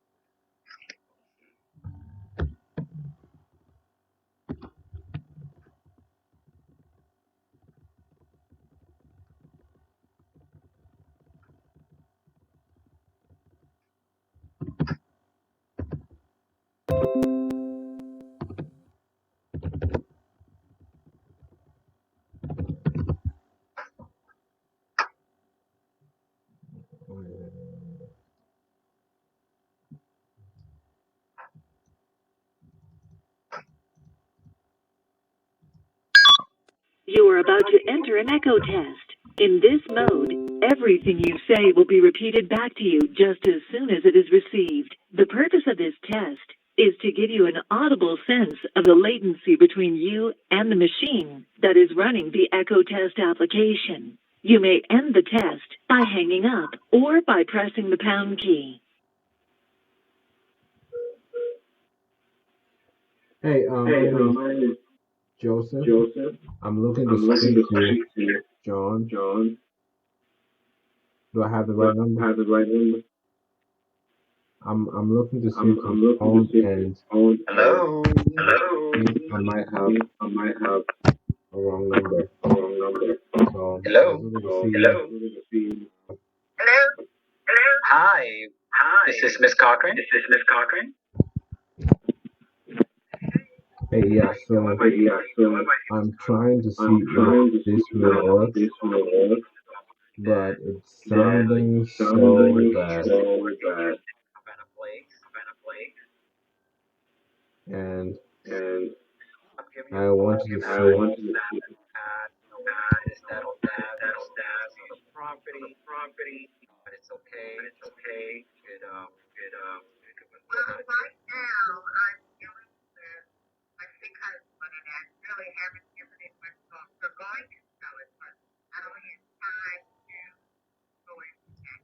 Oh, because you have to take care of your husband at the moment?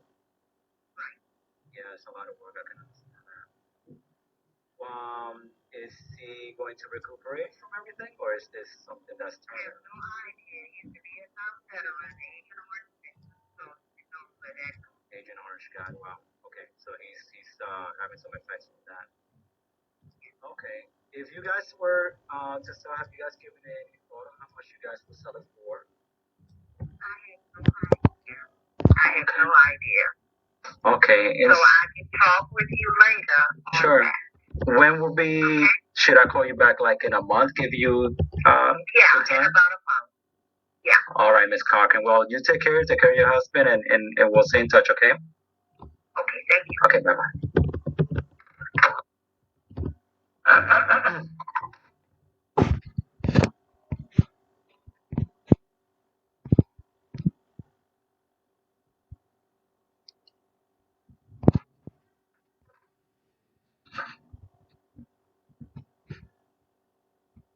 Marlon. Good job, man. Yo, that's something you've been following up with her for a while? No, I've never talked to her. It's just That's your first conversation with her? Yeah. Oh, bro, I thought you've been following up with her for a minute. No. Okay. So, yeah, dude. Yo, build more rapport next time a little bit to stand out with her. Right. Right? That way, the next time you follow up, because right there, I was actually getting ready to I was typing in the chat right now, like, not the right time. In the sense of, like, not the right time to be, like, focused on the house, talking about the house. Like, you know, I'm showing your video. It doesn't say anything about her husband being sick. Oh, so that was you finding out that her husband was sick for the first time? Yeah. Bro. Dude, we gotta, like, that's what the conversation needs to be. That's like, oh my gosh, I'm so sorry. Like, Agent Orange, oh, wow. So you're really having to take care of him. Is anybody helping you guys? Okay. You know, like, and start to build that, like, friend, kind of like what Oscar used to talk about. Oscar would say, like, he would get inside there and really build a friendship. I don't know if you heard some of the calls I had earlier. Like, people are like, because I stood out to them versus all the other people. Yeah, but that's when you're having a conversation. Yeah, like just now when you were talking to her, you know, that's why I was asking, like, oh, in my mind, I was like, okay, he must have already, like, built rapport with her, and, like, this is a follow-up call. Like, cause he's just, like, going right into business. Right. So, we want to build rapport. Okay. Right? Figure out what she wants to do, and, like, what's going on with her in her world. Like, make her important. Versus, like, the agenda of, like, hey, well, so I still called just to buy your house, so when you do sell your house, like, I understand that your husband's dying, but when you do sell your house, what price do you want? You know? That's why, like, so I was like, oh, this has to be a follow-up call. Like, he had to have already built rapport with her in the past. Oh, shit. Do you record your calls? I try. I got this thing, but I always forget to turn it on. Bro, you got an iPhone? Yeah. I have this thing called Tape a Call. You know, I forget that one too. This thing is Yeah, bro. Get into the habit of recording all your calls. That way you can listen back on them right afterwards too. And later on, like when you have time, you can listen back. Yeah. Well, how do you make time for that? Because I mean, sometimes do you do it? I don't listen to it right away. I don't listen back to all my calls by any means. I listen to them like when I'm about to call someone again, like follow up, and I don't remember the conversation at all. Okay. So it's like that will like prime me to get back into the conversation. So most of the time, unless like it's something I really want to re-listen to right away, 90% of the time it's like I listen to it when it's time to call them again.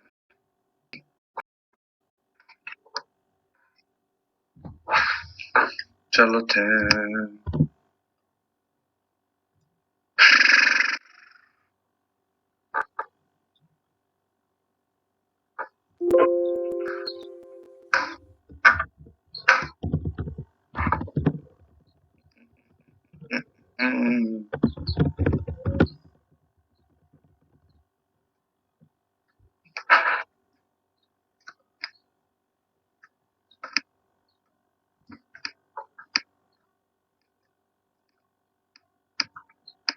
Alright, who's got a contract for me? Who's got the next contract in here?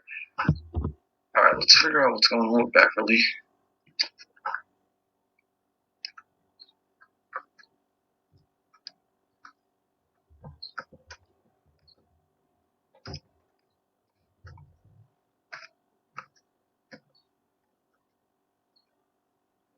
Yeah, just let him know that I'm trying to do some real underwriting, so I need to be able to get the PITI on the mortgage and what's left owed on it down to the penny if he has those numbers readily available.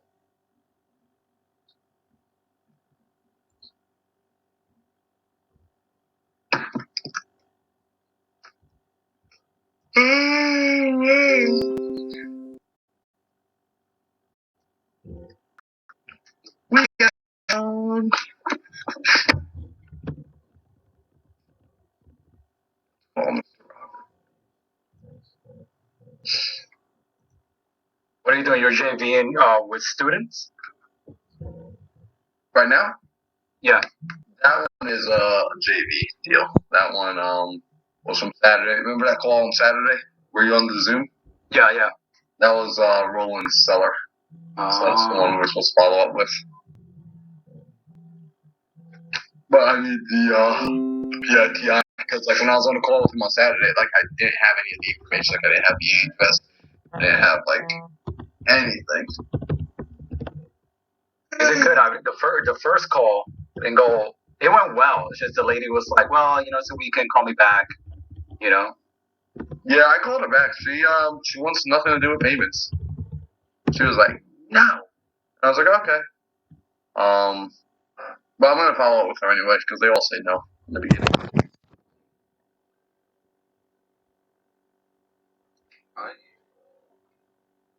Robert.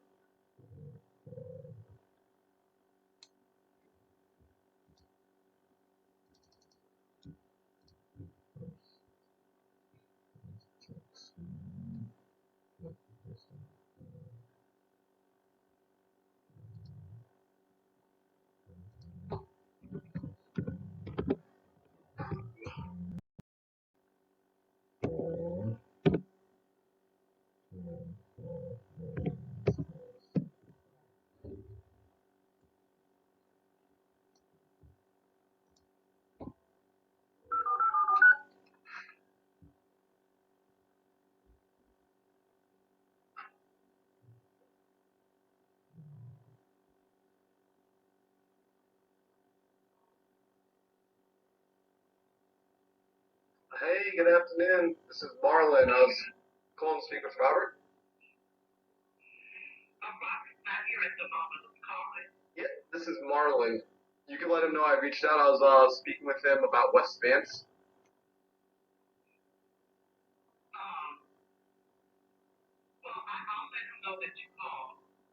Okay. Awesome. I appreciate it. All right, thank you so much. You enjoy the rest of your afternoon. Bye.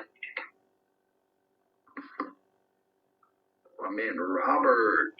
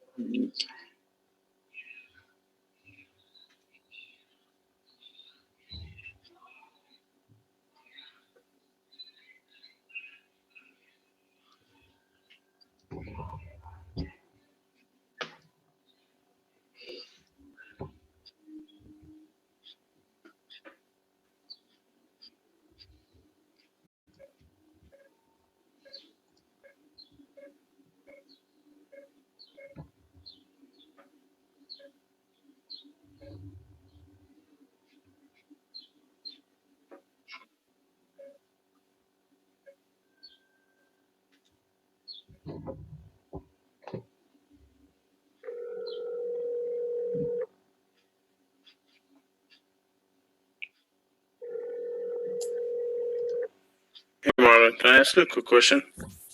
You just did. Okay,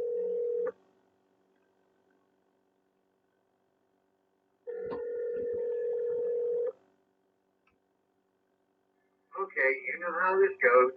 Leave your message and we'll try to get to you as soon as we can. that he wants to 200 for his property, and I got a buyer for 215. How do I bring him down to 190? Okay, so you got a seller. Say that one more time. I'm sorry. Seller wants 200. Okay. And a buyer is willing to buy at 215. Okay. And I want to bring him You are about down to to enter an echo 190. test. How do I do In that? this mode, everything you say will be repeated back to you just as soon as So it you is got a received. stubborn The guy purpose of on the this hook test is to that give you an wants audible 200. sense You of the already have a latency buyer that between wants to you pay and the 215. machine that is And running the echo test you want to application. You may potentially end the test kick off by this hanging stubborn up person or off the by hook pressing the to make pound an additional key. 10K. Yeah, because I have Keegley guy dispo the deal. So and he's asking me to see if I can get him down to 190. What's his pain point? Just want to move out to the country. I mean, he doesn't sound to be in a hurry to sell the house. I mean, if he's not in a hurry to sell the house and there's not a lot of pain, really getting him down to 190 would just be a matter of saying, like, listen, I came back, I spoke with my managers, and I mean, how soon, if we could get together on price, how soon would you be able to sell? Because, would there be anything stopping you from selling today if we can get together on price? Get him to confirm that, like, we can get into an agreement today, right? If he's able to say, like, yeah, we'll get into an agreement today, it's like, all right, listen, I know you were asking 200 and I was really going to bat for 200. My managers really wanted to be at 170 for this. If I can get them to come up to 190, can we make something happen today? Because I'm only going to be able to go to them once about like trying to get the price up. So if I can make that happen, would there be anything that would stop us from getting this started today? Yeah, he said no. He said no. Like he said no? Yeah, he said no to 190. You're texting him? No, talked to him this morning. Oh, so when you brought up the 190, how did you bring it up? I just said, well, I offered him 175 originally. That was like about 3 weeks ago. And then I just followed up with him today and I said, hey, where you at? You still interested in selling your house? And he's like, yeah, I'm still looking to sell it. And then I told him, so I talked to my manager and we got new private money and we have a little bit more money to spend. We're looking to buy another house. Was this via text or was this via phone? Phone. Okay. And I was like, okay, I know you didn't like the 175. How close or what's your last price? He's like 200. So like, okay, the best I can do, I probably talk to my manager and persuade him to give you 185, 190. If I'm able to do something like that, would you be willing to go forward with this? And he said, no, I want 200. Okay. Did you ever talk about closing costs and paying closing fees and all that? Yeah. All right. Yeah. So you used up all your ammunition, which is no big deal. Lock it up at 200, make a 15K spread, split it with the guys at Keegley and move on to the next deal. Like that's the thing. Like if there's no pain, there is like no magic words, and like don't lose a deal trying to like squeeze every ounce out of it and spend every minute on it. But like what you said was already the right line of questioning.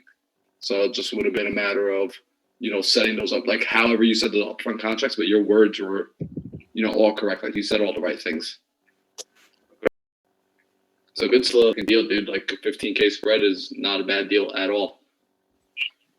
Oh, hey, man, what's up? Nothing, man. Just doing. I'm doing fine, man. I'm doing fine. Awesome. Everything's good. What's happening? What's anything new with the house, or are you still waiting to make a decision? Well, no, I've already made my decision. I'm gonna put it on the market, with a realtor. Got you. Yeah, yeah, that's probably the best way for me to go, so I can get the most out of it. You know, yeah. So that's what I'm gonna do. Got you. All right, and then you said you were listing it for what, 200? Is that what your realtor said? Well, we haven't really got to that, but I mean, like I said, the nitty gritty. But yeah, that's the route I'm gonna go. You know, that's the way I'm gonna do it. It's, you know, we haven't, I still gonna be in the house at the end of September, so I'm not putting the house, probably about the middle of September. So yeah, the number we haven't, I haven't, got your number, but I'm gonna go with an agent. That's probably the best way for me. Yeah. Agents, sometimes can get you the highest price. It's just typically agents don't have any. Well, not typically. Agents don't have any skin in the game, so they can make you a lot of promises. Oh yeah, I can get you this much for your house, and then at the end of the day, they don't, and they get you less than you're expecting. And there's no way you're not going to get that. You're not going to pay all those all those agent commissions. Oh yeah. I mean, I know, but I think I come out better. You know, if I just put it in the market and just see what's out there. I think it's my best route. Yeah, and so, I mean, we don't charge any commissions. So I mean, it just seems like you're just going to be wasting money. I don't. I mean, I just don't see it, man. It's just because, like I say, even I think I get the most money that way. Yeah. Well, I see it. I mean, that makes sense. So, I mean, are you the realtor? I mean, I guess I'll just have to follow up with you later and just see what your plan is then. If you still want to go that route, sounds like your mind's made up and you just want to go that route and move down to Florida, unsure of when the house is going to close. Yeah, that's like I said. I mean, I've told you that before. I mean, I'm not desperate to get rid of the house. I mean, I need to sell it, but I got a place I can stay, 2 or 3 months, or however long it takes. Yeah.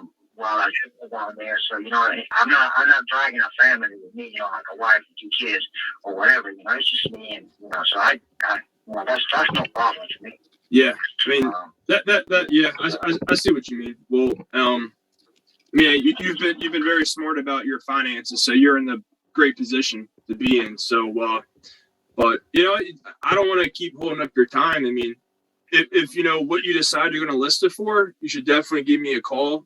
Maybe our number can meet it because we're pretty close to your price, but I know you don't want to go that route. But yeah, let me follow up with you in a little bit, Omar. I'm getting another call. Hey, well, yeah, I mean, but I still get the number the last time you never got one with me. Oh, I mean, it sounds like you want to go the realtor route. So, I mean, yeah. Like I said, I mean, that's so right now that's the way I'm going. Yeah. So yeah, but I mean, if anything changes, I still, I mean, you never know. So like I said, I still got 5 or 6 more weeks. I mean, to actually make the decision. I mean, we came up to your number last time, and you turned us down. So I don't know if we come up to your number again, we get turned down again. So I mean, yeah. I put myself out on the line for you last time with the people I work with, because we didn't want to offer. So, but if you want to go the realtor route, I mean, it sounds like that's your mind's made up. I don't want to mess it up, but before you list it, always just give me a call. Maybe we can figure something out.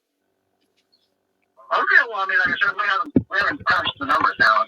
I just know that, so I know that that's the way I'm going, Yeah. So, but if when the numbers comes up, if it's something clears or, kind of close to what we took, so I just, I'll get back with you. Sure. Yeah, it's definitely close. Just make sure whatever realtor you use gives you the net sheet. But all right, man. Well, I gotta call another a family. I know they called me. They left me a voicemail. I gotta get back to them quick, man. I will. Oh, sure. We can talk later, man.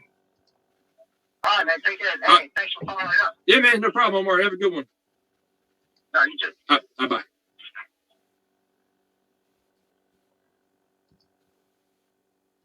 All right. Any feedback on that one? I want to see your face, Ted. Oh, sorry. I hate looking at this like little blue tea.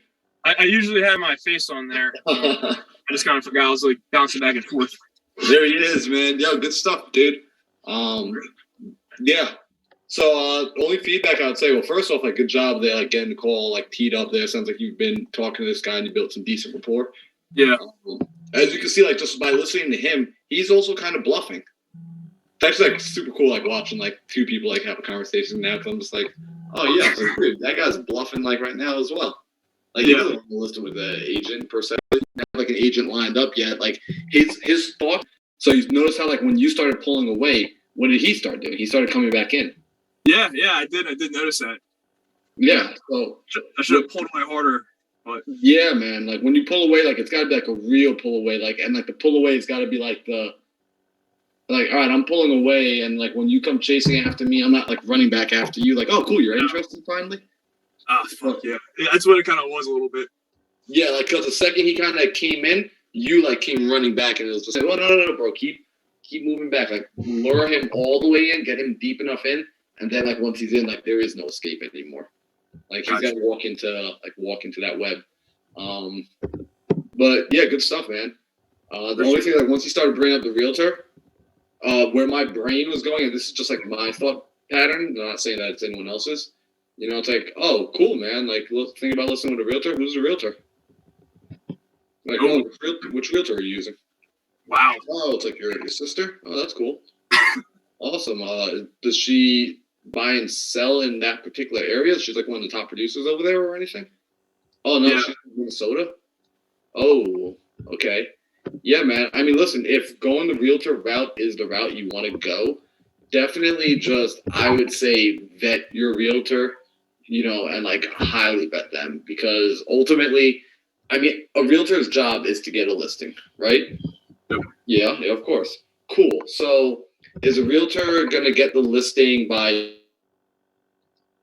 for $1,000 or $100,000, right? So most realtors are going to tell you a really high number just to get the listing. So a lot of them do this, but the good, honest ones that actually do business well, that actually know the neighborhood, they know the markets, they know the numbers, they're going to be real with you. So they might not tell you the number that you necessarily want to hear, but they'll tell you the number that's realistic and that you need to hear. You know, so if you don't have one of those realtors, you know, no worries. Like just shop around. If you need any recommendations, we'll be glad to, you know, point out some rock stars in the community that we've seen have been doing good things. Yeah. But awesome, man. So, I mean, what are you thinking you're gonna have the realtor listed for anyhow? He says the realtor is gonna let, as we talked to him last time, the realtor, like he said, 200 the realtors are listed for. But I have a potential hedge fund buyer who's willing to pay 221. And last time I talked to him, he says he wants 190 and he'll accept it. But before his price was lower and I gave him the number he wanted and he didn't accept it. So I don't want to fall into this trap again of giving him the 190 and he's like, still not going to take it. Even though I know there's a potential spread on there. Okay, so if he wants 190 and you've got a buyer for 221, it'll just be like, okay, man, well, listen, 190, I mean, look, if you listed at 200, right? And let's say you got a full ask offer and whoever comes in doesn't even, you know, they don't ask you to repair anything. There's no contingencies. There's no any of that. And you get the full 200. I mean, by the time you're done paying the commissions and closing costs and the title transfer fee and all that stuff, you're probably walking away with like 187, 185, 187. So why not just, instead of having to go through that headache and that rigmarole, why don't you just sell it to us for, you know, 187, 185 right now? You know, we'll take care of all the closing costs. We'll take care of all the fees. If you want to leave stuff in the house, you can. We'll take the house totally as is. We're not going to ask you to paint the wall. You know, I'm just confused as why you would want to spend time and have to worry about a buyer potentially qualifying for a mortgage instead of just going with a straight cash offer. Yeah. Hello? Hello, I'm just returning a phone call. This is Jared Chapa from the Department of Public Safety. Oh, all right. Thank you for calling me back. I think I had a wrong number. Oh, okay, no problem. Uh, Bye-bye.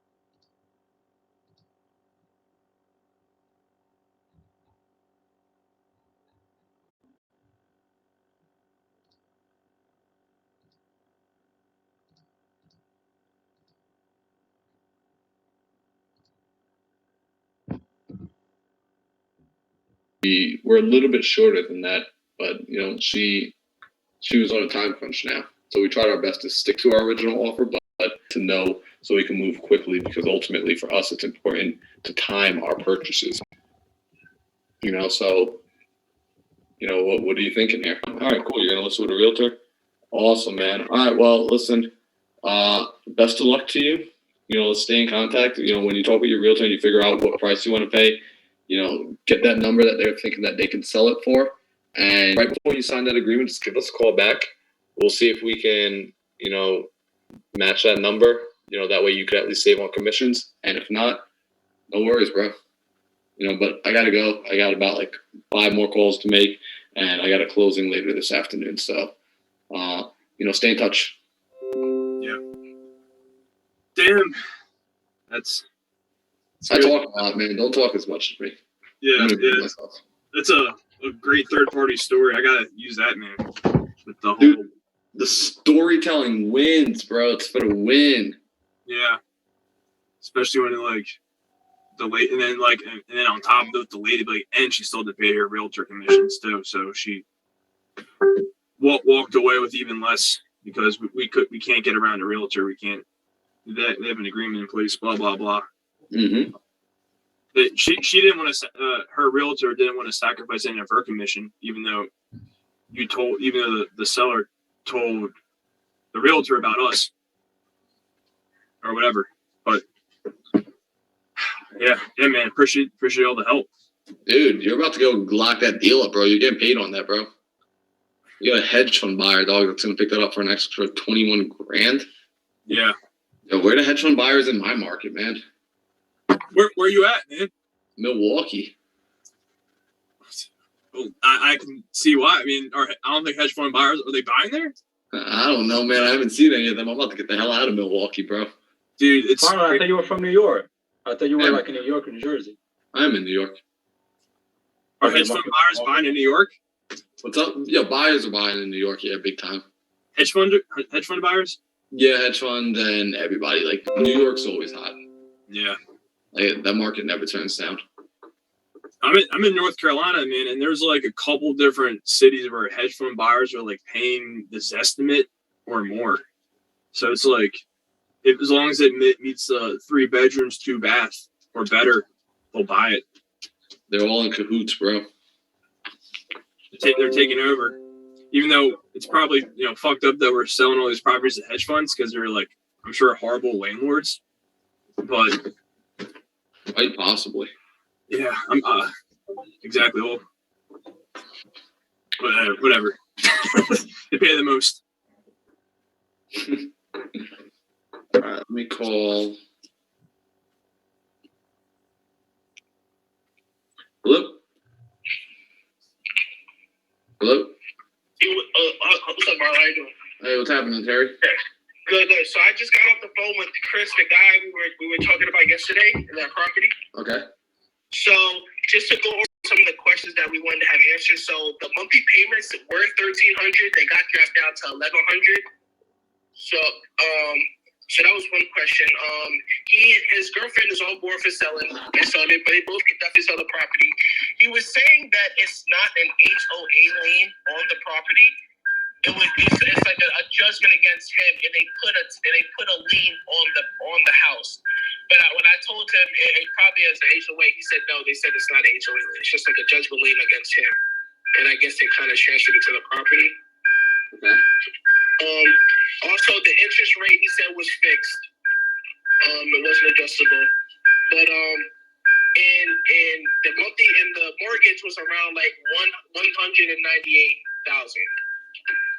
Okay. And they're gonna include like some lawyer, I want to say some fees, I want to say tax fees or something like that, in a couple of days when they send over like a full price. So is it in pre-foreclosure? In pre-foreclosure? Is he behind on payments? Yes. Yes, I'm pretty sure. Yes. Okay. Yeah, dude, he owes a decent amount of money on this. How much does he owe on the mortgage that is behind the late payments? No, that's late payments. Can you kind of explain the difference? So when he missed his payments, he missed for a certain amount. Let's say he missed 3 payments. So he would owe, $3,300 plus fees, plus attorney fees and all that stuff. So maybe it's like $5,000 in back payments on the mortgage in order to get it current so that he can stop the foreclosure process. What's that dollar amount? Okay. I don't know. The only price I got prepared was $198. Okay, so that's something else you need to know. What are his arrears? Okay, I can text him. Just text him and be like, hey, of that 198, how much of that is arrears, or how much would it cost to reinstate the loan? Okay. And that $50,000 of judgment against him, you got to figure out what those judgments are, because you got to let him know, like, hey, look, we could possibly take this on, and what we would do is we would take care of the judgment. However, at $50,000, this is absolutely not a deal for us. Like, there's not even like a question about, is this even potentially a deal? This isn't a deal for us at all at $50,000. However, depending on what that judgment is, look at seeing if there's a way for it to be negotiated down, or if there's something we can do to structure payment or something along those lines. If there isn't, then I hate to tell you that, essentially your only other options from that point forward is doing like a short sale or just catching the payments up yourself and riding out the storm. Got you. Okay, yeah. So I said of that, of 198, how much would it cost to reinstate the loan? He said this, I have no idea. He's still typing. And so basically, and also, if he doesn't know, like, all about the judgments, he just, like, will just contact the court and get all the information, right? Yeah, I mean, if you really, depending on how deep you want to dive into this, you can get a limited power of attorney so that you can now call the courts and all that stuff and ask on his behalf. Okay. All right. But so after finding out how much the reinstate loan, what would my next step be? I guess. I guess you're definitely negotiating the lien and stuff like that. But what is that doing for me again? Finding out how much it would cost to reinstate the loan. You're finding out how much it's going to cost to reinstate the loan, and then you need to figure out what that judgment actually is, so you can figure out how to negotiate it if it's even negotiable. Okay. Perfect. So I have a meeting with him and on Monday.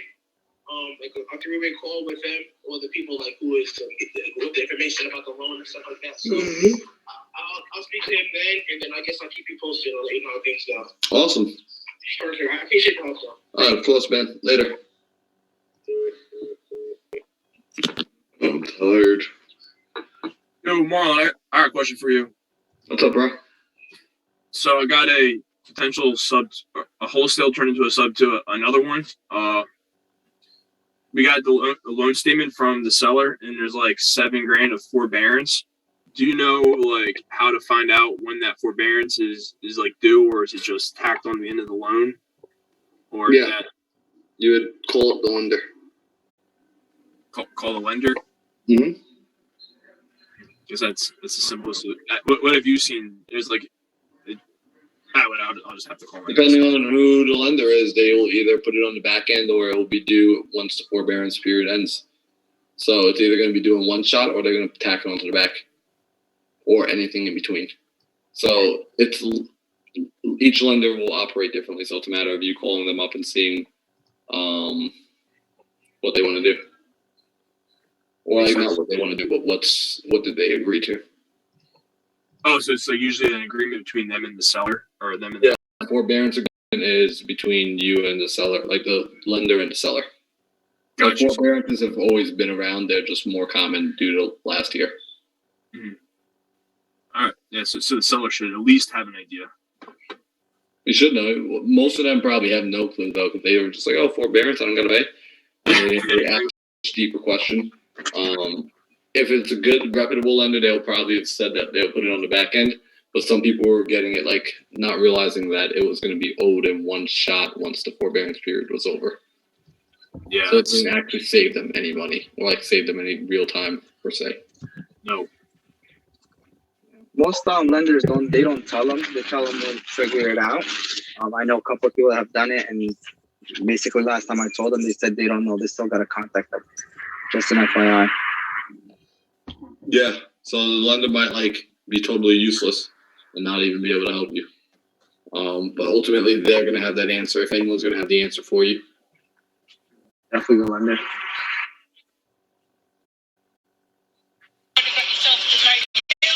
Put your families then suffer, don't they?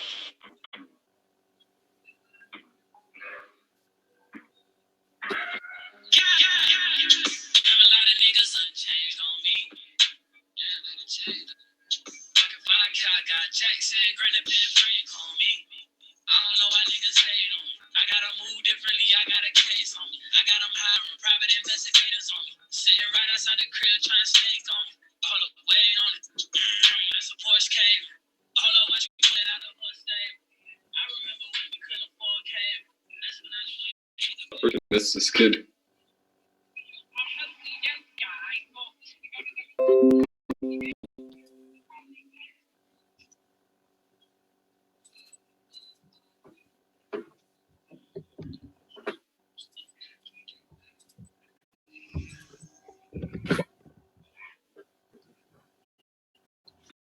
All right, cool.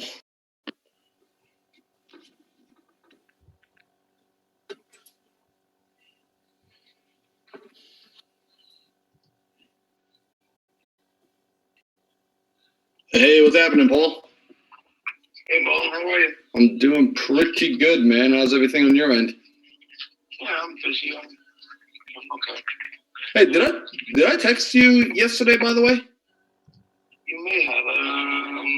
I don't think I saw a text yesterday, though. Okay.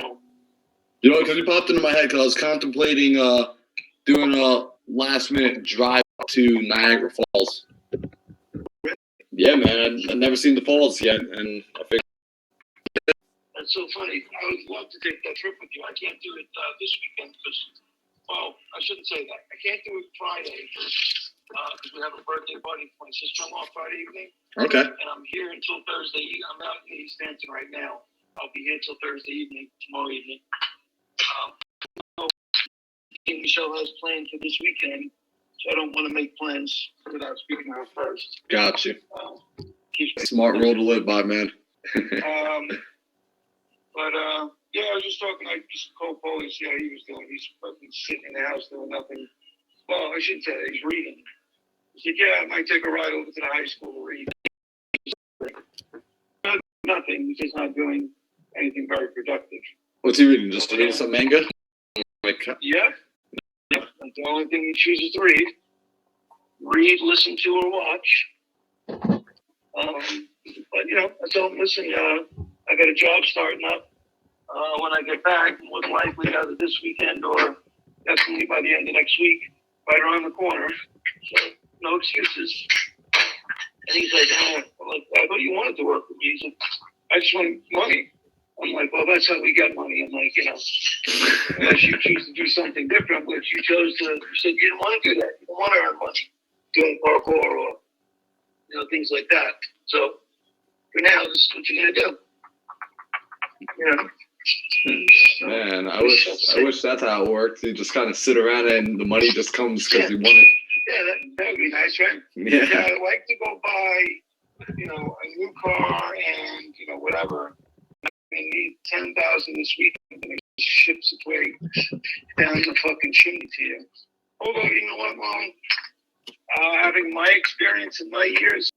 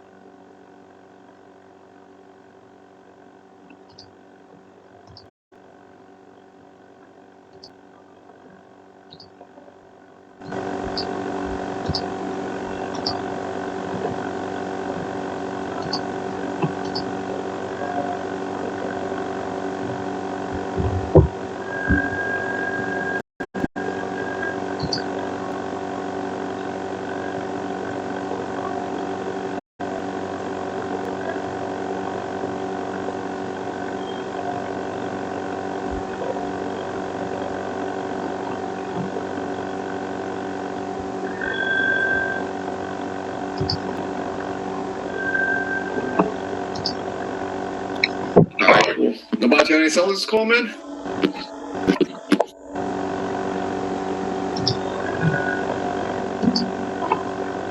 I'm not gonna break looking about you driven. Gotcha. Yo, are you doing like trying for dollars right now? Yeah, I'm about to. Let me call this seller and see what we got going on here.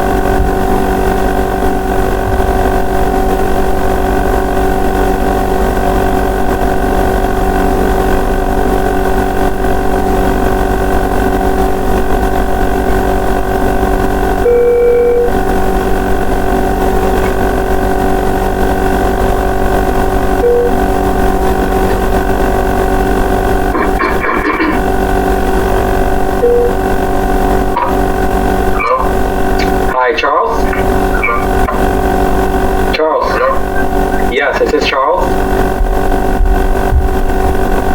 Am I talking to Charles?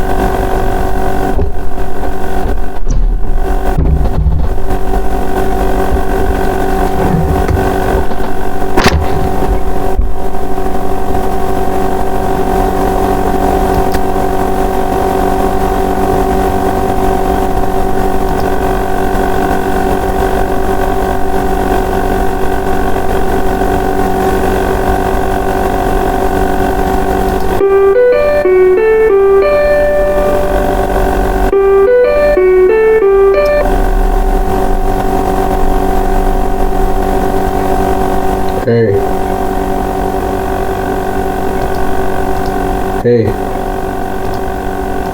Hey.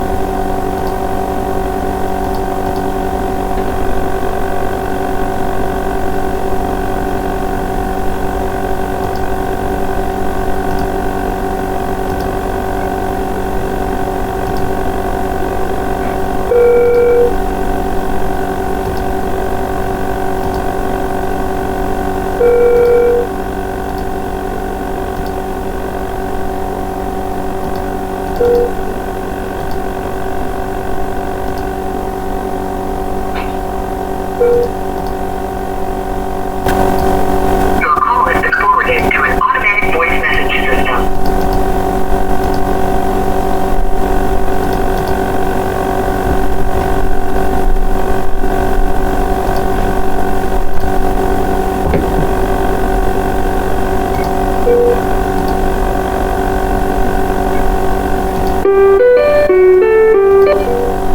Okay. Your call is Can forwarded you? to an automatic voice message system.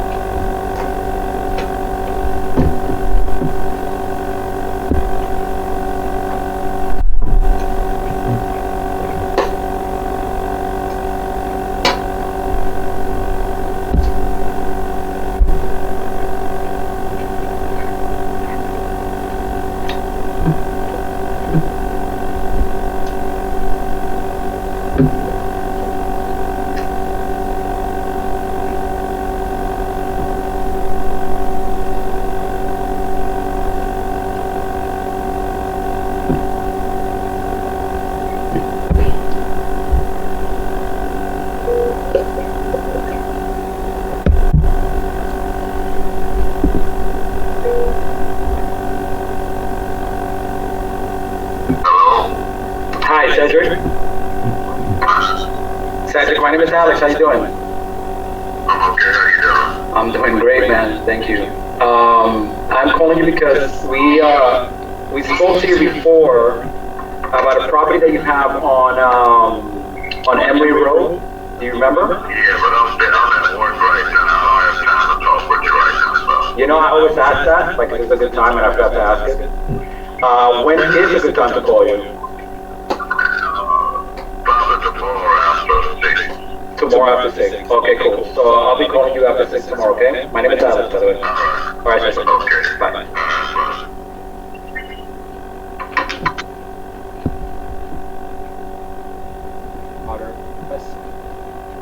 Simultaneously, I've got to go run my situation, and we've got to touch base next week. I need to verify whether this is a good deal or not. Okay. Yeah, it makes sense. Yeah.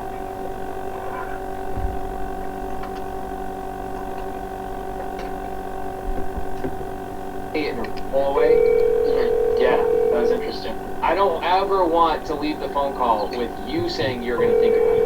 I'm going to leave the phone call saying I'm going to think about it, and you'll be lucky if I call your ass back.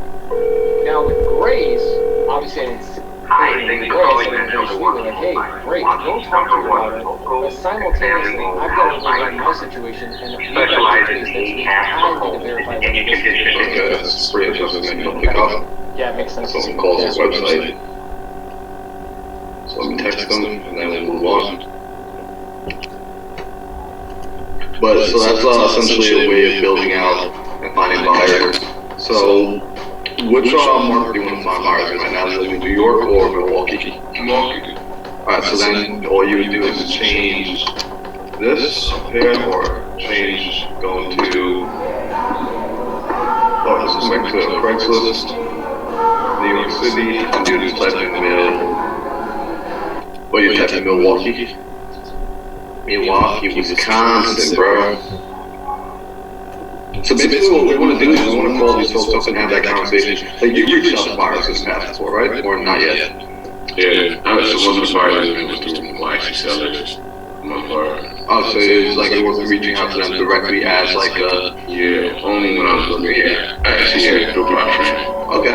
Yeah, through my friend. Like recently, the ones that recently bought in here, that's like this one too. those conversations? It was cool until the price came in, and then it was overpriced.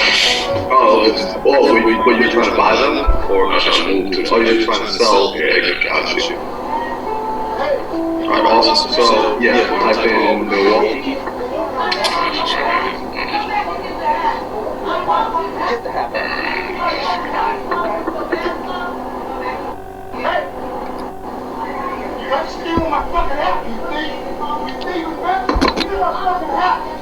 So let's see. Milwaukee's response. Yep.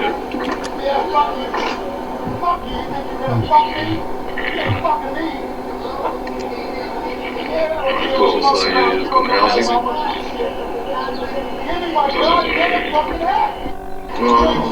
Yeah, housing wanted. This might be. It should be Realestate. You know, so I can reach out to these guys, any banks. I don't know, any banks. Some of these are mine, so. Heads up. Yeah.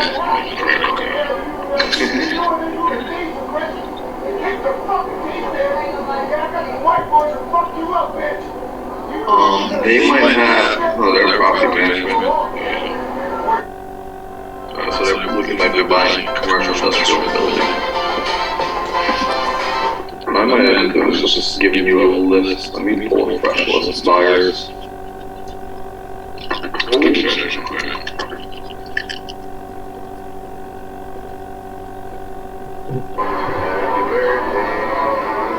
We got working on this one.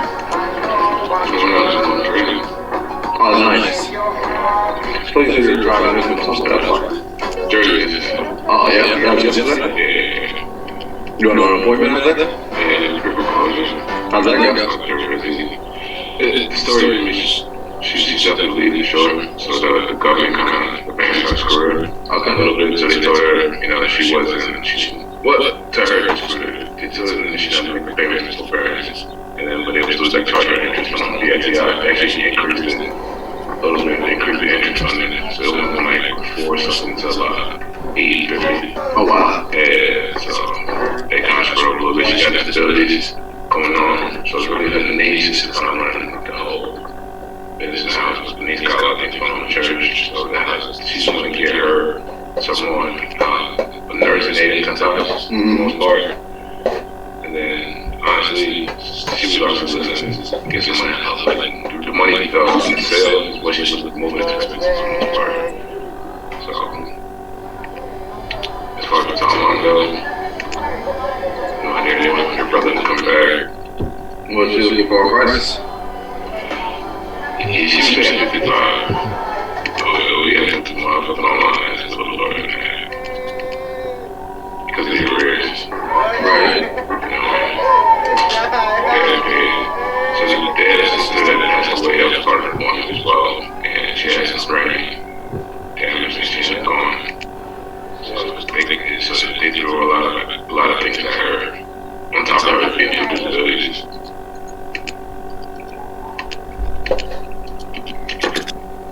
Okay, so what's the solution? Where do you need to be at?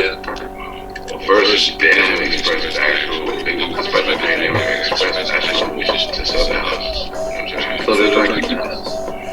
It's trying to either keep the house, find a spot to move, or it's just smaller up. And Denise really don't, honestly, Denise don't want to, she's still trying to manage everything, but she has a lot going on outside of the house itself, and the house is an extra burden to her.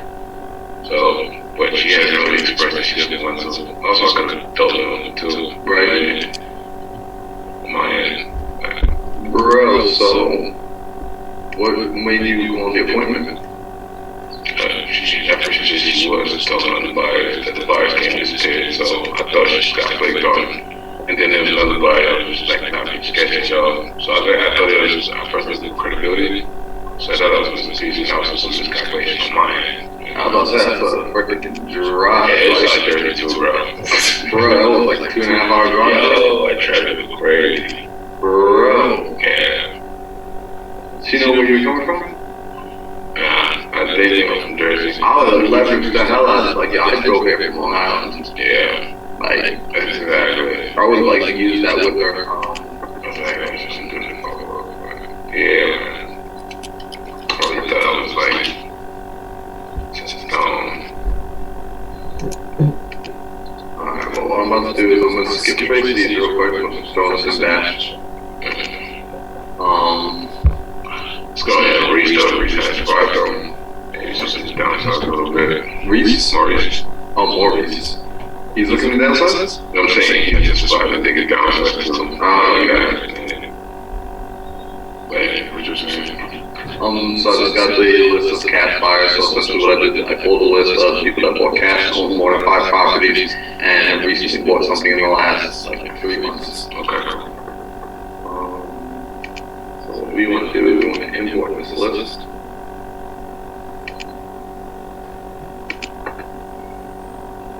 Move it over. It's only 2, so like I never built out a buyers list, but like now I'm starting to want to because like coming across more properties and things of that nature. Cool. This is all that's needed.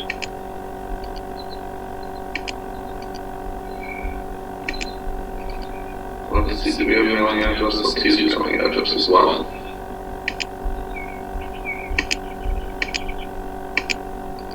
So only because LLC. Mailing city. Mailing state. Mailing zip. Cool. Next, find list 2. Add new list. Cash buyers. Key. This is 48421. Done. Find tags. Marlon. Who's that? Yo, oh shoot, am I not muted right now? You guys are listening to you, Marlon. I just saw that. I saw Oscar commented that this virtual office is going on, so I figured bouncing what's up, everybody. Yo, we got Victor in the house. Literally.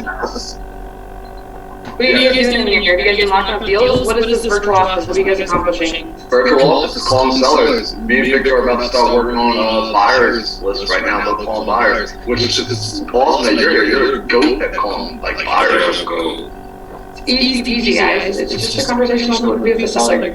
Yeah. I've never had to build a buyers list. Like I always just like had buyers, but like now. I would actually, guys, if you're gonna get more leeway, what we did, what I haven't paid you, because he wouldn't get that many like answers, because buyers probably aren't gonna answer like a phone number they don't recognize. I would just load them up and text them. We got like a 75% response rate. Oh yeah, with texting? Yeah. It would save you so much time. Think about it. Like think about how busy like Pace is through the day. Do you think Pace is gonna answer every number he doesn't recognize? Freaking right, Caroline. I'm about to hit a text campaign. She's actually right, because I work with the homeless. Yeah. Put yourself in the shoes of the seller. Put yourself in the shoes of the buyer. Think of who you are. If you're Oscar, you're nice to us because we're inside the same Subs 2 membership as you, but you're probably not going to answer a bunch of random numbers from like Washington or New York and stuff if you're mainly doing deals in Chicago, right? Dang, Caroline, why you gotta be so on point sometimes? Just dropping knowledge, just doing what we can. Dude, man, I saw you. To me, 100% text for me, bro. Yeah, like I'm literally like pulling my credit card out right now, like on my wallet, so I can start texting. No worries, I'll just give you my Venmo. You don't use a credit card for me. Yo, come to Mexico with me, yo. Dude, I wish. I gotta close some deals. I gotta get some cash flow coming in too. I feel that. Yeah, but well, cool. So I was actually, you know what? What do you guys think of my notes that I did? Let me share this with you guys. For the seller objection calls from last week. I'm going to. How do I share? Are you gonna be in the book, Caroline? I'm not. I don't think I'm gonna be in the book. I think we all are, from what I'm understanding. Can I copy it from my notes? I think I can send it to people that I have phone numbers for. I mean, you can't. Special thank you, like Caroline, thank you for the queen of daily dials. You know, in front. You know, like what you usually do, like for your wife and children. I think that Caroline should be in there. I'm serious. Caroline should be the cover of the book. Yeah. I don't think so. I think what they're going to, well, thank you guys, because that book Patience going to do whatever from Reagan is he's going to wear, he's going to put on a wizard costume and wear a wig and stuff. And there's going to be videos of him being like, this is me doing my southern incantations. I got a new Page spotter. I got a new email to help out with the stuff for stuff too, so I gotta pull it up. I don't think I can share with everybody from, here it is, from the Notes app on my computer, but I can share my Google Sheet. So what I'm going to do is make a whole new one. Let's see, we start from the bottom. Let's get the campaign going. Yo, Vicky, actually, have you logged into Batch Leads before? Yeah. So let me log you in. Because what we're going to do right now is create a buyer's template. Caroline, when you were doing the buyer's list through the campaign, did you already have a template? Like Batch Leads. We didn't have, funny enough, we didn't have Batch Leads set up for my VA when we got started. So, is that the right email? Okay. So he was just using Textedly.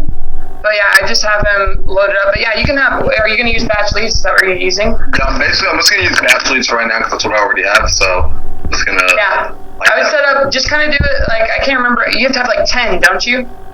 10, I mean, I already have phone numbers in that area, so it's just going to be a matter of 10. But don't you have to have, like, doesn't it, I don't, because I haven't used Batch Leads for texting, don't you have to have, like so many options for it to cycle through? I think you only need, like, 5 or something like that, but they recommend having 10. Yeah, just have a few of them, and I would just, like, make it something like, I'm trying to share these notes with you guys so you can have them. I would do one of comping land is pretty easy. So you're going to want to go off of, ask one land guy who said they'd pay 15 to 20% of it. So for comping land, figure out the new builds in the area, and then do you want to sell it to your land guy at about 15 to 20%. So if the ARV is 200, like 20% of the 200,000 for the new builds, and then reach out to developers. So for what you're going to be doing, Marlon, I'd say something like, hey, Marlon, or don't maybe use their name. I can't remember what they said. Use sellers' names or don't. Just like, hey, I saw that you bought property in the 46901 zip code in the last 6 months. Wondering if you're looking for your next flip. I'd use like, that is one. Next one, I would do like, hey, or just do variations of that. Hey, I have some fix and flips in the 46901 zip code. Are you looking for your next flip? You bought some property for cash in the 46901 area code, or I don't know, just keep like doing different variations of it, because I think it cycles through. If I understand correctly the way Batch Leads works, they don't want you to send out more than like 100 of the exact same message, because then the carriers will flag you as spam. And if I paid attention to zero to hear it correctly. Freaking appreciate you, Caroline. That's what I'm here for, dude. You help me out so much, let me help you. Dude. Clone yourself and then let me get a copy. Here we go. Let me share this. Alright, cool. Hey. Clone yourself and let me give you a copy. Yeah. Here's my note. You can have my notes all of my notes from the objection columns of paste.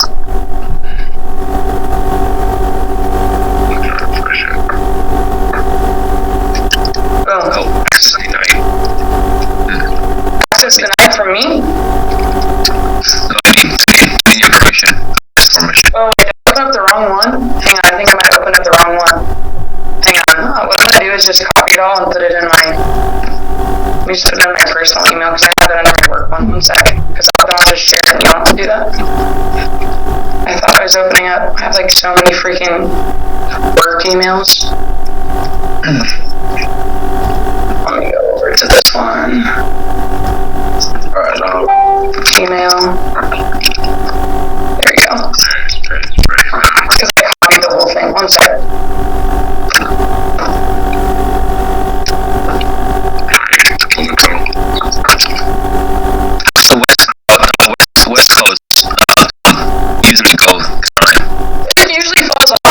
I'd say 90%. No. So what do we have? We have about 100 on the East Coast today. I think we were around 50 to 60 on the West Coast. The only reason the West Coast doesn't do as well is because so many people get on the East Coast before work. And work is starting, and then like it's still really early for Hawaii. Okay, so now let me do share. Anyone with a link? There we go. Alright, here's one for you guys. Choose this one. Boom. Does that work for you guys? It does. Perfect. My screen so you guys can see it. Boom. Oh, yeah. Anyone that goes full screen, I get kicked out of what I'm doing. Oh, sorry. That's all good. Here's the Zoom link. If you guys want to see it, here's the Zoom link. And then you can only, like, if you want to do this, like, totally, if you want to go through this more notes, like, make it even better to make these as helpful as possible. The one thing I really went through, third-party stories were huge. That's what I was, like, talking about so much last week. I did a West Coast Zoom last week with Kat and and that's what I was telling them. Let's do, like, more pausing and getting, like, immediate, like, feedback. I think that's been like the biggest takeaway to tell people. So, yeah. Cool. I'm doing this really organized because New Reach, which is the company that runs the two, asked me to stream it. I was like, it's not really a book. This is more like a little pamphlet, but yeah. Anyway. This is a good one right here. This is for, this is Scorching the Earth. This is super good. It works. I know that you're getting the hang of everything. I definitely practice this in the mirror. The Scorched the Earth last week was freaking lovely. Yeah. Marlon, when you were doing your calls on Saturday, what happened on Saturday with Pace? He basically was just like, yo, anybody to get on, and that's when I was crowding him down, and that call was pretty solid. Only challenge was I didn't get the address, like I just had to, other substitutes to give me the, just put in the name of the seller and the phone number, so I was getting through the conversation, getting everything, and the information, I didn't want to launch something that wasn't completely sure and verified that like these numbers would actually work. But it was a call, you know, like everything about the call went well, so we gotta follow up with that seller like later today. So that's probably we're gonna lock it up on sub 2. Nice. I gotta do some for fun. Yeah. Did you say something about what? Did you tell me something about Scorching the Earth? Yeah. Scorching the Earth. Have you scorched your earth lots? No, not at all. I think I said your name. Why do you think I called you out? Dude, I've been in the same shoes as you. And also, I know the parts that go into the Scorching the Earth. Have I pitched it well before? No, that's not one that I did. So I was listening to that Zoom earlier. I typed it out. Let's see, what page was that? It's on page, I think page 3. Oh, you're not gonna see it. It's already posted. I'm gonna share my screen, so get ready. I'm just gonna go full screen. Right here, Flex. Yeah. Every couple of days. Freaking clean, man. I like it. There you go.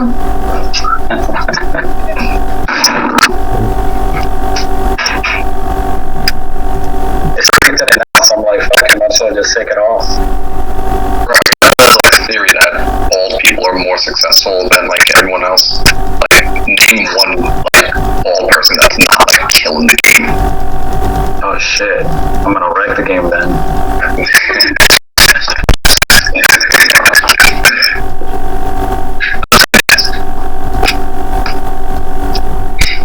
What are you gonna tell me? Take your head off here?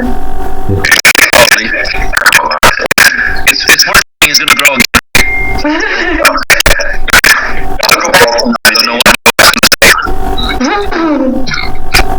Well, cool. I'm here for a bit, so you guys are up to, I'm gonna get back to doing some stuff. Oh, did you restart the 7 again? Yeah. at my stupid progress picture. I woke up last night.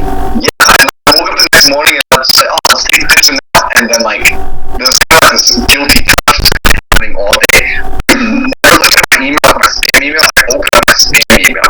There's a message from Andy Frisella. I click open, and it's like talking about 75 hours. Like, yeah, you know, most people fail on object number 5, which is taking the daily picture because it's a small detail. And everyone thinks they can get away without doing the small details. And like, it just like was a knife in my heart. And I was like, I gotta restart.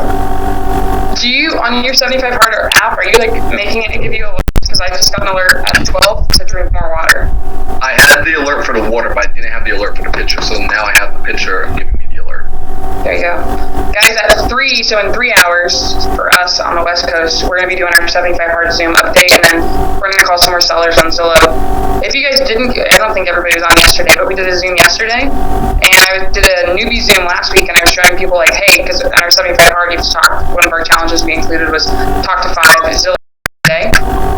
Disposable sellers on Zillow, and I was showing the newbies can you hear me? how to do that, and one of them actually added in, you know, on the bottom, Oscar, where you can add in like words like ADU. So anyways, on the, so let me show you, sorry, you're fine. Look at this. What I'm going to start doing when I'm looking for stuff. This is what I think. Hello, Randy? So just do, let's do Houston. Now let's do, I'll do Topeka, Kansas, just because there's going to be a ton of competition there. So I'm going to go for sale. I'm going to change the filter. Are they still showing for sale by owners? I think they pulled all of them off. Yeah. Right here. No, still pulled all of the for sale by owners off. No, right here. What? Oh, damn, they still have it. Yeah, it's on there. Now look, this is where I want to show you the little hack. Right here for keywords, MLS, yard, etc. She started doing seller finance and found a ton of motivated sellers by doing that. Okay, let's just speak again. Wow. So change it around. But also what you need to worry about is finance. Is some of them, when you got to click on it and read the description, it can say, will not seller finance. I will not honor finance or wholesale this house. Hello. So you gotta be careful. But she got, like, I've been helping her. Hey, am I talking to We've got like 3 really motivated sellers. Found a guy that has an apartment complex in Boise, Idaho, that we're gonna be calling on Friday at 3. So When do you do this calls for sell by owner? I'm gonna try and keep it around 3 o'clock generally, and all we're doing is like having a conversation. So the only reason I included that in the 75 part challenge is, you know Joey Strange, right, Lex? Yeah. So Joey joined the mentorship maybe 3 weeks before I did, but she was really anxious about talking to people because her business platform is income sellers. So they have abandoned signs, they have signs on trucks and stuff. And I was like, dude, you need to, like, if you don't have leads, you don't have products. If you don't have leads, you don't have products. You don't have a business. You don't have what you have. You also don't have products, which means you don't have a business. So I was like, Joey, you need to start talking to people. And within a one-on-one Zoom with Joey, so you don't know if there's supposed to be, let's call somebody. I'm going to call some people right now. Let me go on Facebook before I do that so I can let everybody know. Because people get kind of mad at me when I do this and I don't tell them. What we did was Joey was really uncomfortable, and I told her, have you gone through the sales training yet? Yeah, so very good. Sales training, the book a couple of times. So then what we need to do is get you, let's work with you next. Let's have you call a seller. Calling sellers on Zillow now. I'll let everybody know on Facebook. Anyways, what we, one second guys. If you're watching this video, the live has already ended. I'm inside the Zoom right now. I'm going to include the link here. So what we did was Joey was calling sellers, and she just started fumbling and was like, what are you asking for? She started doing the cold calling script on blue. And what I actually like, Oscar, can somebody go on my Facebook and share the link in there just because I'm chatting at the same time? What's up, David? Can you guys just go to the Facebook group and share the link to this Zoom? Thank you, I appreciate it. So, what we ended up doing was after we called She's just like, you know, in the text, like she wasn't even looking at the screen. So I pulled up a Google sheet, or Google Docs, and started typing out what to say, because she started fumbling and didn't know what to say. So I was like, listen, it's just a conversation. And if you noticed, were you on last week for the pages on the to go over objections? To everybody. Yeah. Once I have Facebook Live, there's going to be a Zoom link for you to join into, so you guys can call sellers. So the whole point, and this is actually really helped me a lot. But the big thing that I took away was we need to ask more questions. When we ask our questions, we can guide our sellers down a direction that we like. So what I started doing with Jody, what's up, Tanisha? Hey, I'm inside of Zoom right now as well. Marlon's about to I'll come through. It's the virtual office. It's the virtual office. The virtual office. But there you go. Get in there and join us. But what we ended up doing, I wanted her to get talking to people to practice with us, and for any practice talking to sellers. The first thing that, what do you think the first thing that I'm getting right now, because the market is so complex, what do you think the first thing that sellers are saying to me when they answer the phone? Are you an agent? Exactly. They're like, are you an agent? Because I don't want to work with an agent. No, I'm not an agent. And I go through it with some people and just talk about it. The whole point of doing this, and I think you should add this to like, do you have an 90-day plan yet? Do you have your vision board? No. Dude, what the heck, man? You came to my newbie Zoom and I told you to do that. You're doing me a disservice. You're doing yourself a disservice. You need to get yourself together. Anyways, there you go. Tanisha's on here now. So, perfect. Let's just call some sellers. But basically, if you guys have so the whole point of me wanting you guys to get a vision board is to have like goals and stuff. But guess what goals are if you don't have a deadline? Dreams. Exactly right, dude. Goals are dreams. If you don't have a deadline, it's just a dream. You can just be like, man, one day I'll do this. But if you don't say, hey, I have a deadline of like by 2 o'clock every day, I need to have 5 conversations with FSBO sellers, FSBO for sale by owner, then it's never going to happen. You have to make deadlines. Naturally, humans are procrastinators. It's just what we do. We'll push things off for as long as we can. Dude, why do you think I'm doing the 75-hour challenge? I'm like, man, I keep talking about it. One day I'll go to Mexico with Marlon at a cool event. But if I don't start making things happen now, I'm not going to be able to go to all these cool masterminds. So this is what I tell the new students that come in and to really like create a vision board, see what you want, and then you have to work backwards from there and create a 90-day plan. If you don't do that, then you're not going to go anywhere. Being unprepared, or creating a plan and not being prepared is just being unprepared. So that's why you need to have a 90-day plan. This is why yesterday when I did we did an evening Zoom when we called sellers, I said like, hey, you need to spend a day reaching out to buyers. So like what I just told Marlon, don't close buyers because buyers are busy. Think of buyers as Pace Morby. Pace Morby's not going to answer a random phone call. What he will do is he'll open up his text messages. You're going to have like a 90% read rate when you're texting numbers. Okay? Same thing. So 1 hour a day reaching out to buyers. You should do maybe, let's see, maybe an hour and a half, 2 hours a day reaching out to FSBO sellers. I don't know. It can be more than there. Like, because the fortune is in the follow. If you continue to follow up with your leads, we did anybody see Marlon's Instagram post last week? What did Marlon not do?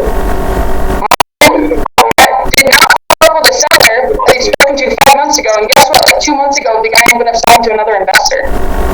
So this is why you guys need to have an organized CRM. You need to stay on top of everything and continue to follow up. Like every day, you should wake up and create a habit. This is a journal. I'm gonna open it up. That's where I got this journal from. Freaking Marlon, look at this, like all ripped to crap. It's like torn up. It's the Brenda Bruce Performance Planner, guys.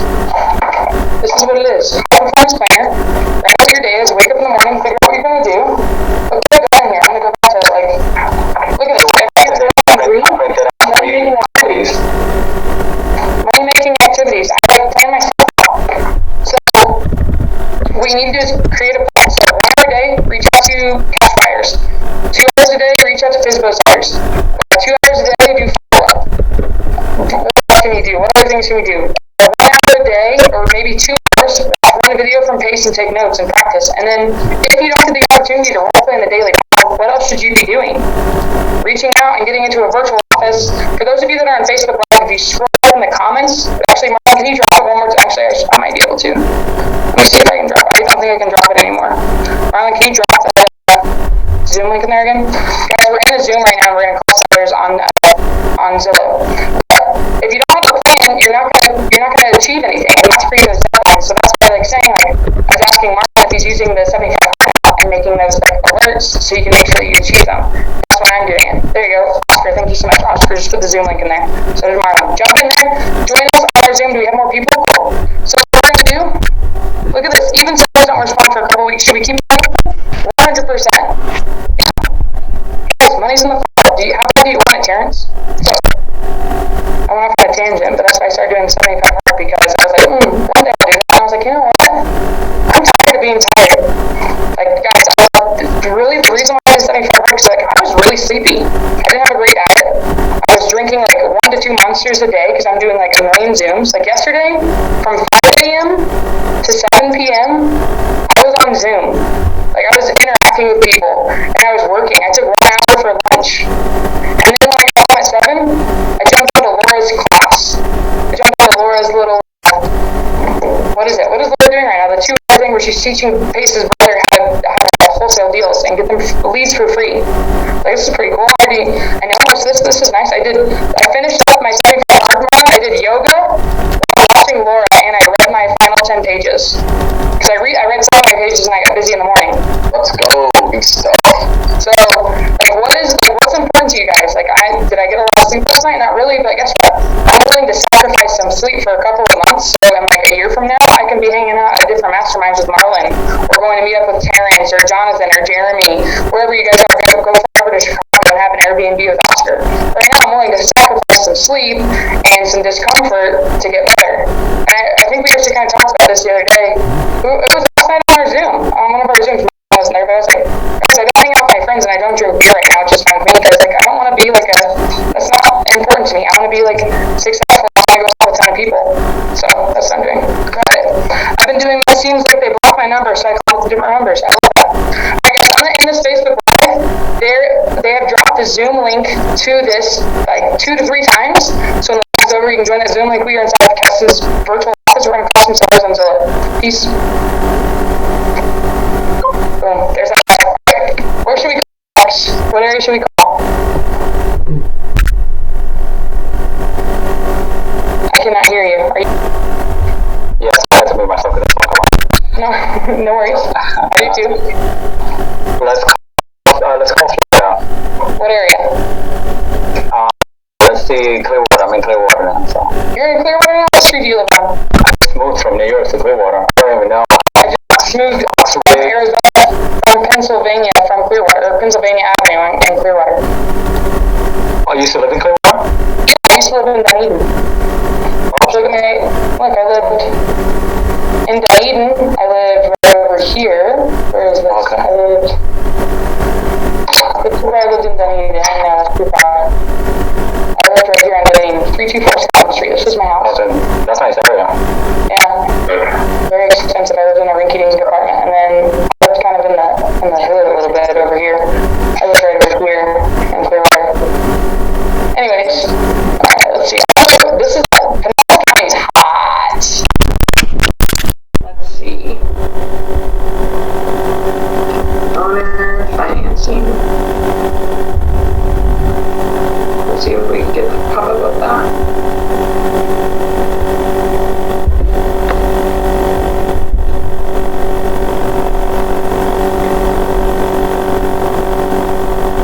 So, how long has it been on the market? 35 days. No lease option or owner financing available, so we're not going to mess with this one. Let's go anywhere over here. Nobody's owner financing. Seller carry. Owner will carry. Maybe we'll try that. Yo, Caroline, do you think you could do multiple keywords if you put a comma? Oh, maybe. Owner financing. Seller financing carry. Let's see what happens. Nothing. This is just like a really, really hot market. I looked up one yesterday. Let's try Houston, Texas. I thought I saw some good ones. Let me look this up. I'm gonna remove the boundary first, just so I have more options. I'm gonna stick with the same thing. financing. Alright, I got a few. 922, I think this one might have said no. For sale by owner. With the Democrats in office, prices are going up. You can't pass up this deal. Corona-free and gluten-free. Oh, shoot. Oh, this sounds like fun. Home contingency, no commission to buyer's agent. They probably are not motivated. Are you even looking to sell? Oh, look at all this junk on the wall. How long is that gonna take now? What an interesting. Should we just call them just to see how the conversation would go? I'm gonna call them. This has been on the market forever. Let's just see what's going on. Oh man, you're brave. Do it. Do it. Do it. I'ma do it. 713-412. They're not motivated at all, guys. Anna in the house. This is lit. Do it. 8421. I'm gonna just turn my computer volume down. Like a date.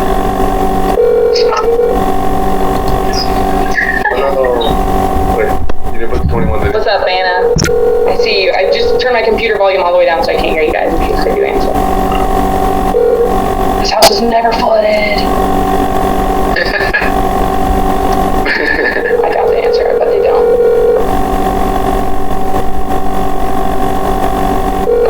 Your call has been forwarded to... Double dial, what do you think? Should we double dial, Lex? Oh, you did. Double dial. Four ones. Alright, let's double dial.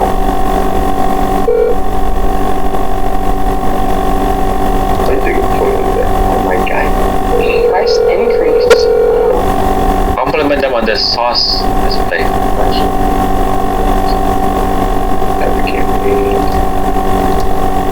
Look at how much they've changed the price. Cash buyers. Save machine. Sheesh.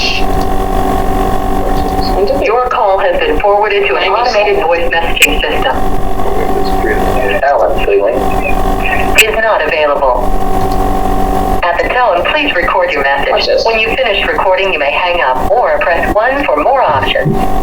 To leave a callback number, press 5. Hey Alan, this is Caroline. I'm actually calling about the property over here on Louise Street. I have that's it. That's all I'm going to leave. That's my voicemail for them. We'll get them to call us back after that. Boom.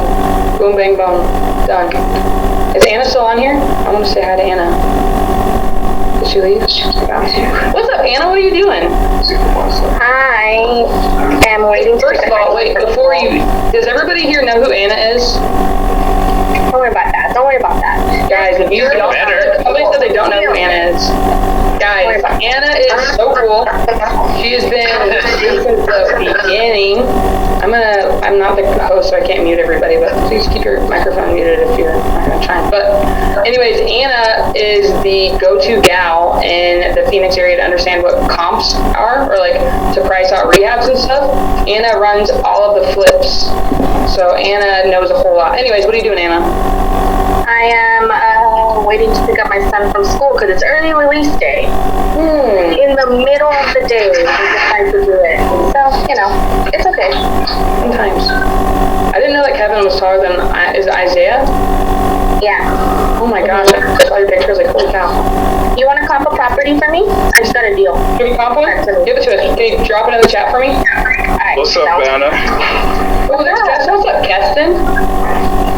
You owe me lunch, Anna. Yes, I do. I do owe you lunch. When are you coming back? I don't know. Whenever Caroline invites me back. Hey, Keston, come out here. Come on out, dog. I'm actually doing your thing, buying materials for a renovation that starts tomorrow. Oh, nice. I saw that on your Instagram. All right, I'm gonna pull this up right now, and we'll comp it. He went down there.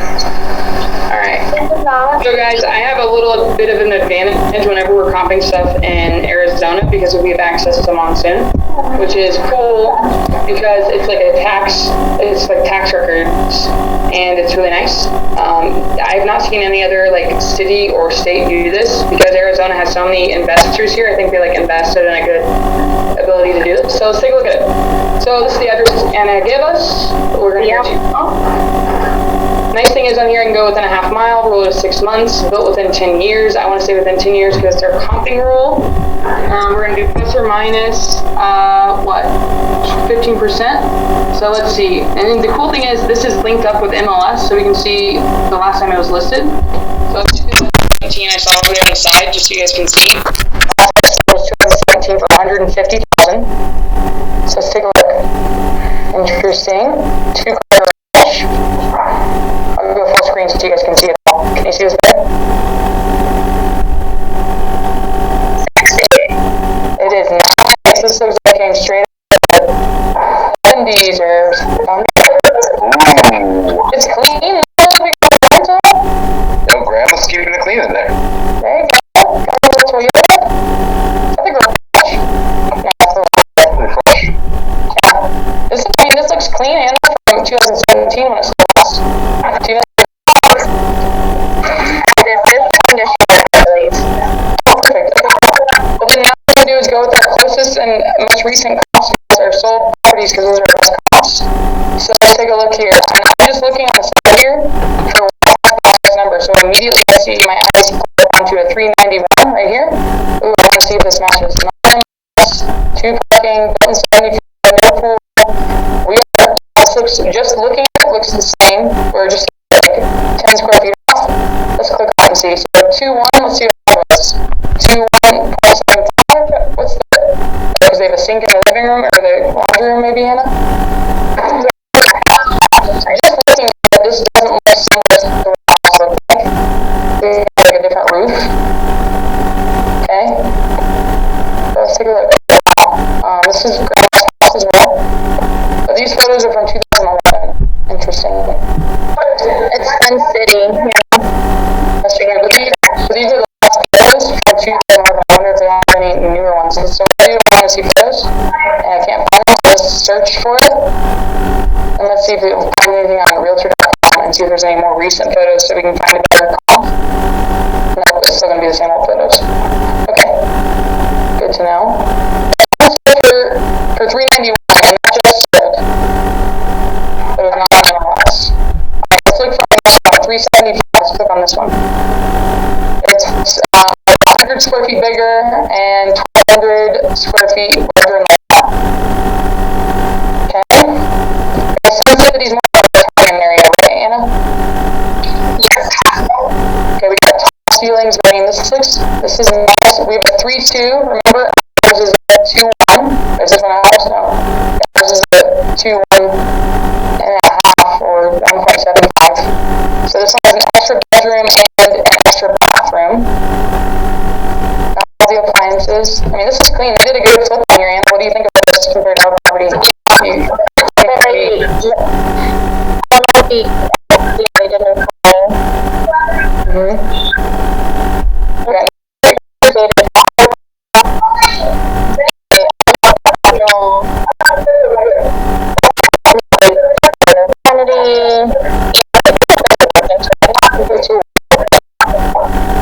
Yeah.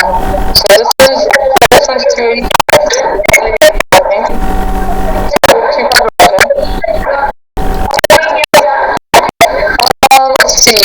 So 375. Excuse me. 375.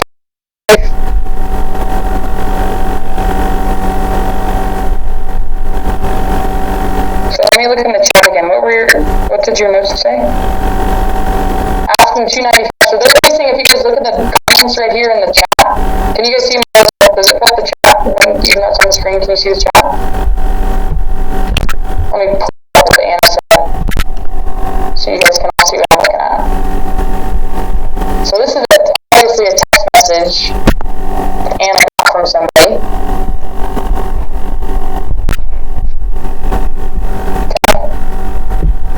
So this is the text that was sent to Anna. Nice and easy to read. Address, APN, 2 bedrooms. So look at this, Anna. Your office is telling you it's a 2-bed, 2-bath. So it must be. Let's confirm with your office that it's a 2-bath. 2 cars.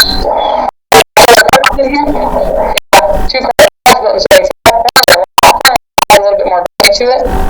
They're saying asking price is 295. So they're saying there's a spread $100,000 are really going off of that one comp that we didn't have photos to. But the cool thing is, with the comp we didn't have photos to, I mean, it's a 2-1 from tax records. I mean, that might even be a good comp because we can't see it. I would like to be more conservative on that. Recent activity, there you go, 720, they're using the exact same one. Let's just confirm. 10921, yeah, that's the same address. Okay. And there you go, there were the costs that I just looked up as the exact two costs I looked up, those are what they're using for the cost. The interesting thing is they didn't split the cost, they actually asked my ARV to be a little higher. Even though it is hot, I wouldn't go into that. So I'm going to copy this, pull it, and look at the photos on Dropbox if they have any more recent photos. Okay, so these are photos from a wholesaler going to view the property. Looks like it's the same. Maybe they didn't even view it. They probably just took all these photos off of it. These are the exact same photos off of MLS. So I just, don't say hey, when's the last time the property is it the way it is? Access to the apartment only to verify information. So one thing I look for is to see, so close of escrows at the end of the month, is it going to be the wholesaler? I'm getting you guys notes here. Wholesaler didn't include. Will it be vacant at close of escrow?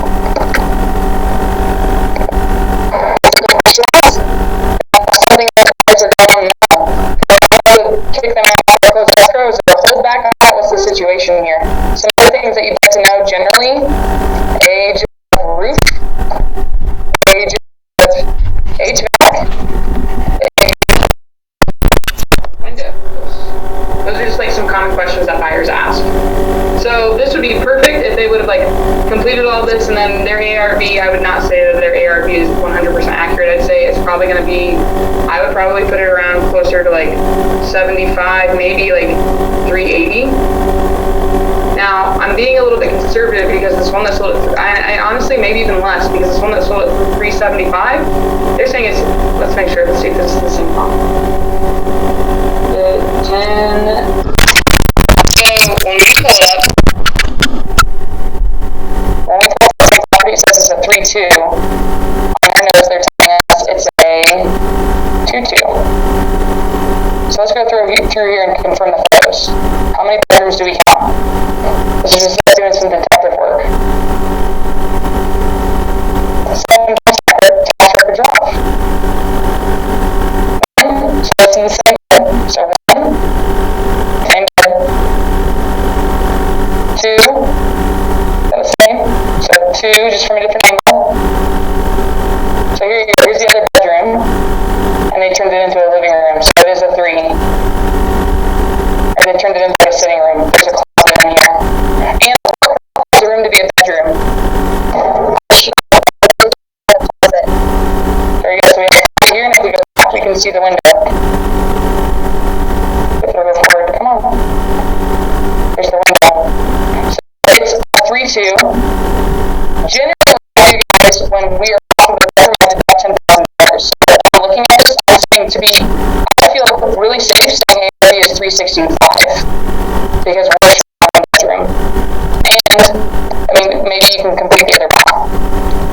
But ARV is 365 just because we know what the inside of this property looks like, and then these other one, it's dated, but it did sell for 395. They just don't have it on here because the last time it sold was 2011. So if we go down and look here at 391, 500, it says right here non-MLS. So, and I feel it to be, you could stretch it maybe, but I feel safe saying ARV on this is 365 100% because of this one cost that you have to see right next to it. Cool. And I just, confirm that. Anybody have any questions, any feedback? Cool. Third bedroom, you said it's not a bedroom because it wasn't presented as a bedroom, although it is a bedroom. No, it is a bedroom. They didn't have a bed in it. So I think the wholesaler just looked through the photos and didn't count it as a bedroom. Gotcha. Because it's a window. Cool. Cool. You have to keep in mind that wholesalers are getting deals from sellers to do your due diligence because some of these wholesalers are rookies and they're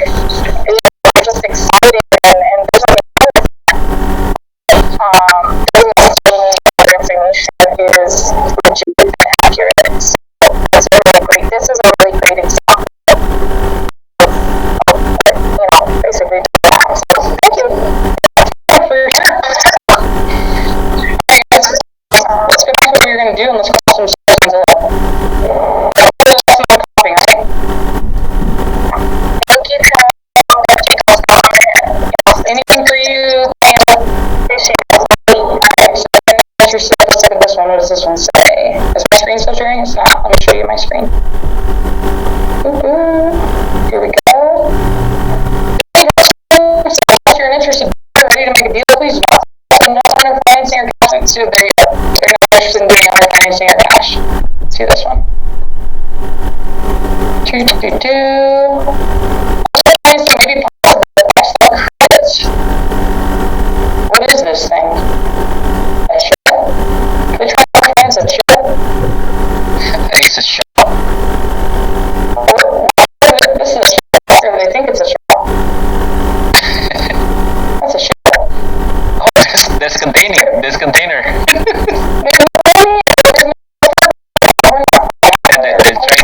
They're trying to do a container home.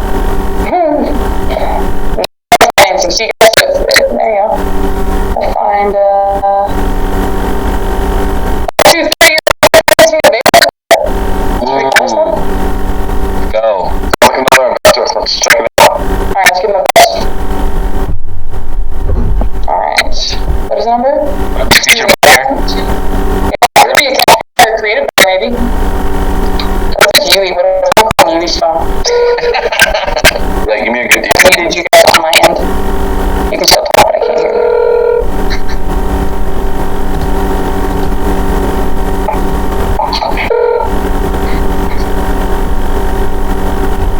Hello? This is Caroline. Can you hear me? This is Caroline. Can you hear me? Yes. Hey, I'm calling your property here in Wisteria. I was wondering if you guys were still considering selling it. You're looking for a financing buyer? Oh, perfect. You know, I am also a financing buyer. Do you guys, is this your property? Yes. I'm the property manager for the property. Right now, or are there tenants in place? It's vacant. It's vacant. Well, can you kind of just tell me a little bit about it? I see some photos here on Zillow. Were you guys not thinking of renting it out? Just want to sell it and be done? We want to owner finance it out. Gotcha. Okay, well, I buy a lot of properties owner financing and creatively, so let's have a conversation. Should I talk to you about it, or should I talk to the owner about it? I can have the trustee give you a call back. Is this the number he can reach you on? Yeah, this is my cell phone. Okay, sounds good. I'll let him know and have him give you a call. Perfect, thank you. Thank you. Bye. There you go. Doesn't manage it. So, what do I do when I call this? You establish credibility. Yeah. So, she also, what did I figure out by talking to her? That she's not the owner. She was not the decision maker, so should I even waste my breath and my time talking to her, or should I talk to the decision maker? Decision makers all day. Decision makers all day. Cool. Perfect. Yeah, that's science. We'll see what happens with the other guy. Maybe he's a, I'm gonna add this to my notes. Yeah, I'll just get a little new sheet going of who I'm calling today, so I can keep track of that. Text her if she has other houses also that she manages, that she wants to do owner financing. Okay, perfect, good idea. So I'm just gonna text her from my phone. Hey, this ask her if she knows an investor that wants to buy. Any other houses you're interested in owner financing? I hope this is not a landline, because with an iPhone you can like see if it's green, it's not, it's an Android or a landline. Any other investors looking to buy? Okay, cool. Let's move on. Next house, next area. Let's zoom out a little bit. What do we get? Spring, Texas. Oh, this is the one I wanted to call yesterday.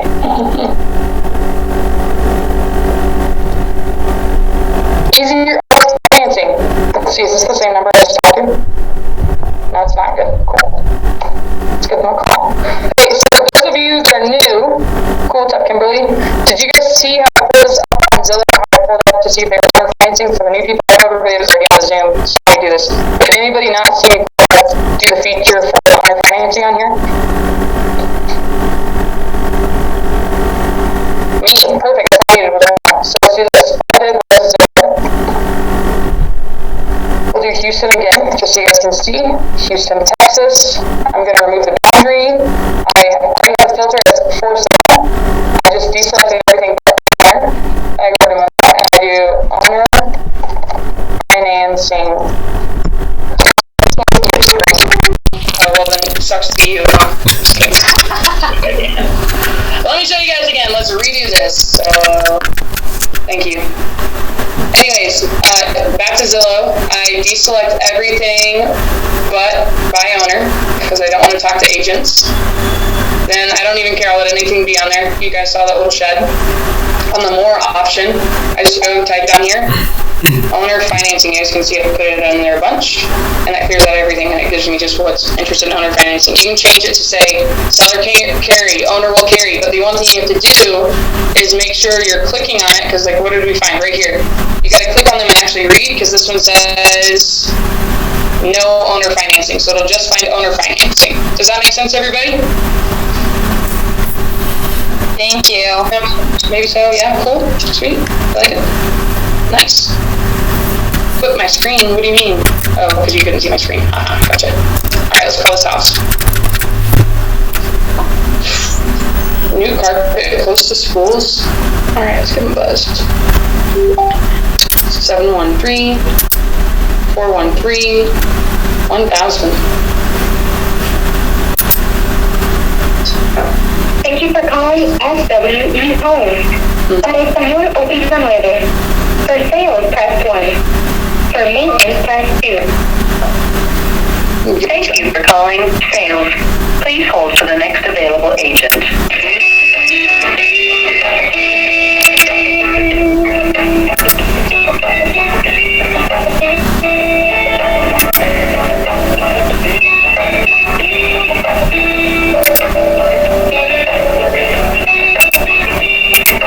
Thank you for holding. Please continue to stay on the line.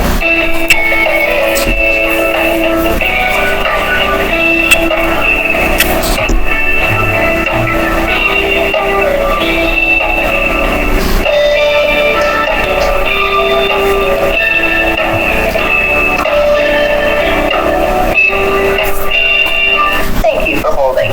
Please continue to stay on the line.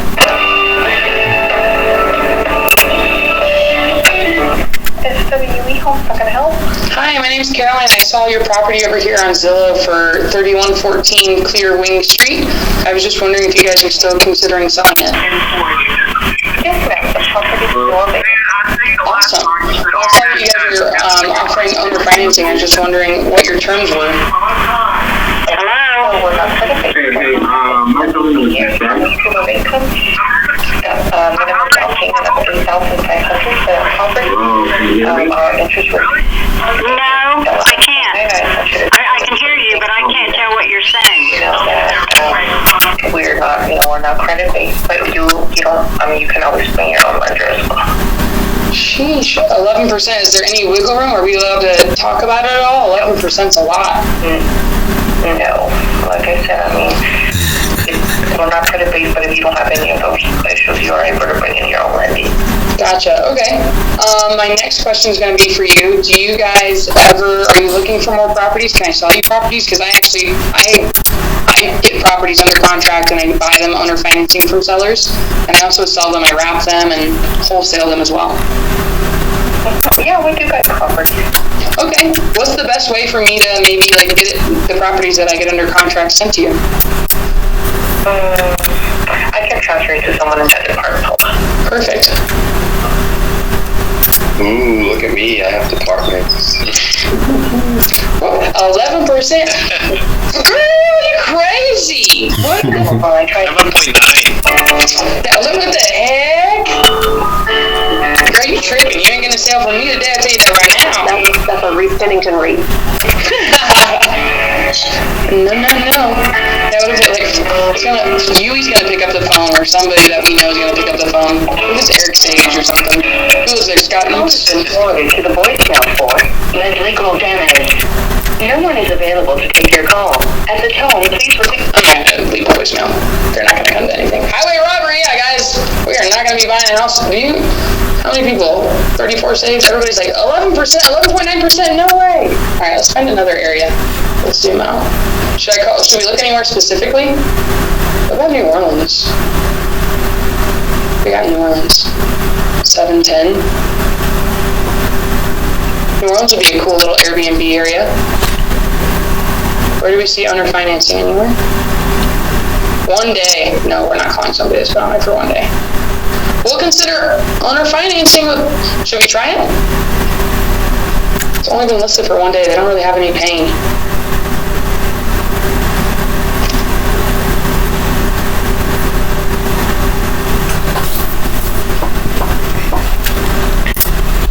They only put down $142,000. Why are you drawing on here? Who's doing that? Which child's on here?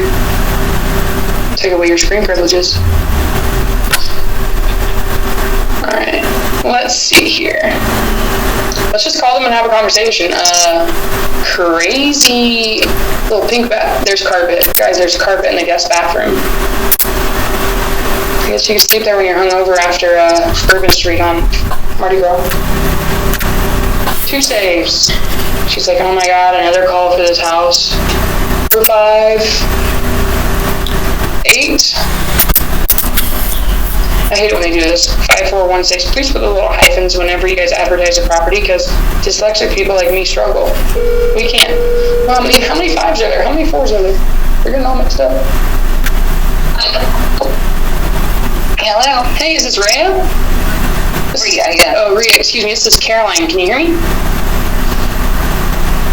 I'm sorry, Caroline who? Yeah, well, actually, Colin, I just got on Zillow and I saw your property here on Newman Avenue, and I was just wondering if you'd already accepted an offer, or if you're still looking for somebody to buy it. Oh, no, it's still for sale. Well, wonderful. Rhea, is this a good time for me to maybe ask you a few questions, maybe 5 minutes? Are you a realtor? I am not a realtor. Is every realtor hitting you up already? Yeah. Oh my gosh, I feel like they have to have some kind of radar. As soon as something gets on the market, they're like sharks. Yeah, well, whatever, but I have been answering a lot of questions, so what can I do? Yeah, so I'm looking at it here on Zillow. I'm definitely interested. So let me tell you about me. I'm looking for a property that I can go and visit with my family when we're around, and then when we're out of town, potentially rent it out. So I just want to see I know I just listed it today. I wanted to know what your timeline was to sell this, and just really where you're at in the selling process. I'm not in a hurry. Okay. We've moved, and I'm not in a hurry to sell it. Just like you say, I just put it on the market Monday, I would think was the first day I had it online. It's a big piece of property. Okay. I don't know if you got all the information on it, but it's a block deep. Wow. Lots of upkeep. Okay. I don't know if it would be good for somebody who didn't live in it all the time. You think I could rent it out when I'm not there? You mean as a bed and breakfast, like? Yeah, maybe, or maybe even like an Airbnb. What do you think? An Airbnb? It probably could be, It's a big piece of property. The house is living is 1776 square feet. It's just 2 bedrooms. The garage has a kitchen and a bath.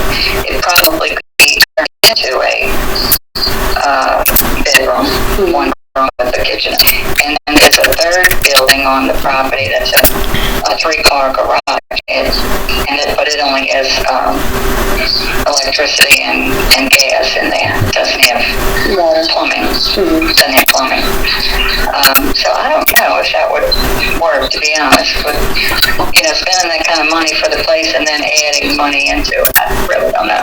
But it is a very large piece of property. That's what you should know more than anything. Well, thank you. I appreciate that. So, how much do you put into this property? Oh, I have no idea. I mean, it wouldn't take much to actually make the second building a small apartment, 1-bedroom apartment. It wouldn't take much because it already has the kitchen kitchen with all the appliances and the full bath. So the only thing you would have to do is raise the floor 4 inches in the garage and put in a wall to make it a unit window, an air unit in the area that you'd make the bedroom, and then there's another air conditioner in the kitchen area. Now the house itself is central air and heat, and it's been all, it's updated and upgraded and everything. So it would be an investment for you, but I know with Airbnbs, I rent them all the time. So. Oh, you do? But yeah, I go to vacation homes owner, and I rent them a lot. So people do use them. Yeah, it would be great for New Orleans. That's what I'm thinking. The last time I was there, I went with my cousins. We had a little girls' weekend about a year and a half ago, and it was fun. We got to go through the French Quarter, hit up Willie Mays, got to go to all the hot spots. Yeah. Well, yeah, it could be done, but I mean, probably could even add another building on it, because the front part of the property is 100 feet from the street, and then after the third building is another 60 feet of property. Nice. So it's pretty quiet. It would be a big investment for you, but I'm sure it can be done. Oh yeah. I'm not concerned about that. I mean, I'm not a realtor, but I buy properties all the time. So I fix and flip houses, and then I keep them for myself. And then when I'm not there, I rent them out. So this is my first rodeo. That's something you do on a regular basis? Yeah, that's what I do all the time. So I could just hang out and talk real estate all day. I enjoy it quite a bit. I do feel bad for you, but I do not get hit up by realtors on nonstop. So I'm sorry that you're going through that right now. Yes, I am. But that's okay. Like I said, I know what I'm into, and I didn't list it with a realtor.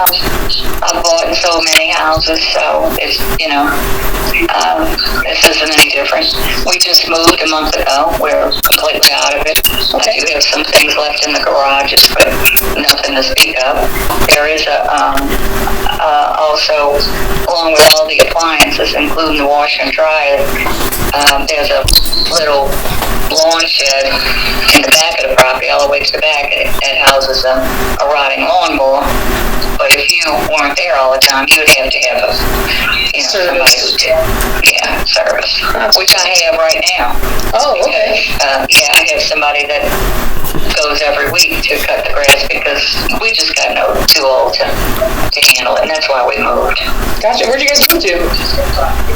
Well, we owned apartments, condos, and in Metairie, and I had a 2-bedroom, and I decided to renovate it and make it nice for us, and we moved into it.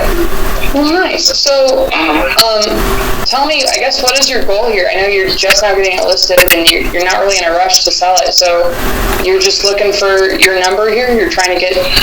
Well, I'm open to, a reasonable offer.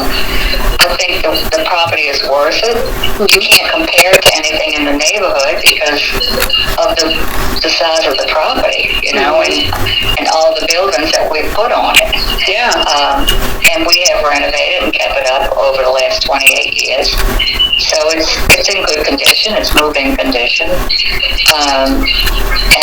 But I'm open to offers, and I'm also offering, maybe to finance it. Well, I saw that, and that's really why I called you, because that's really how I buy a lot of properties. Oh, really? I do, yeah. So I'm curious. I mean, so when I buy properties, when I buy them owner financing, the main thing that makes sense for me, that has to make sense for me for it to work out, is cash flow. So what I'd like to know, I'm guessing your husband's also a decision maker on this property, right?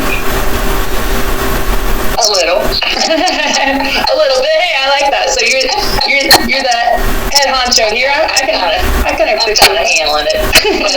But what my thing is about financing, if I do it, it would be a 20% down with a 30-year loan, but a balloon in 10 years. Okay, so you want 20% down with a balloon in 10 years, and then what were you looking to get monthly? Well, I would base it on a 30-year. Okay, so I would base it on a 30-year loan. Okay. And it's the going rate, which is somewhere around 3, I think. 3 point something. And then with 20% down, but a balloon in 10 years. He's 90, and I'm 75. Okay, gotcha. Did you get that? You want to get your money out of it, I understand. Be good for us. I gotcha. Get the balloon. It makes sense. Makes total sense. So I'm trying to figure out some numbers here on the fly. So you're looking for 20% down. All right. Let me see what I can do here, and then so what are you looking to get around? I got to see what I can even. What do you think the rent rates are in the area? What they're getting for rent? Is that what you're saying? Yes, ma'am. I really don't know, but the thing is, if it's a bed and breakfast, you get a lot more money, I pay sometimes $500 a night for places I go to. Oh yeah, for the good ones, yeah. Depends on where it's located, and it is in a good location to go to get downtown or whatever to where everything is. So I don't know. That would be something you'd have to look into personally, but I don't know if it's meant for you, and you're interested, I'm definitely interested. Like I said, I need to do some homework and see how I can cash flow on this, and it would be, it's got to be a smart investment for me and my sister. I work with my sister, so she's really the stickler on the numbers, and I got to run things by her. But I wanted to call you because. So where do you live? Currently, where am I? I'm actually up right in Flagstaff, Arizona.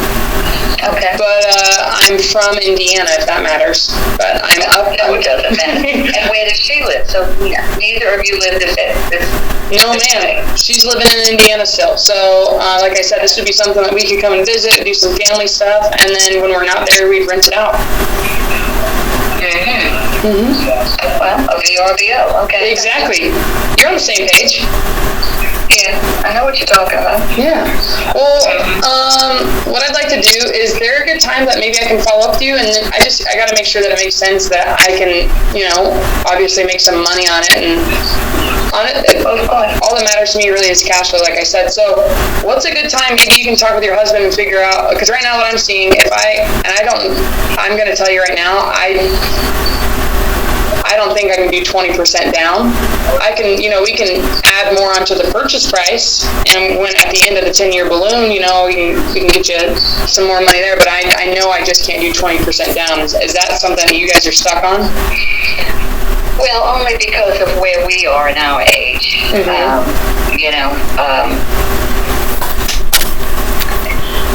I don't know that I would want to take 10, so... What do you guys need right now? What are you planning to do with this money? I guess is just to help you get into this new condo, or are you looking to flip some more properties? No. The condo's ours. It was ours for the last 12 years. Oh, okay. So no. The only reason I thought about doing this myself is, the financing is for capital gains. I hear you. That's really why a majority of the sellers I work with end up selling their houses seller financing. You know what I'm thinking? Do you own this free and clear? Yes. Why have you thought about maybe just doing a cash out refi so you can just not even worry about taxes at all, and then selling it subject? that's something that I do a lot as well. So we actually I got off the phone maybe 2 hours ago with a seller in Tampa area, because I moved to, you know what, I'm a nomad. Like I said, I like to travel around. I spent 3 years in the Clearwater, Tampa area. But this woman she is going to get destroyed by capital gains, and we structured it to, so she could, we got a lender in place. We got her to do the cash out refi. She didn't have to worry about the taxes on the property at all. And she got that money tax free. No, I'm not interested in doing that. Oh, okay. No. What would keep you opposed? I don't want to, I'm not interested in doing that. But, if you work out your figures and you're interested, make an offer. Hey, okay, well. I'll let you know if it's, feasible. Not a problem. Do you have my email address? Is it on here? Is it on the Zillow app? Yes, it is. RiaBush2@yahoo.com.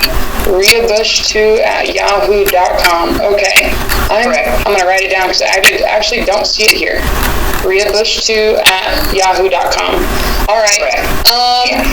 Great. What is your name again? My name is Caroline. Think of that annoying song that Neil Diamond made that plays at every bar. Sweet Caroline. My name Caroline. Okay, well, I hear that all the time. I'm sure she does as well. But anyways, Rita, I appreciate you taking the time to chat with me. Let me do some homework and just see what would make sense. But I'm open to anything, and like I said, as long as it cash flows, I'd love to help you and your husband out, so you don't have to show the property or go through any more calls with realtors.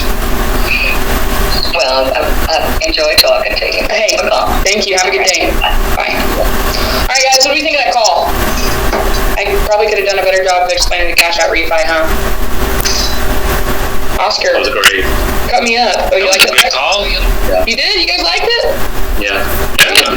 Rita don't want to sell me. She want to do a cash out refi. Remember, she asked for your name at the end. And she did ask for my name. I got her, guys, this is how I remember to do things phonetically. I can't just say, that's your name, so Rhea, and I know somebody with the last name Rhea, that's why I said that. Rhea Bush at yahoo.com? Or is it Rhea Bush 2? Bush 2? Okay, anyways. Rhea Bush 2, thank you, that's right. 2. Are you should be opposed to the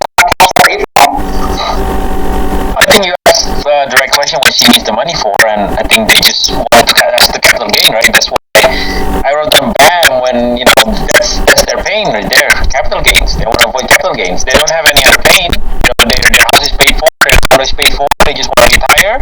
Her husband's 95 years old, right? I think 95 years old, right? So the refi just kind of scares them because of the age and everything. What you could have asked is, if they have any families and things like that, they want to leave that behind. Kind of like, I have too. Right. So, and then that way you can probably stretch out the seller financing on the terms a little bit. So, yeah. Were they saying 10-year balloon? Yeah, 10-year balloon. Okay.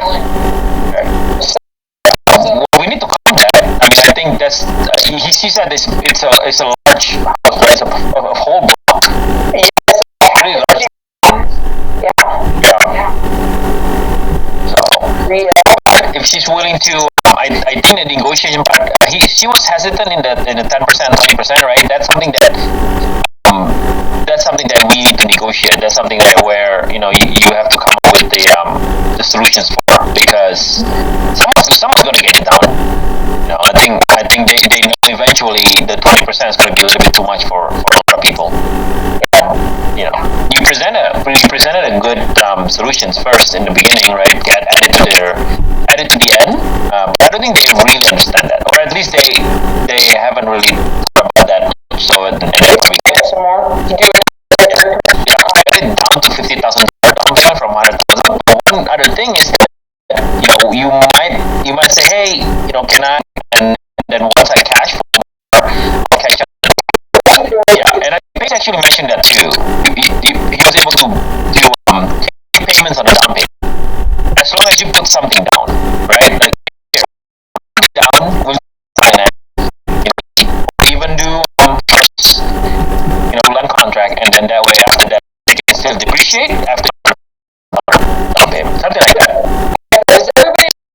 Oscar just said, because we can call this property nice and we can call some more people, but this is really cool. Oscar's what we talked about last week during the daily objections with pace. What's up, Manif?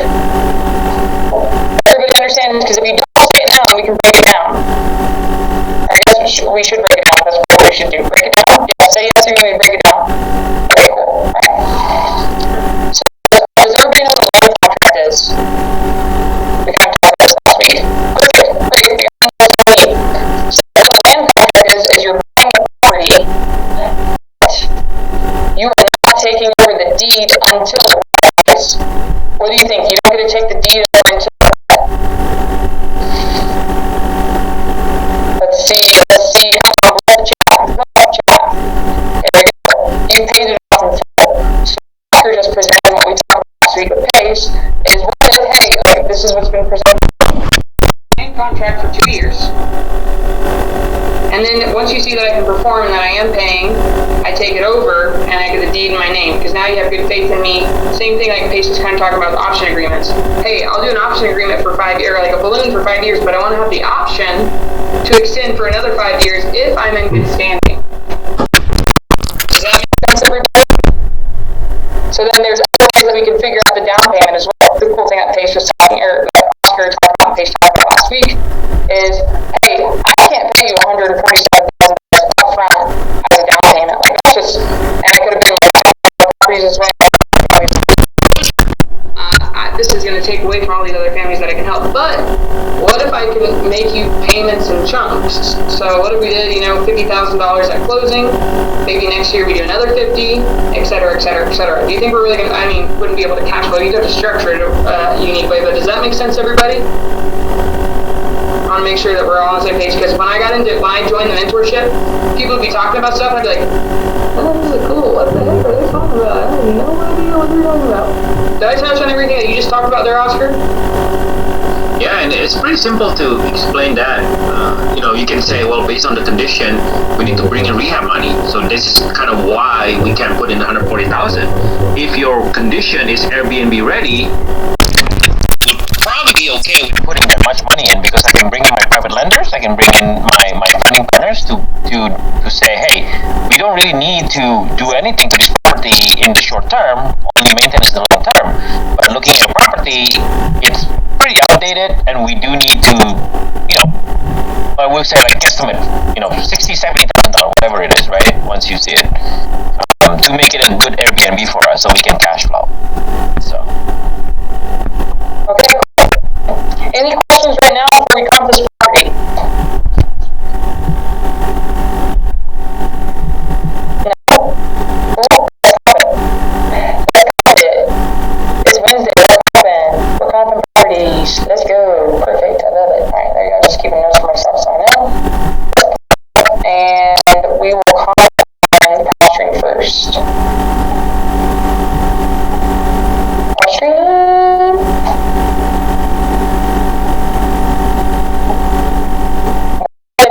Games on the primary residence. That's a good question, actually, Victoria. So, would you say that that's still their primary residence since they moved into their condo? So there might not be their primary residence anymore. What they could have done actually, or you can say that, Caroline. Like you can ask that. Well, maybe they didn't realize that. If they can still claim that house as primary residence, they can avoid that. Do seller financing and avoid that, right? And then just say the other condo is there. They're not paid off. They would pay for. As long as you only claim one exemption, homeowner exemption for one house, they should start claiming that on that one house. So that could be something you can talk to them about.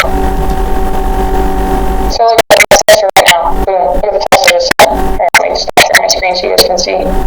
Great question asked, Victoria. Rhea, when did you come in? I like that. I know. Find something that people can remember your name. Hey, I'm Oscar the Closer. Whenever I think of Oscar, I don't even think of his last name first off because I can't pronounce it.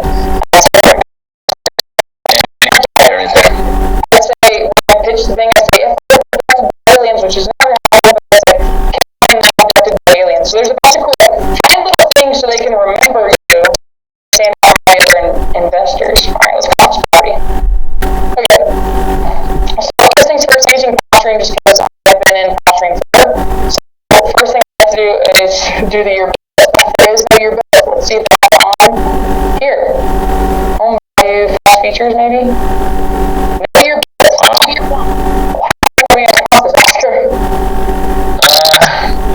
Can you click on that? Can you click on the last picture there? Maybe there's something there. Yeah.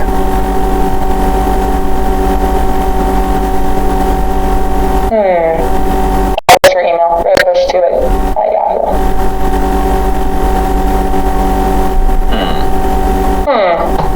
Interesting. That's not the only key indicator. We'll just see if there's a similar home with just similar build and guesstimate from there. As long as I think your biggest problem is gonna be the size. Yeah, She's saying that. Yeah. So the lot size is only 21,000, and then she said there were 1,900 about the square footage of the house. 1729. Under the roof is 1999. Okay, so that's basically 1729.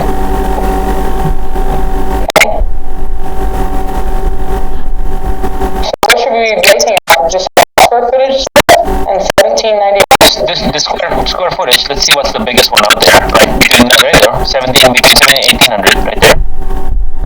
296. Huh. So it's unreasonably priced.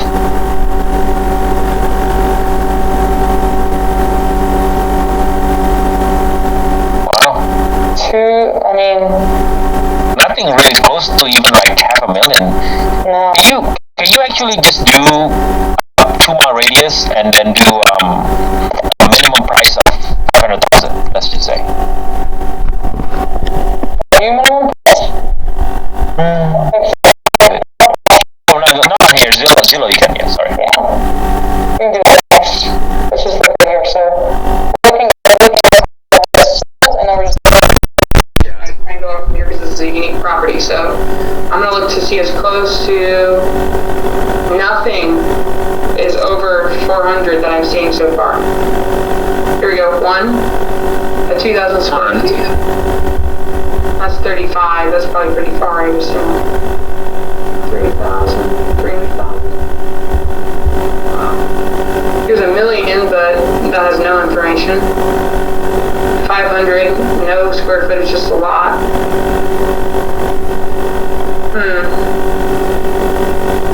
445, there's no information. Is it a non-disclosure state? I don't know. Let's look.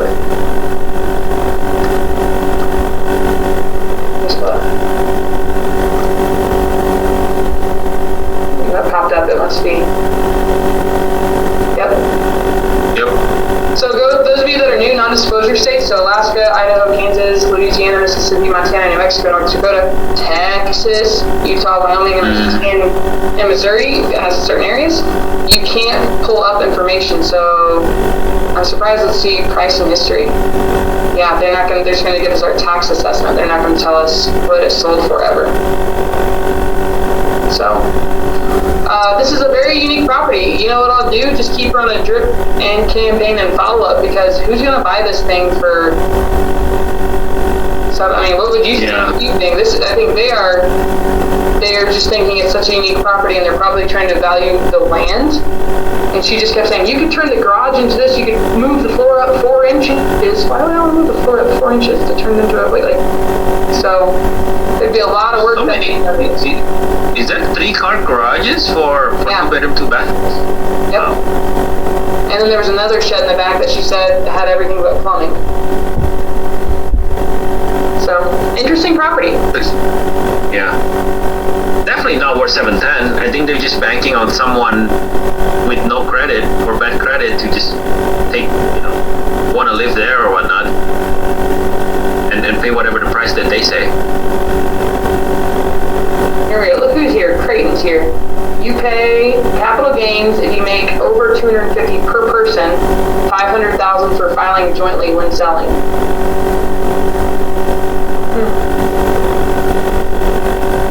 Oh, that's true.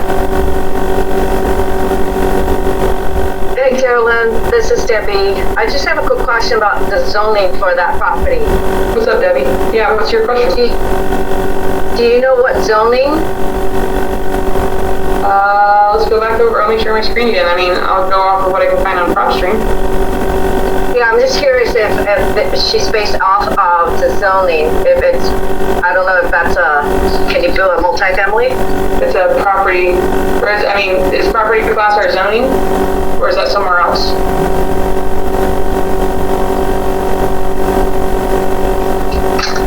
Multifamily would be dope.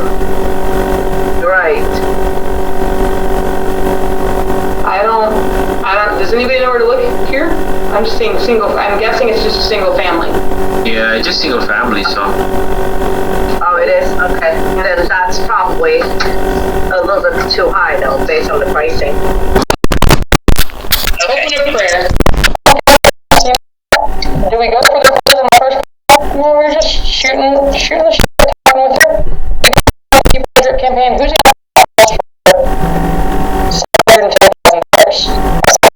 when there's you do through their kid, it is only a 2-bedroom, 2-bath. Nothing. Yeah, she's dreaming. Is there any questions? I'm going to go eat lunch because at 3 o'clock I'm going to be back and I'm going to be calling more sales for the 75 update.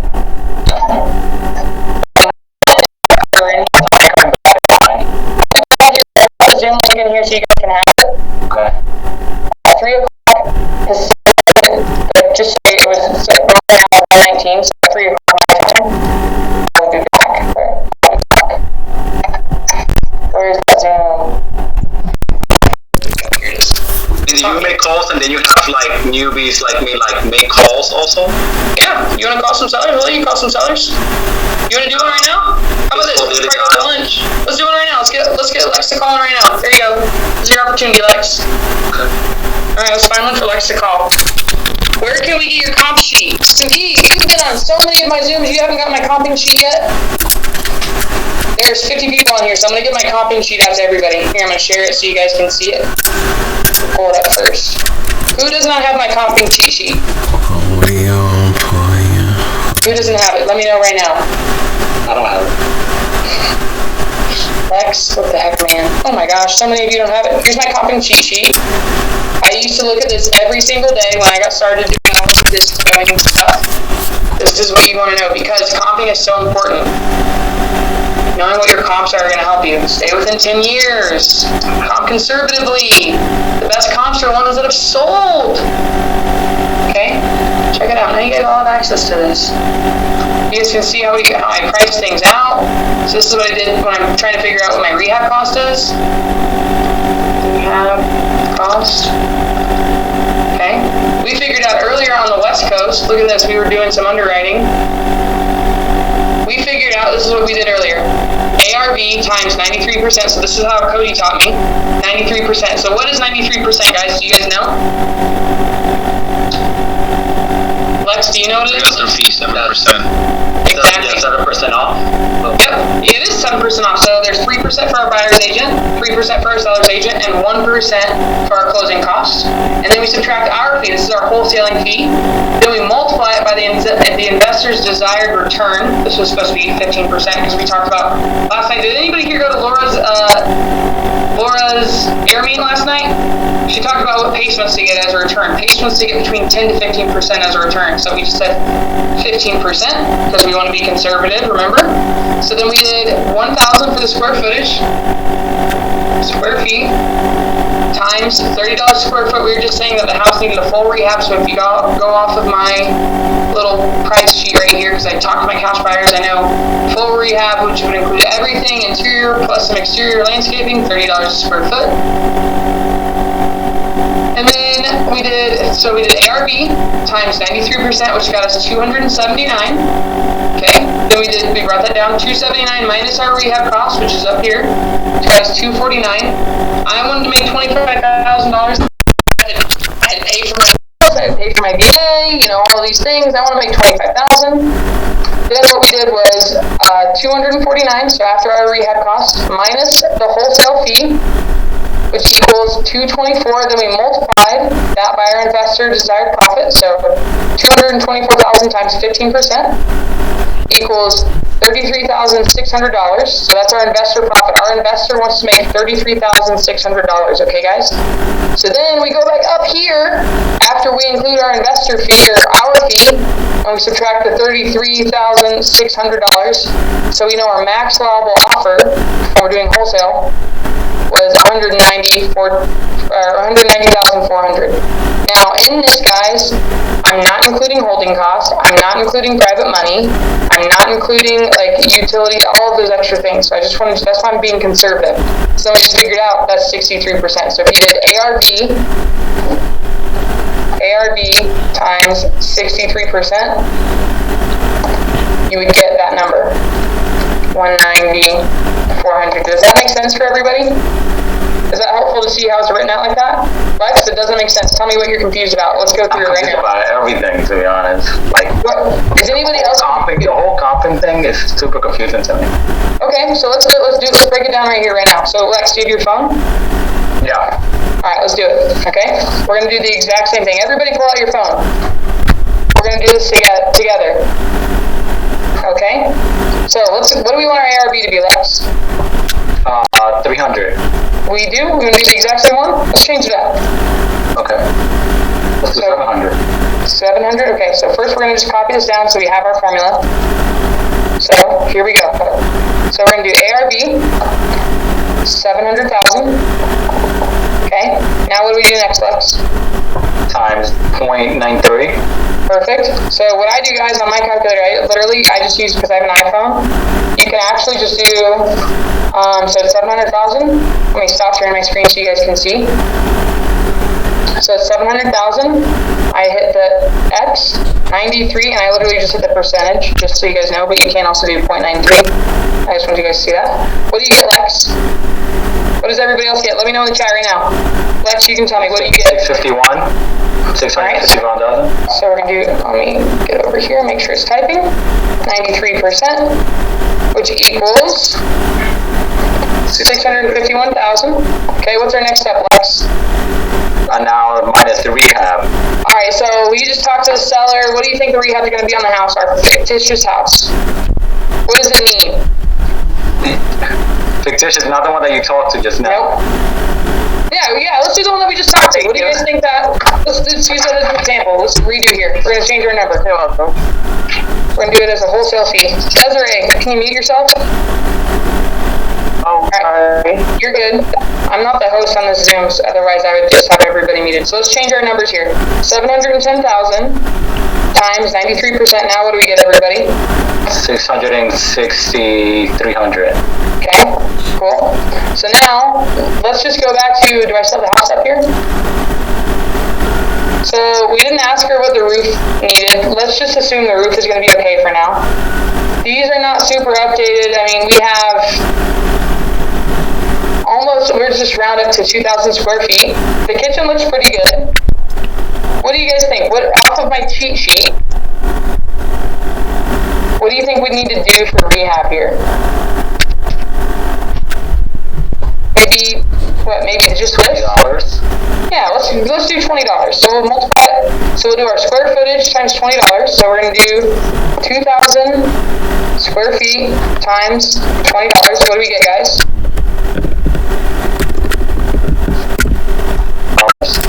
Okay. So we get $40,000. Alright. So now what's our next step, Lex? Now is our fee. How much we want to so what do we want to make on this if we're wholesaling it? $120,000. Okay, so we want to make 120? No, I'm kidding. I'm joking.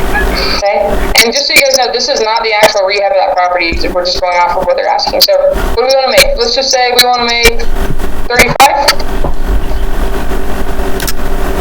$35,000. We want to make that. And I like to fluff my my fee because like maybe if I have to adjust, I can like take away from myself. So at least I'm still getting something. So $35,000 wholesale fee. So now what we're gonna do is 660, 300 minus my column our rehab. Okay, so what is our rehab, Lex? 40,000. So that brings us to 620, 300. 620, 300. Okay, now we got to subtract our wholesale fee. So 620, 300 minus 35,000, because that's what we want to make. That's what we're shooting for. What do we get? 585, 300. 585, 300. Okay. All right. Then, because I'm gonna move this down so we don't see this on page. So now we need to figure out what our investor wants to make. So this. I think this is where you got confused, Lex. Okay. So right now, if we make our wholesale fee, I'm gonna write this up so we all consider this wholesale fee, rehab cost. Okay. All right. Right now, we need to figure out what our investor wants to make. So they're coming in with cash after they've done the closing costs. These are our closing costs and realtor fees because we're trying to get it when it's all fixed up. We're thinking of wholesaling this. Okay. They want to get a return on their investment. ROI, return on investment. Okay, that's what ROI stands for. How much? What did we say at the beginning? How much do they want to make? You said that 15%? Exactly, 15%. So, what is 15% of $585,300? So what you're going to do is 585,300 times 15%. What do you get, Lex? 87,795. Is everybody on the same page with us right now? Okay.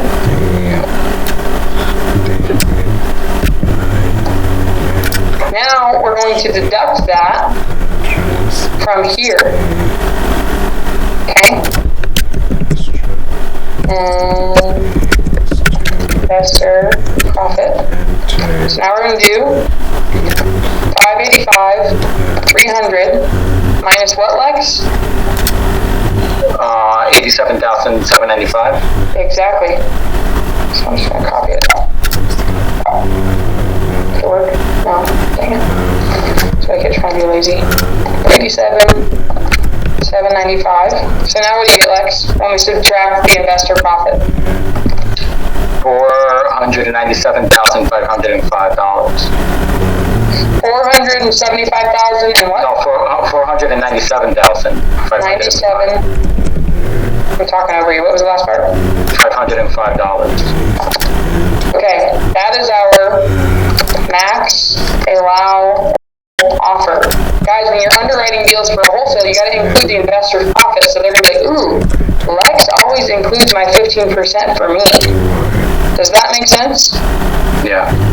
Is everybody on the same page here? Cool. Are there any questions? Now, are you confused by anything right now, Alex? Because let's deep dive if you are.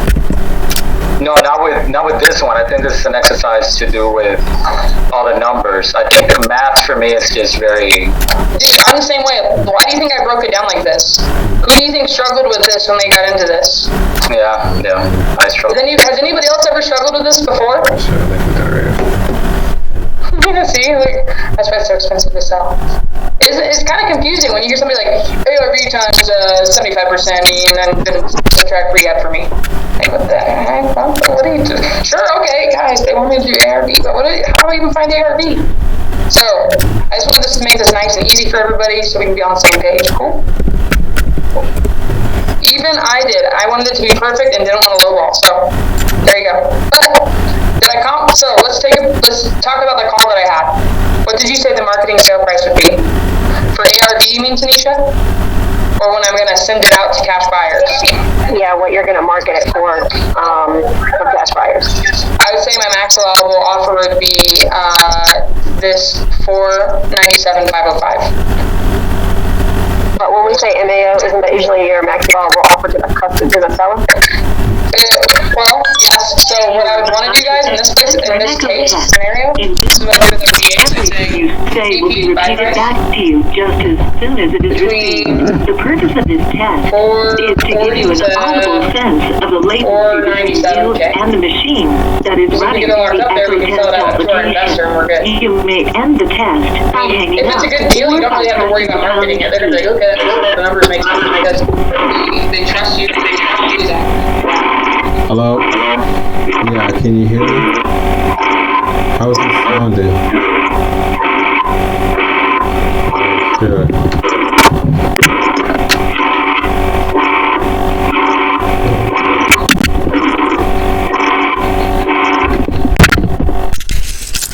Hello? Can you hear me? Yes. How am I sounding? Is it sounding okay? I love making calls. I love making calls. I love making calls.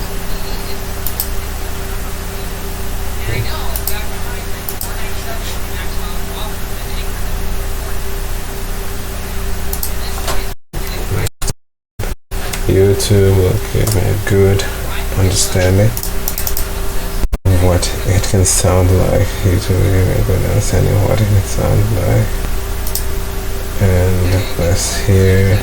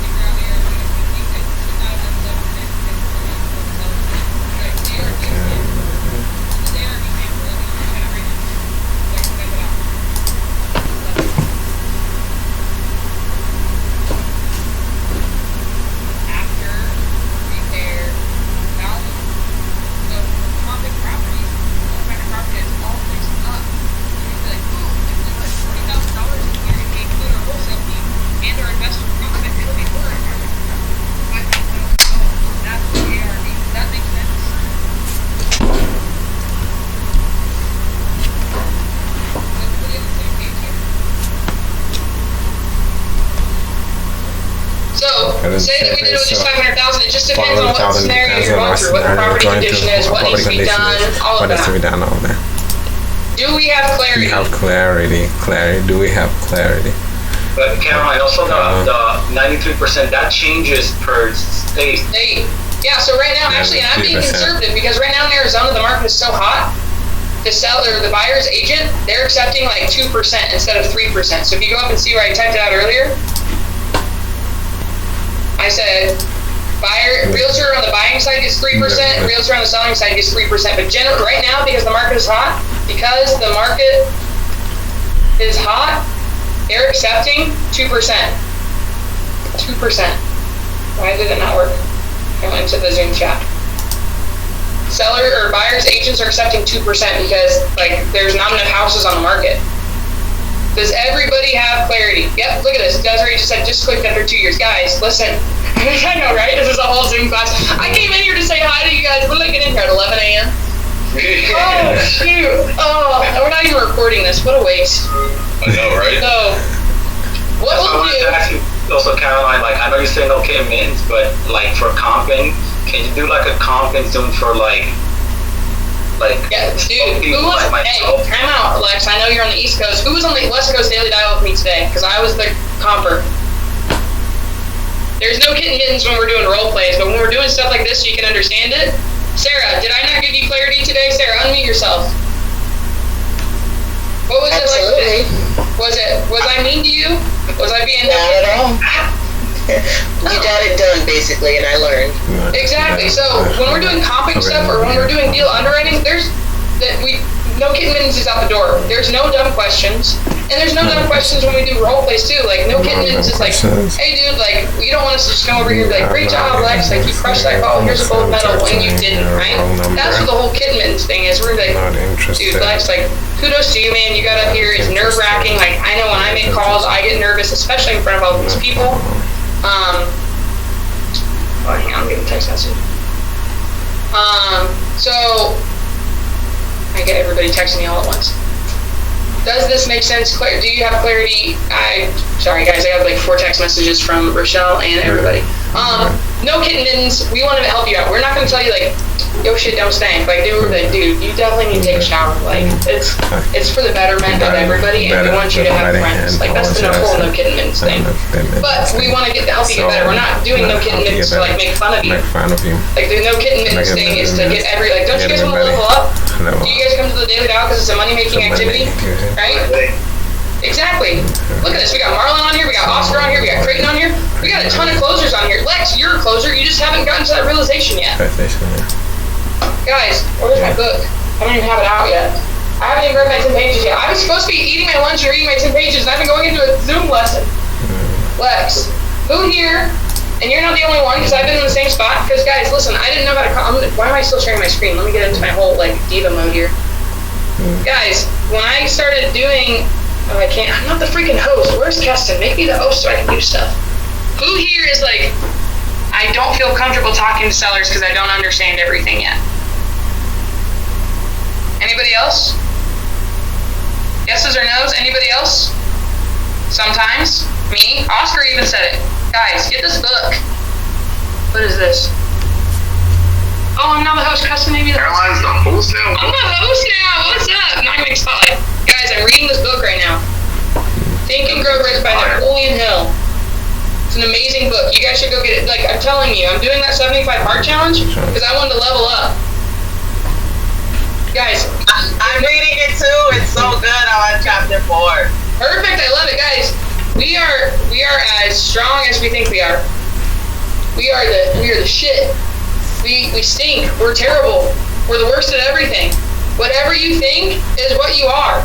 You're like, hey man, like, I'm a pale white girl. Guess I'm a pale white girl, but if I go out in the sun, I'm just kidding, that doesn't work. If I would say I'm tan in the sun. But whatever you think is so it shall be. So this is why on the 75 hard challenge that we're doing, I told everybody, like, hey, talk to 5 FSBOs a day.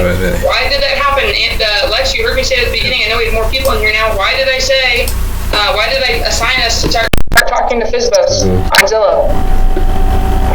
Because it's the best way to get people that want to sell the property and talk to people. But also because, guys, Joey Strange was afraid to talk to sellers.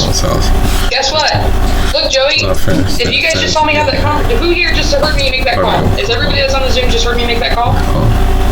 Did I ask her what the condition of the house was? Did I ask her how old the roof was? Did I ask her how old the HVAC was? No. Exactly, Tanisha's got it right, guys. It's repetition.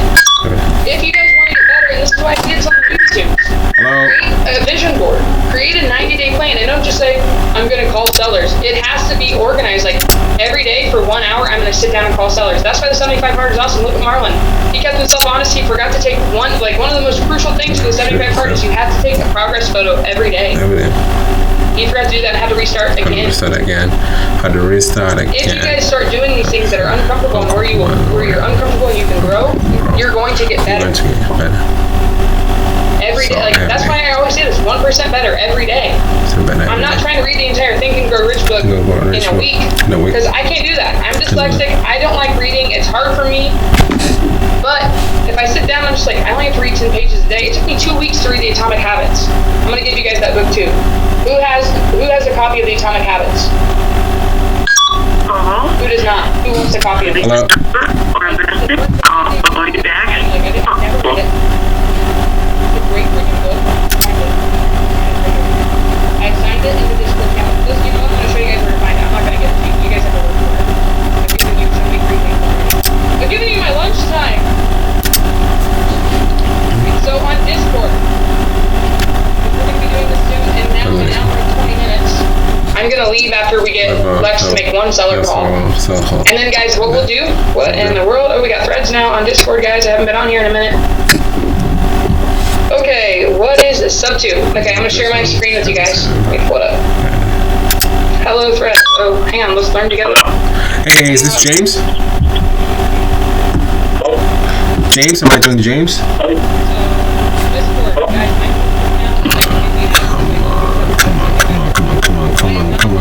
Come on. Alright, let's fix that. Not interested, no answer.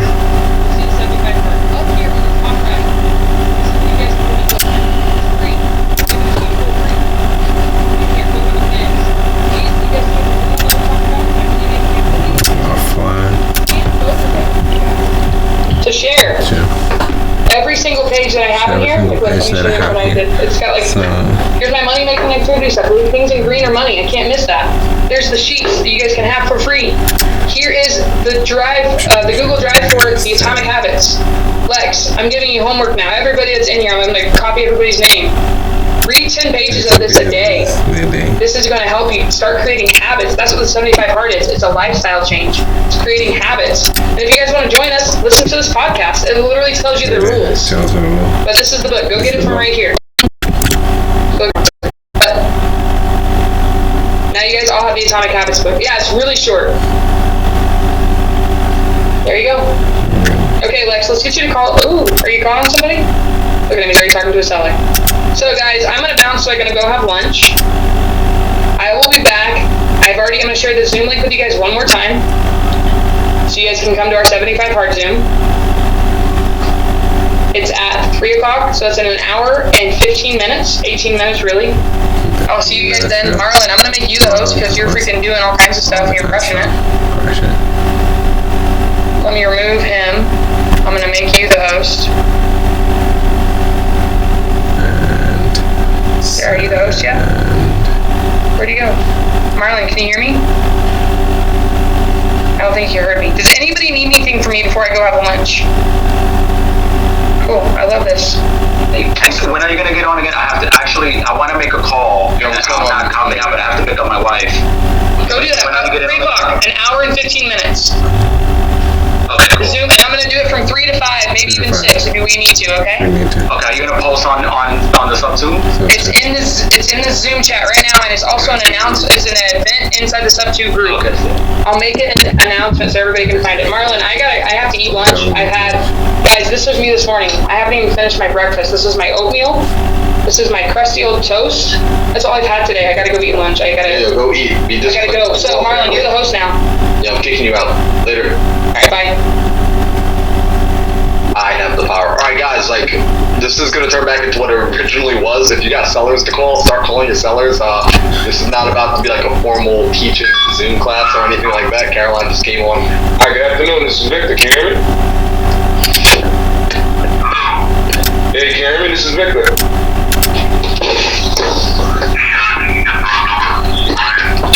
Yeah, I was actually looking for the owner of the property on 627 South 9th Street. Just trying to figure out Awesome, yeah, I noticed that a home was recently bought in the area. What kind of new sales are we trying to market in that small part of Milwaukee? I was trying to figure out if you're still buying it. Kind of slow it down at this time?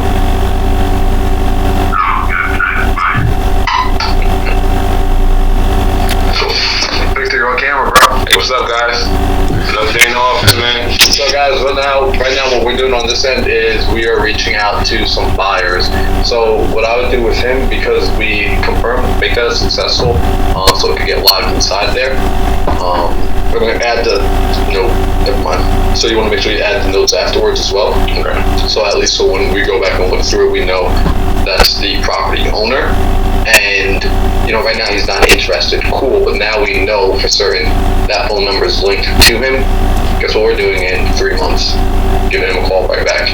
Okay. Alright.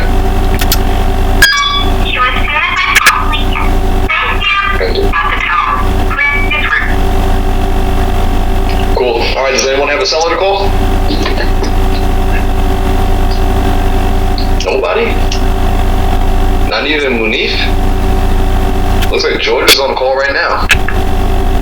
George, you hogging it, bro? You're not going to share it with everyone else?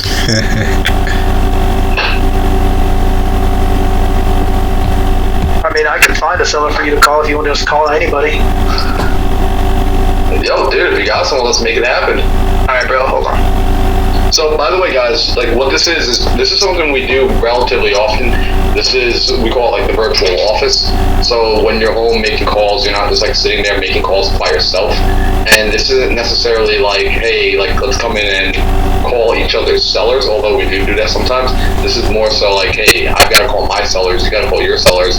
Why do it alone by ourselves in our bedrooms? Like, let's not squat up and work together and have fun. Got it. Yeah, it's my first day, so awesome. Oh, sweet, man. Rocket. Hey, what's happening, bro? Dude, the ash is looking fresh. Oh, you like that? Hey, you got one too, brother. Yeah, man. I see you. It's coming in. Not as cool as yours, but it's coming there.